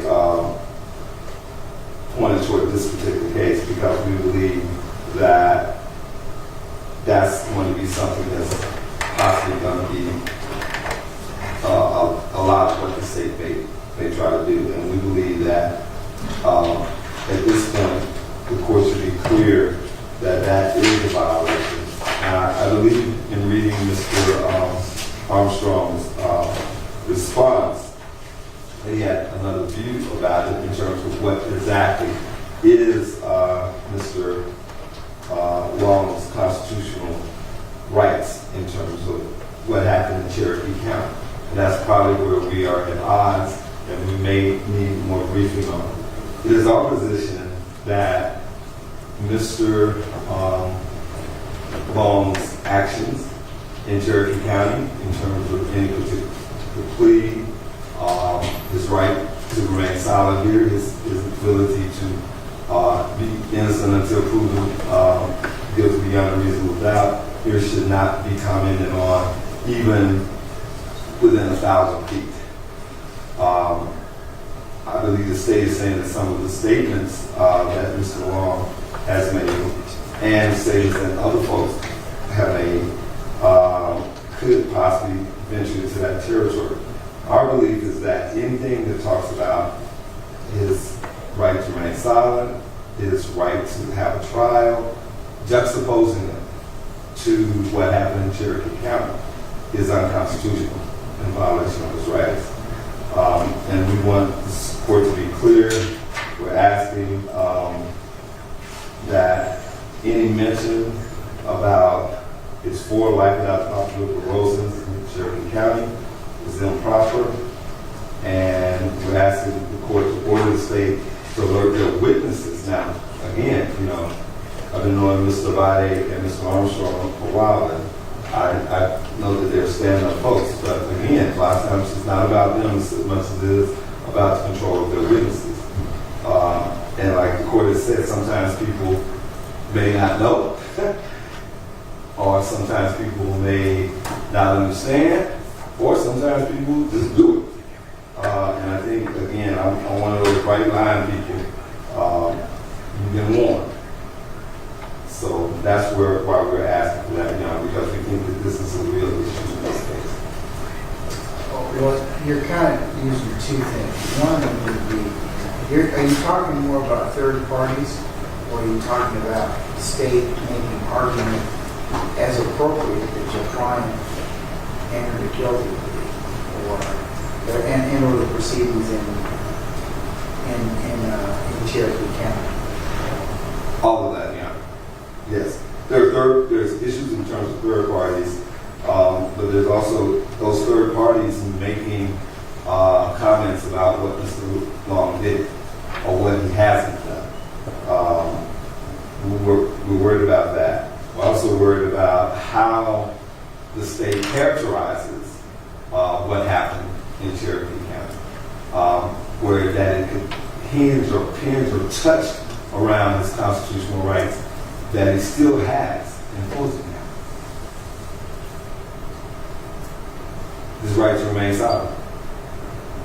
I mean, there should be no talk about, well, this is what he said in Cherokee County, and then somebody says, well, no, did he talk to the folks in Fulton County about this? I mean, I'm using that as an example, but there should not be any comparison, compare and contrast going on from anyone. So, Your Honor, I will admit up front, and I've looked back over it using both the word sentence and parole. I did not understand their claim to be specific to the sentences. I have not thought about that in response because, quite frankly, talking about the sentences from Fulton County isn't something that I would ordinarily think of.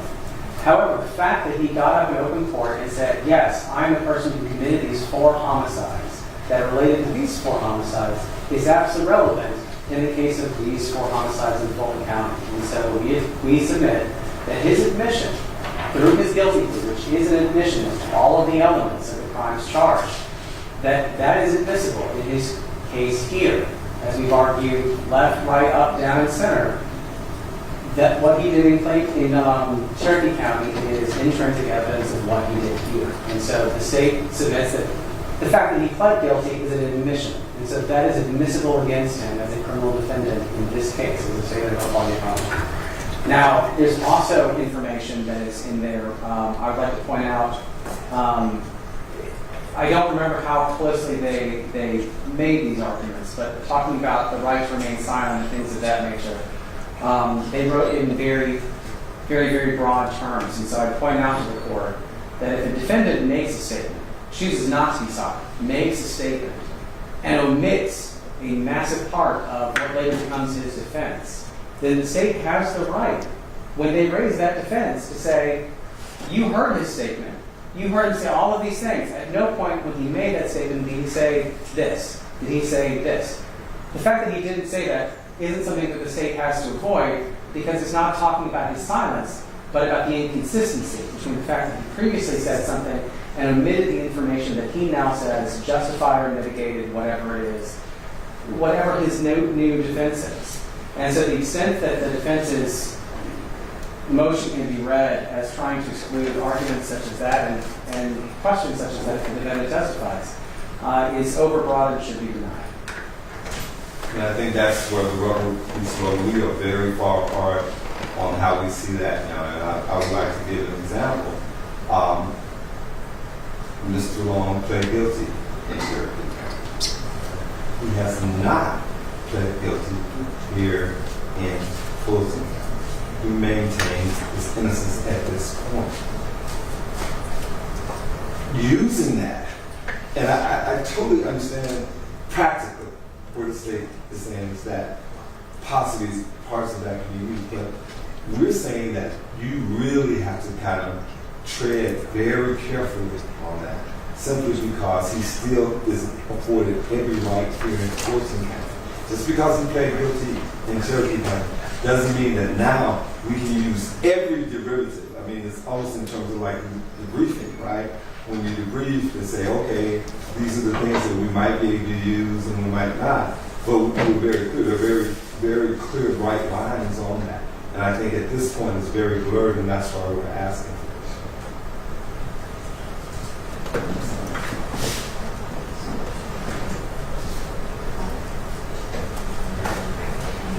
Yeah, and we're also saying that there are restrictions on what they can argue in terms of using the evidence that Mr. Long admitted to, pled to in Cherokee County versus that being used here. It's just not open season on that. What crime?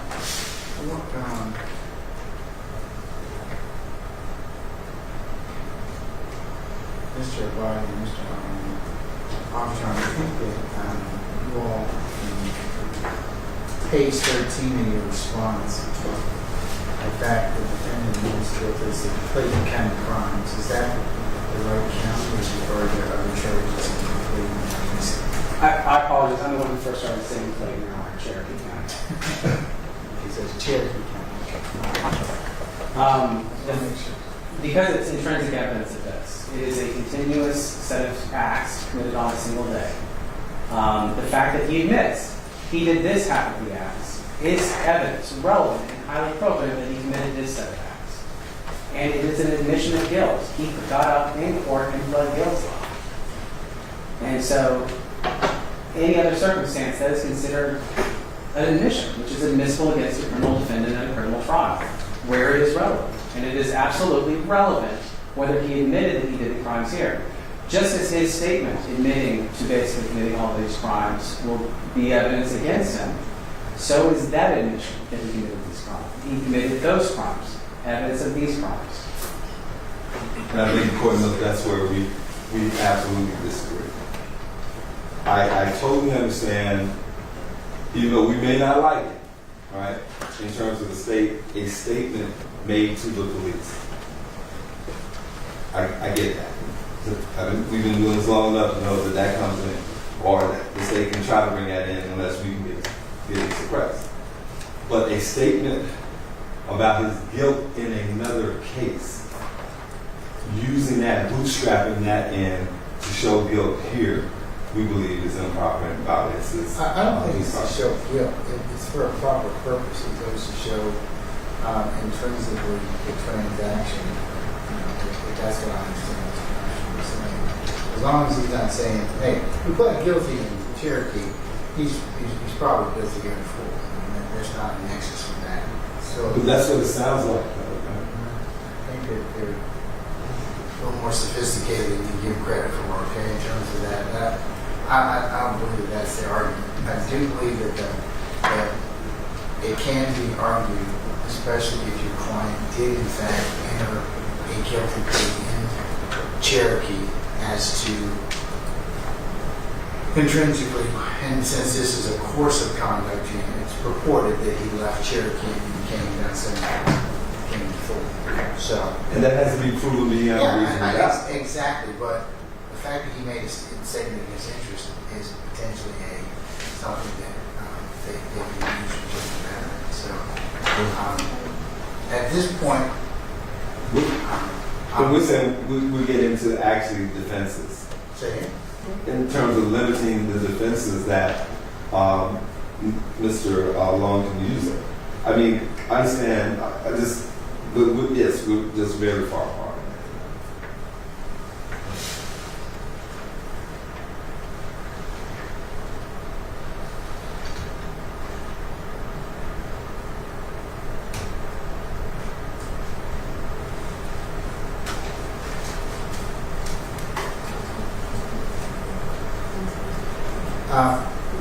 Well, to the extent that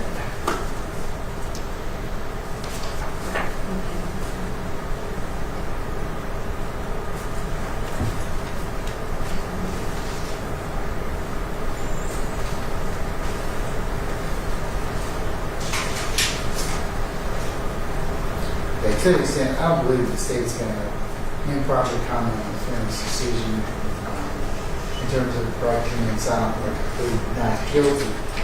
But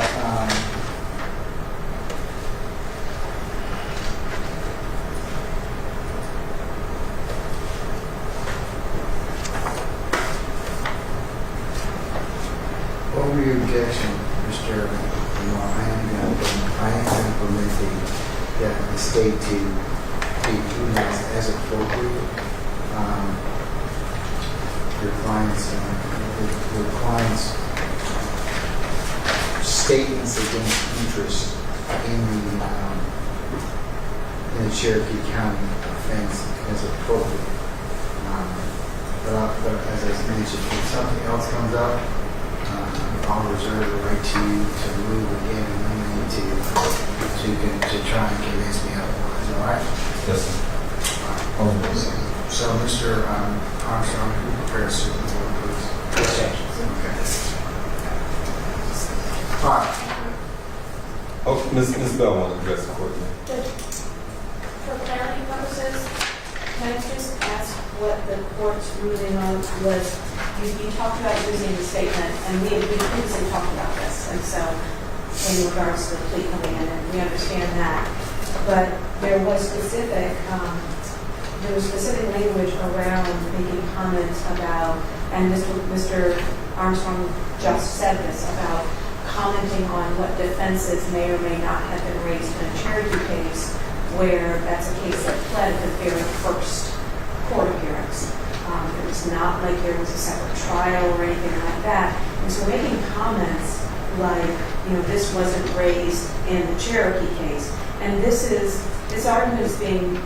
motion was made in good faith based upon questions Mr. Carlson asked on cross-examination to Mr. Burns when we were doing the hearing on that, where he said, well, you didn't say this in Cherokee, and Mr. Long never raised that defense in Cherokee when the case hadn't even gone to hearings. It had only pled right away, so there wasn't an opportunity to to have Jackson Dow hearings or things like that, because the case fled right away. So that, I just wanted to clarify with the court. I understand the court's position on the plea. Don't disagree, have no, on that, but I'm just asking about this gray area, where we're getting beyond that and sort of impeaching a case that never proceeded beyond the very first. It's also going to depend upon who testifies and what they say. Correct. Okay, for example, if your client testifies, that's certainly something Understood. that you're probably going to have to advise them accordingly. If some other party testifies or attempts to testify about any other comments, then of course I'll do this accordingly, because they shouldn't be referencing or commenting on exercise defendants' constitutional rights or defenses. Okay, that's exactly what this motion was charged at, Your Honor, so that's specifically what we're looking for. And to be very specific, the reference that she was making to what I said was referring to what happens commonly in courts, not death penalty cases, but regular cases. So I'm not referring to some esoteric death penalty law, but something that happens every day in cases, which is a defendant makes a statement to a police officer. That statement is introduced into evidence. And then the defense tries to argue a defense that is inconsistent with what the defendant said, because the defendant omitted any reference to an alibi, to his fear of others or anything of that nature. And so that's what I was referring to, is basically impeaching the defendant or the defense. Well, based on that. it could come up on the brother if that's the case, but somebody else directly. My concern, I think the defense's concern as well, it can't be like just talked about, okay? Like it just can't be brought up unless it's a statement that's put, okay? But if to the court's level, comment on this. If somebody brings up or the defense starts to, depending on how they present their case or somebody else, then indicates that they may go to impeachment. But it's going to depend on what's I can't give you a blanket rule at this point in time. It really will depend on who says what and what is being introduced for. So while I'm sensitive to the fact that no witness should comment directly on the exercise of the defendant's constitutional rights, that should the door come open due to the testimony of others, then I will revisit that. But I'm being very clear that his plea, and that particular colloquy is a statement against interest. Yes, Your Honor. And this was only framed for improper comment.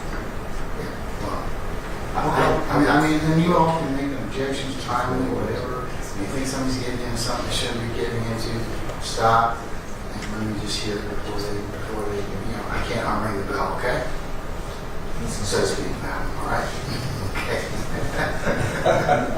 I think we can, make people feel better and they're concerned not do one. The state has no intention of calling any lawyers for the defendant as in the motion that was presented where the issue arose or came about. Yeah. That's not going to be an issue at trial. And I don't plan to call Mr. Burns as a witness for the state. Which should be admitted it's self-authenticated. So I think we can alleviate any concern. There will be no questions asked to any lawyers who represented the defendant at place of trial. Or any officers about that. The officers weren't there, so they wouldn't be able to comment on it. Yeah. But about any constitutional rights or anything like that. I've never done that, but I don't know what experience. But I've never asked an officer, does the defendant have a Fifth Amendment right? I think we understand that the point is it's not a direct question like that. Yes, ma'am. But they just can't make random comments on he didn't say anything else about this or whatever. I mean, or Right. intimate the fact that you can't comment on pre-arrest silence or he didn't say anything else about that particular issue. He said be very careful about that. Okay. Number 40 is the motion to eliminate, to exclude the admission of highly prejudicial photographs of the deceased, to limit the use of color photographs to relevant, non-prejudicial, and non-duplicative evidence, and to exclude admission of cumulative color photographs. Your Honor, what we've done in the past has been, as we get closer to trial, the state determines which pictures showing the deceased's bodies.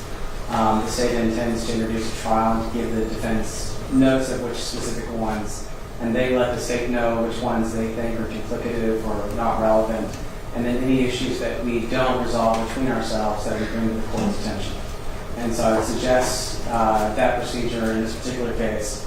The state doesn't intend to prejudice the jury with photographs. The photographs are going to be relevant and specific to show what happened as the actions of the defendant's hand. Okay. And I think for judicial economy, that's probably the best way to go, Your Honor, so that we know kind of what we're working with, and then we can raise objections appropriately.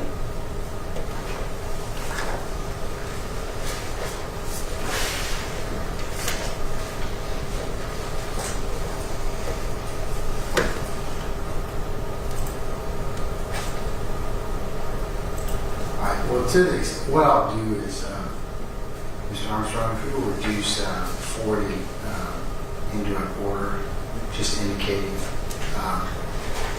prior to the admission that you'll show the defense the photos, and you all can have a comment about them.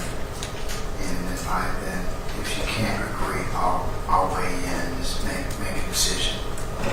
Yes, Your Honor. Yeah, could we set that for a set time prior to trial? 60 days or 90 days or 60 days or 30 days? Sometime prior to trial, just so that we know and can, have a hearing on it.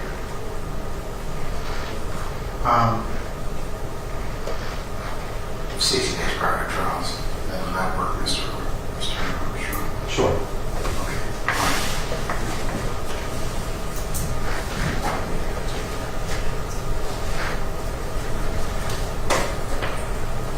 Okay.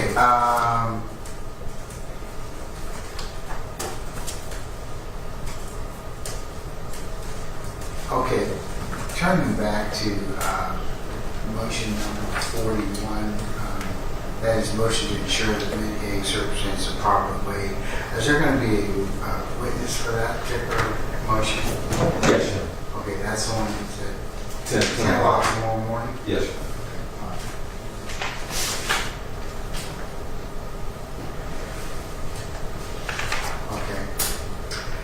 What about 42? Motion limited to prevent the admission of hearsay statements in violation of Confrontation Clause or rules. Yes, Your Honor. That's again another prophylactic motion that would argue listen to make sure because of the kind of cross-county nature and the different police agencies involved, we believe that there's a strong possibility that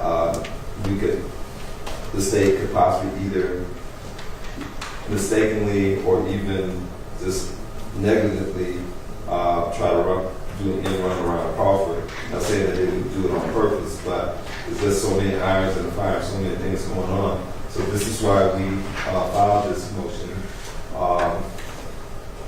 Because if you look on page 4 where we talk about it, to repeat it, the statement of the claimant was made to a police officer who was investigating a crime, and the claimant is not in court testifying. The statement to the police is automatically and without exception inadmissible, unless it's hearsay.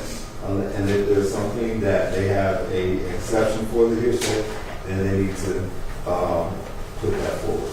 But we got a lot of police officers, well, not maybe a lot, but enough police officers possibly talking about what folks have said. And this is not necessarily talking about what Mr. Long has said, but these are claims and statements that were made to police officers. In this case, we were investigating the claim. So, Your Honor, the state would respond that it does not intend to submit anything that would violate the Confrontation Clause, and it doesn't intend to introduce any hearsay that does not fall under a hearsay exception.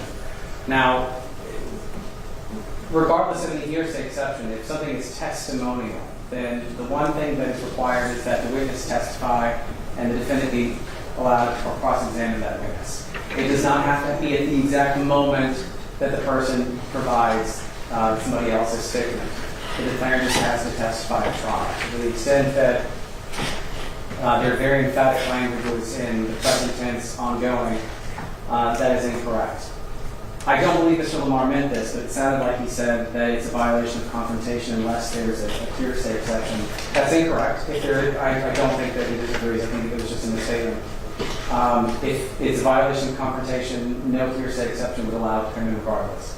The state does not intend to violate any of those rules, and the defense has an absolute mechanism for dealing with this, because if the state asks a question that elicits hearsay, if they believe that we have not laid an objection or laid the foundation for a hearsay exception, then they have the ability to object that during the time. What they're asking the court for, in part, is to basically have us list every possible hearsay statement that could be elicited that falls under a hearsay exception that we might want to present at trial, and do that before trial and have hearings on. There's no basis for that in the law. There's no procedure for that in the law. And I imagine that they would use that if we mentioned 20 cases and there's a 21st case, to say that the court should exclude that because we didn't raise it prior to trial. So absolutely, the state is asking this court to deny this motion because it is asking the court to create new rules regarding the presentation of evidence that do not exist under federal law. Well, in light of, I don't think it's new rules, but I do think this. Maybe we can meet halfway. And the halfway is that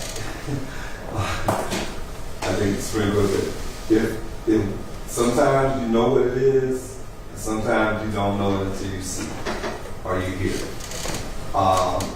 And that's what we're afraid of, is that it could, with it's on the stand and bam, it comes out. We don't want that. I mean, of course we have, we have a mechanism of objecting and then having it stricken, but that's why we're asking that if the state thinks that there's a situation where this is going to happen, let's go ahead and let's have a pre-trial hearing. Let's talk about it, get a ruling on it so everybody is on the same shit. So it's not in a sense creating a new rule, but we just think out of an abundance of caution. Since you have all the discovery in this case, if you have identified any statements that you believe that violate the confrontation clause over the evidence, I can hear the preliminarily for the trial, or before the witness is called. But that's usually how that's done. Proper challenge, whatever else you identify, which statements that you think. Right. And I can go ahead and rule upon that. No, I think the court is absolutely right. We're just worried about the ones that we can identify. Well, if somebody testifies to something that, look, like I said, preceding advocates, you should know at this point in time your left and right limits and what your witnesses are going to say. Because I don't think anybody wants to intentionally tank the case by saying something like this that is clearly outside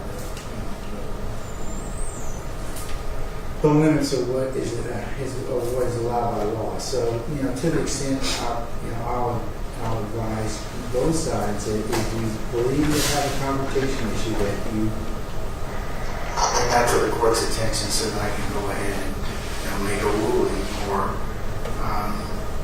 before the evidence is presented. Okay, Yes. I can do that before witness on the stand. I prefer to do that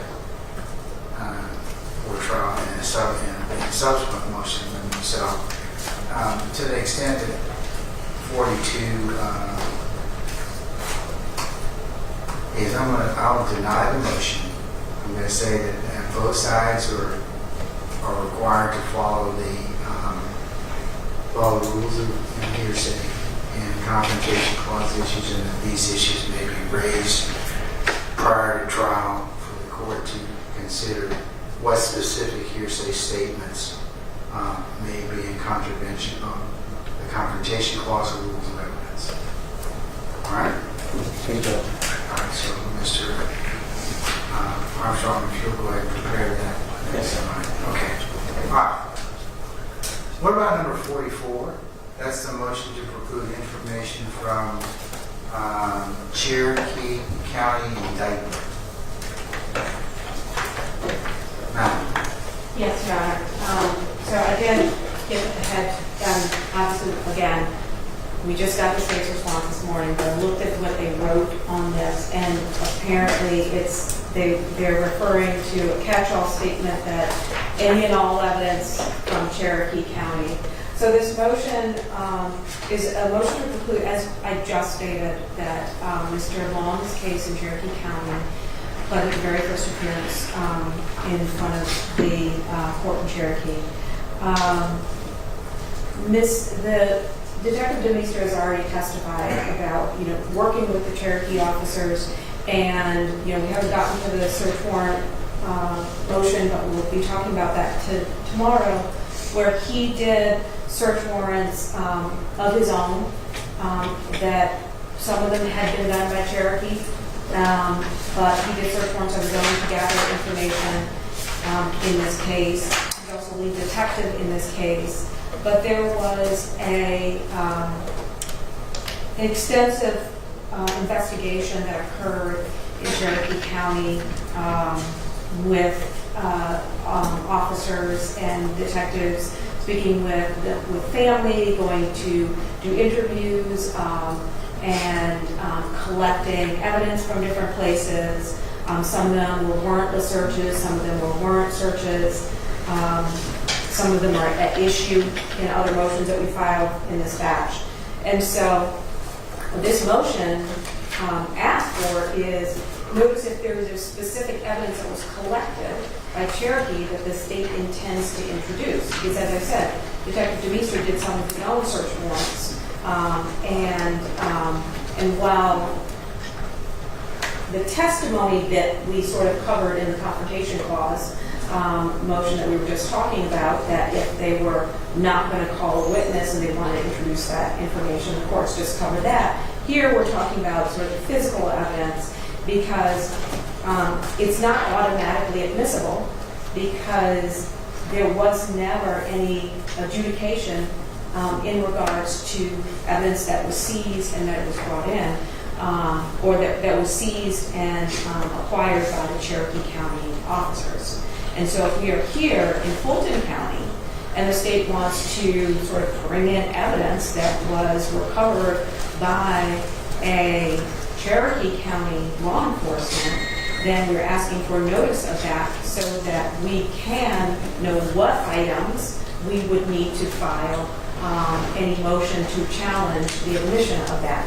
As of now, the state filed a couple of motions in regards to introducing the plea transcripts and obviously his statement in regards to that.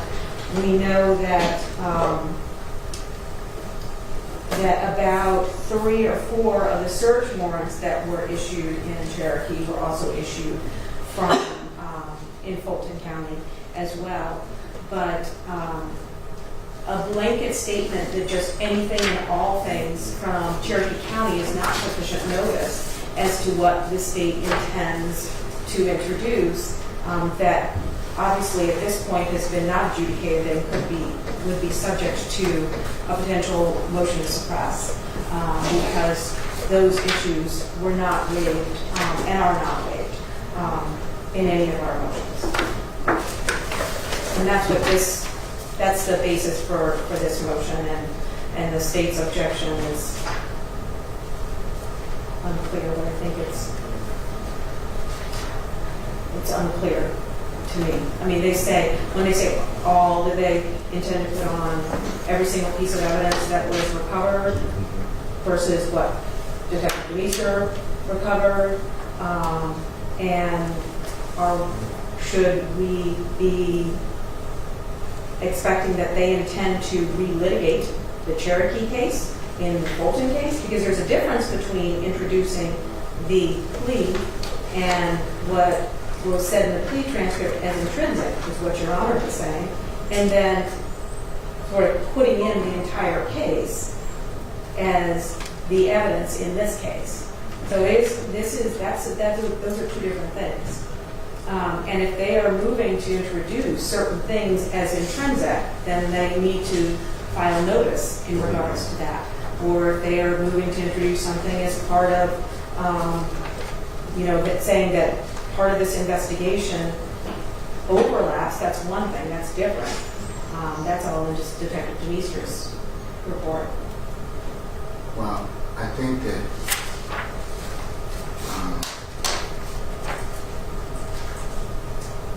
if you look at 404B and if you look at the state's citing of the Carlson's in Carlson Intrinsic Evidence, page 118, 7th edition, 2021, Rule 404B does not restrict the admission of other crimes evidence when it is one and in charge to the offense which runs out of the same transaction or series of transaction as a charge offense. 2, necessary to complete the story of the crime, or 3, inextricably intertwined with the evidence regarding the charge offense. So I think that part of the state's, they got to prove the case in one way they don't want to, is that they've got to be able to start, hey, case started up here in Cherokee, this is what happened, and this is kind of how it got done in Fulton. This is all one transaction. So, or at least that's what I think they're arguing about me, but at least what I can tell at this point in time. Now, if that means any and all, I guess we'll have to kind of see it, and then you can object accordingly. But I don't believe that it would be proper. Well, what I'm saying, and that's not what I am actually said, was not that it was just a straight out precluded. What I said was that they provide notice so that we can address those issues. Well, they notified you. They noticed. I mean, they said they noticed you already. Well, I'm sorry. They said in their original omnibus motion, they told you that so there's no possible claim of confusion.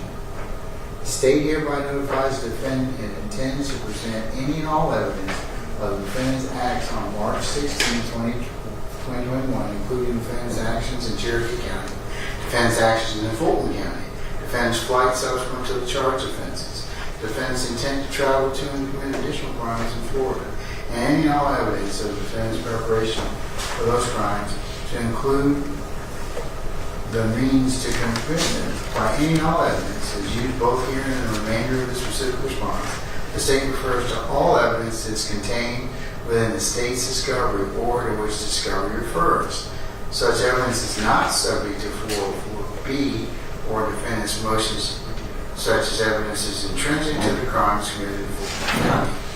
The limitations and prohibitions on extrinsic evidence set out in OCDA 404B do not apply to intrinsic evidence. And they cite Anderson versus State 313 Georgia 117 for that proposition. Pinpoint 182-2. Such evidence will not be limited to the purposes identified in OCGA 24-4-404B. And then they also tell you, paragraph 5, they also hereby notifies the defendant and intends to present any and all evidence of defendant of any connection between defendant and those he victimized that day and between defendant and the locations in which the crimes occurred. The state provides this notice in the one before it. even though 404B does not apply to the, as the notices address intrinsic evidence, and even though such notice is not required by Rule 404B, even for intrinsic evidence, extrinsic evidence, I should say. C, OCGA 24-4-404B, notice shall not be required when the evidence of prior crimes, wrongs, or acts is offered to prove the circumstances immediately surrounding the charged crime, motive, or prior difficulties between the accused and the alleged victim. So I think they've given you notice in their very first omnibus response, original omnibus response. So I failed to finish reading what I said, which was with specificity, because you cannot, the courts have looked at the any and all as whether that is sufficient notice, and it is not sufficient notice with specificity in regards to what evidence we should be expecting. And this general response that, oh, we can look and see and then we just object if we see something that that we want to object to is not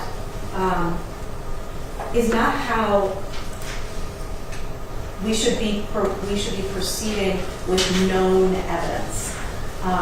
I think this is a complicated issue in regards to the admissibility of evidence from the Cherokee case, which is a closed case that has never been challenged in regards to whether or not it was properly acquired. So would this court permit illegally obtained evidence? That would not be proper. And so the question, so that's what I'm saying, this is not an easy issue. And I did a lot of research in regards to, how courts can determine what evidence can come in from a closed case. And it's brought in even under this theory of intrinsic and extrinsic evidence. So the idea that any and all just is permissible in terms of whether or not this is admissible evidence, then that is the issue, and that's why I'm raising this motion. Because if they have the grounds for admissibility and the evidence was properly obtained, then they can introduce it as intrinsic or extrinsic evidence. They cannot introduce illegally obtained evidence. They cannot introduce evidence that they do not have the sufficient foundation and grounds to introduce. And so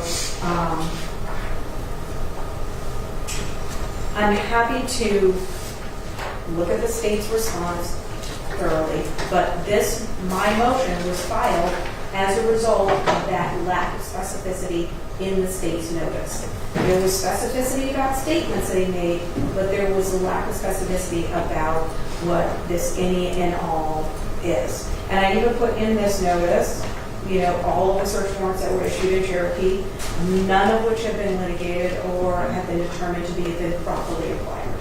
So if they wanted to introduce evidence from that could potentially be illegally obtained unless we determine that it was legally obtained. And so those issues would need to be brought before the court before this evidence could be introduced. Let me hear from you. Yes, Your Honor.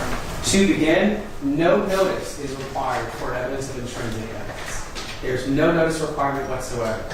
We went above and beyond what the law requires when we first responded to their motions to give them unmistakable notice that evidence that was collected in Cherokee County and elsewhere in this state, especially on that date that relate to the series of crimes involved in this case, would be something that the state intended to present. Now, I would like to point out two things. Well, not two things, but a series of things. As I understand it from Mr. Abadi, that very early on in 2021, he provided the defense with discovery, which included all the information that we had about the Cherokee County investigations and case. We then, in 2022, provided the notice that Your Honor just read out. Then in 2023, we we filed a supplemental notice in motion to admit intrinsic evidence at trial, which referred back to the notice Your Honor just read, as well as provided all of the law on intrinsic evidence. Then the court held argument on, in 2000,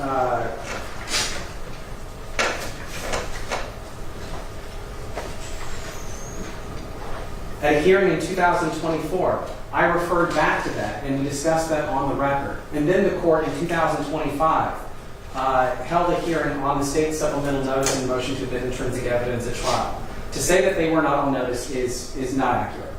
They were on notice, non-mistakable notice. They're trying to say this is from a closed case. It is evidence of an ongoing series of crimes that is actively being pursued in this case. All of it is intrinsic evidence for this case. It's not an issue where we have to provide more specificity of what we need to use. If there are shell cases, if there's video, if there's statements that the defendants have made that is admissible as evidence, we have every intention of presenting that in this case against the defendant to show that he is guilty. Now, the defense has said that, but these just have not been litigated and all this other information. It's simply because they have not filed a motion to say so. They have not filed a motion to contest the legality of it. And I think that it's almost intentional that this was delayed to this point, because it seems like there'll be another wave of motions to suppress. We made it clear at the very beginning, any and all evidence from the other acts that Mr. Long committed on that day, we would be seeking to present that evidence as intrinsic evidence to help complete the story that is inextricably intertwined with the crimes that occurred in Fulton County. They have had all of the Cherokee County evidence that we have since 2021. And so when they were filing their motions both several years ago and then again this year, they had this information and they had this unmistakable, clear notice that was not even required to be given to them, that we intended to present that as evidence. And so if the defense has a complaint that these issues have not been litigated, it's because they did not raise it when they were supposed to raise it. And so the state submits that here's the statement that comes from Motion 44. The state has not filed a notice of their intent to use evidence collected by the Cherokee County investigators from the now closed Cherokee County indictment, number 21 CR 0547. That's simply incorrect. And so to the extent that Motion 44 is in motion, this court should deny it.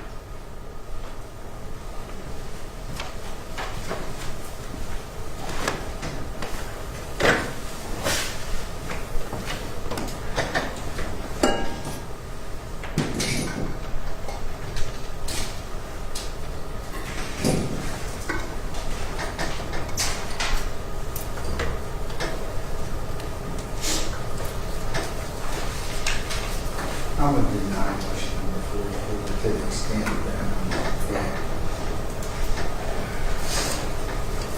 otherwise the defense argument what I'm doing. So other motions are based upon if there's anything else with specificity or anything else that needs to be heard prior to trial or prior to calling the witness. I'll certainly hear. But at this point in time, I want to deny the motion. Mr. Barton, you should say Mr. Armstrong, please prepare a suit to work with my signature on that. Yes, sir. Okay, all right. I think the next one I have is 49, the motion for the veneering.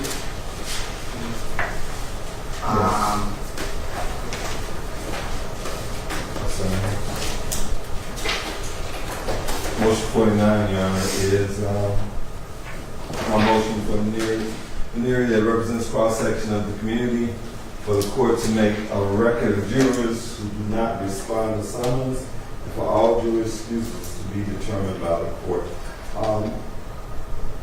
I think, Your Honor, this is what we do all the time. I don't think this is anything out of the ordinary.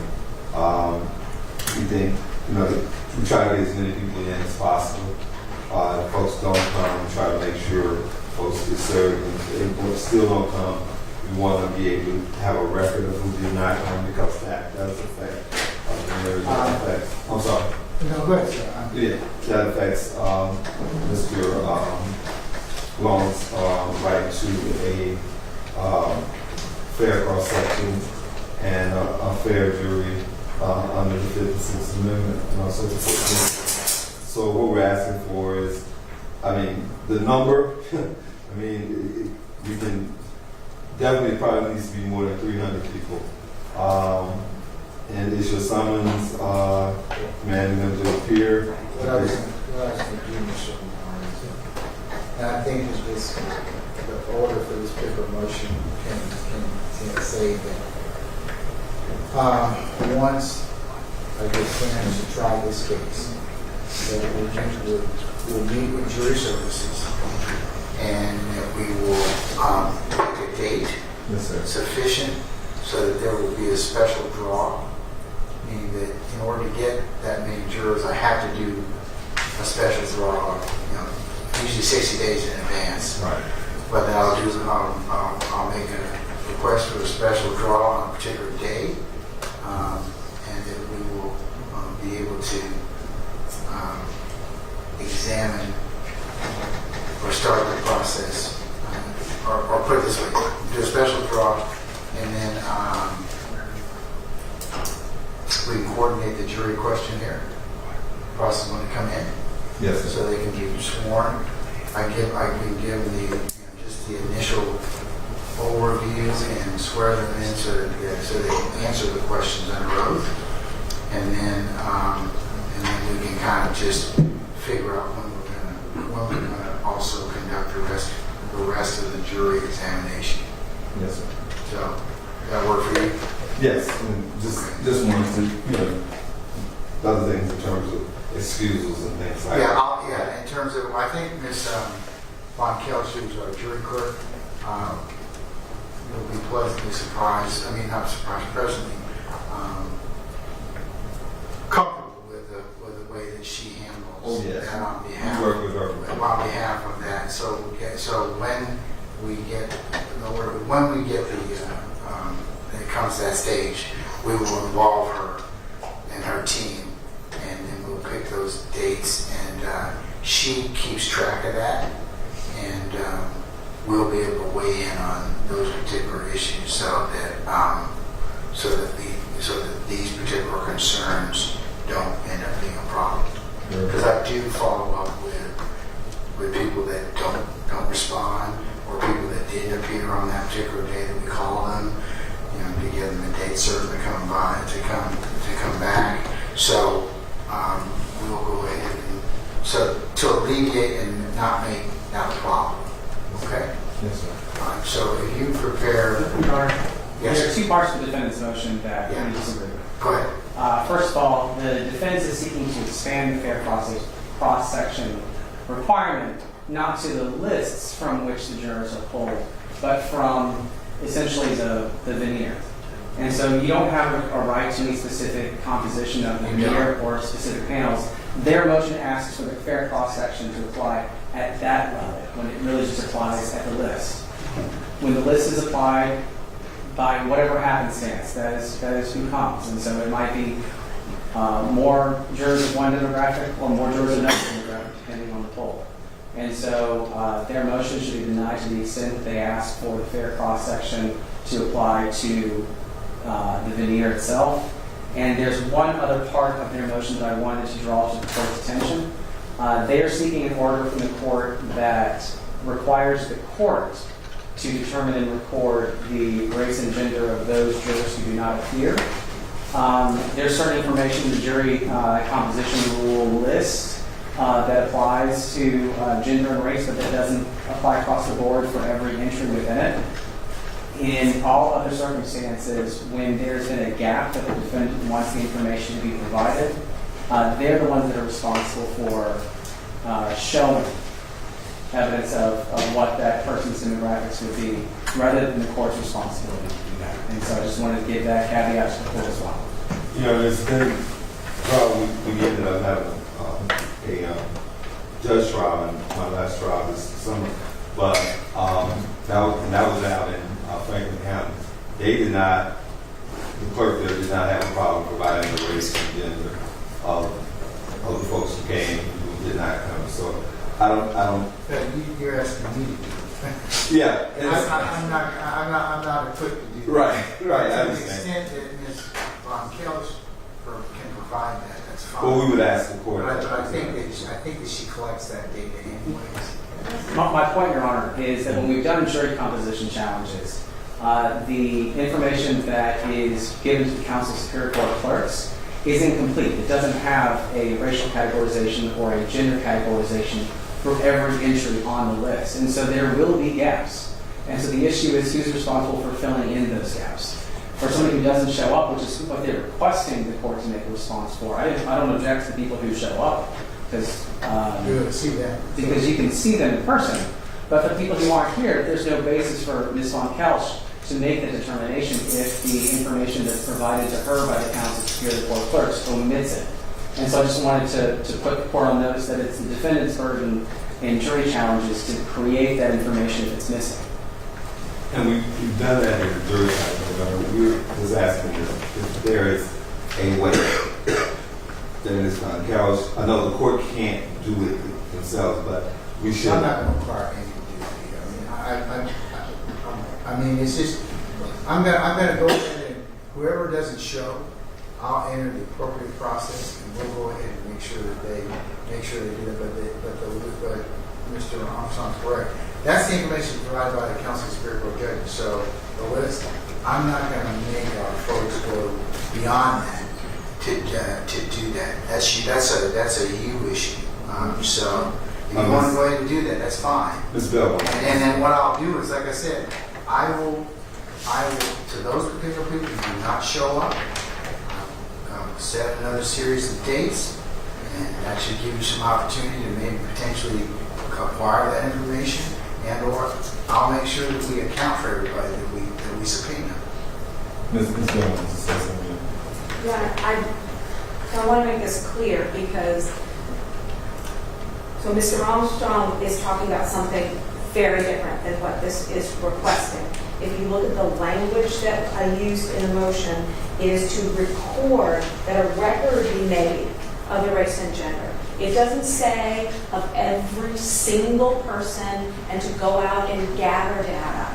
It is simply for a record to be made. So what we're asking is that when there are people that are no-shows, if the information is on the list, that be able to be made on the record, that information be able to be put on the record. Because there's a difference between us having the list and then us having the information in the record. So this is our request to put that known information in the record. That's what we're asking. We're not asking anyone to go out and find anything. We're not asking anybody to chase anything down. As the language reads, that a record is made of the race and gender of any jurors who fail to respond. So if the court has the information, that's all we're asking. We're not asking anything extra other than what you would already have.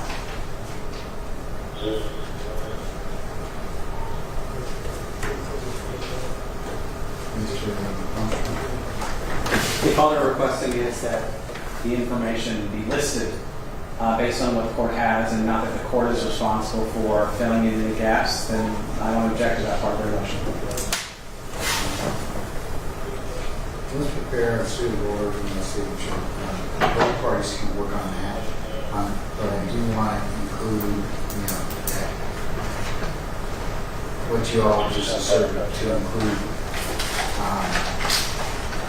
when we get the permission to try the case. I'll say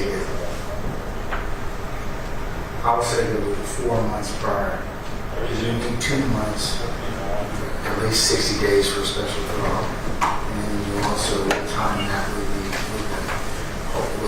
we probably need to back up the time period of the question as well, so that we have time to pick the jury, to send out the notices for the jury, and also have that questionnaire kind of ready.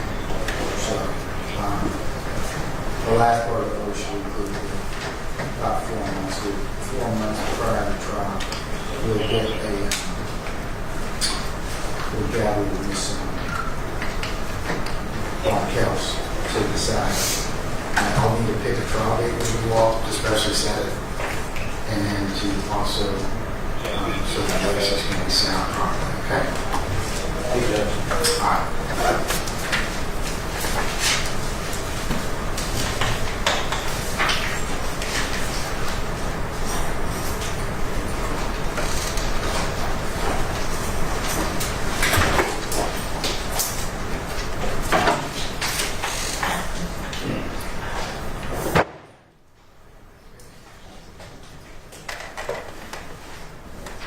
All right, so here's what I have left, okay, folks, just so we can kind of be on the same sheet of music.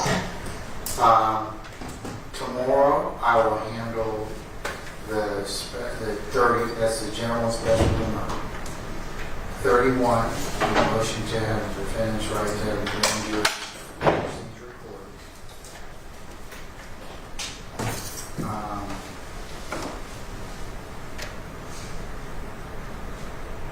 I'm going to defer 35 until such time as a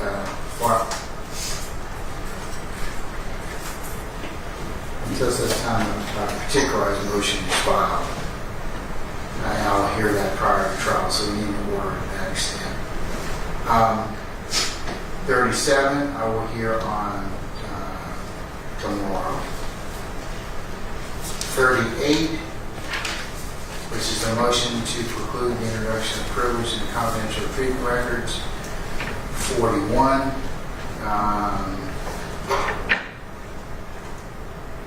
no, I'm sorry, not 41. 43, which is the motion to suppress irrelevant and prejudicial evidence from GPS tracking applications. Yeah, we will do 41. I'm sorry, it's 38 and 43. Okay. Yes. Yeah, that's what I'm going to skip to. We're going to do that on 11. That'll be this Thursday. Right. And to include, because I'll hear those in conjunction with the motion to exclude the media on Rule 22 issue. So I'll need to take up that, and I'll take up 38 and I'll take up 38 and 43 on that day. As for 41, I will hear that tomorrow at 10 a.m. Yes, sir. Okay. And then,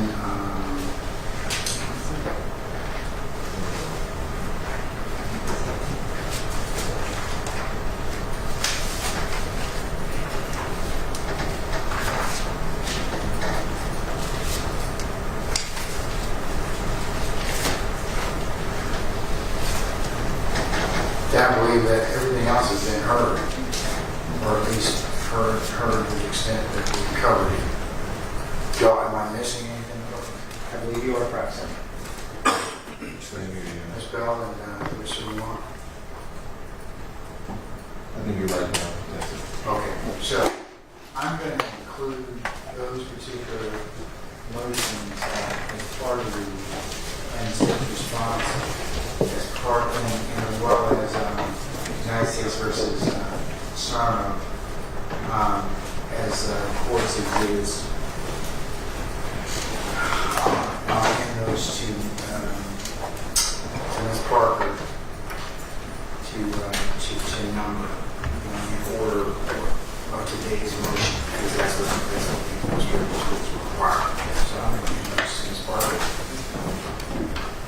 And tomorrow we'll start off with the review motion for those things that are pending. So tomorrow we'll start at 10 o'clock. And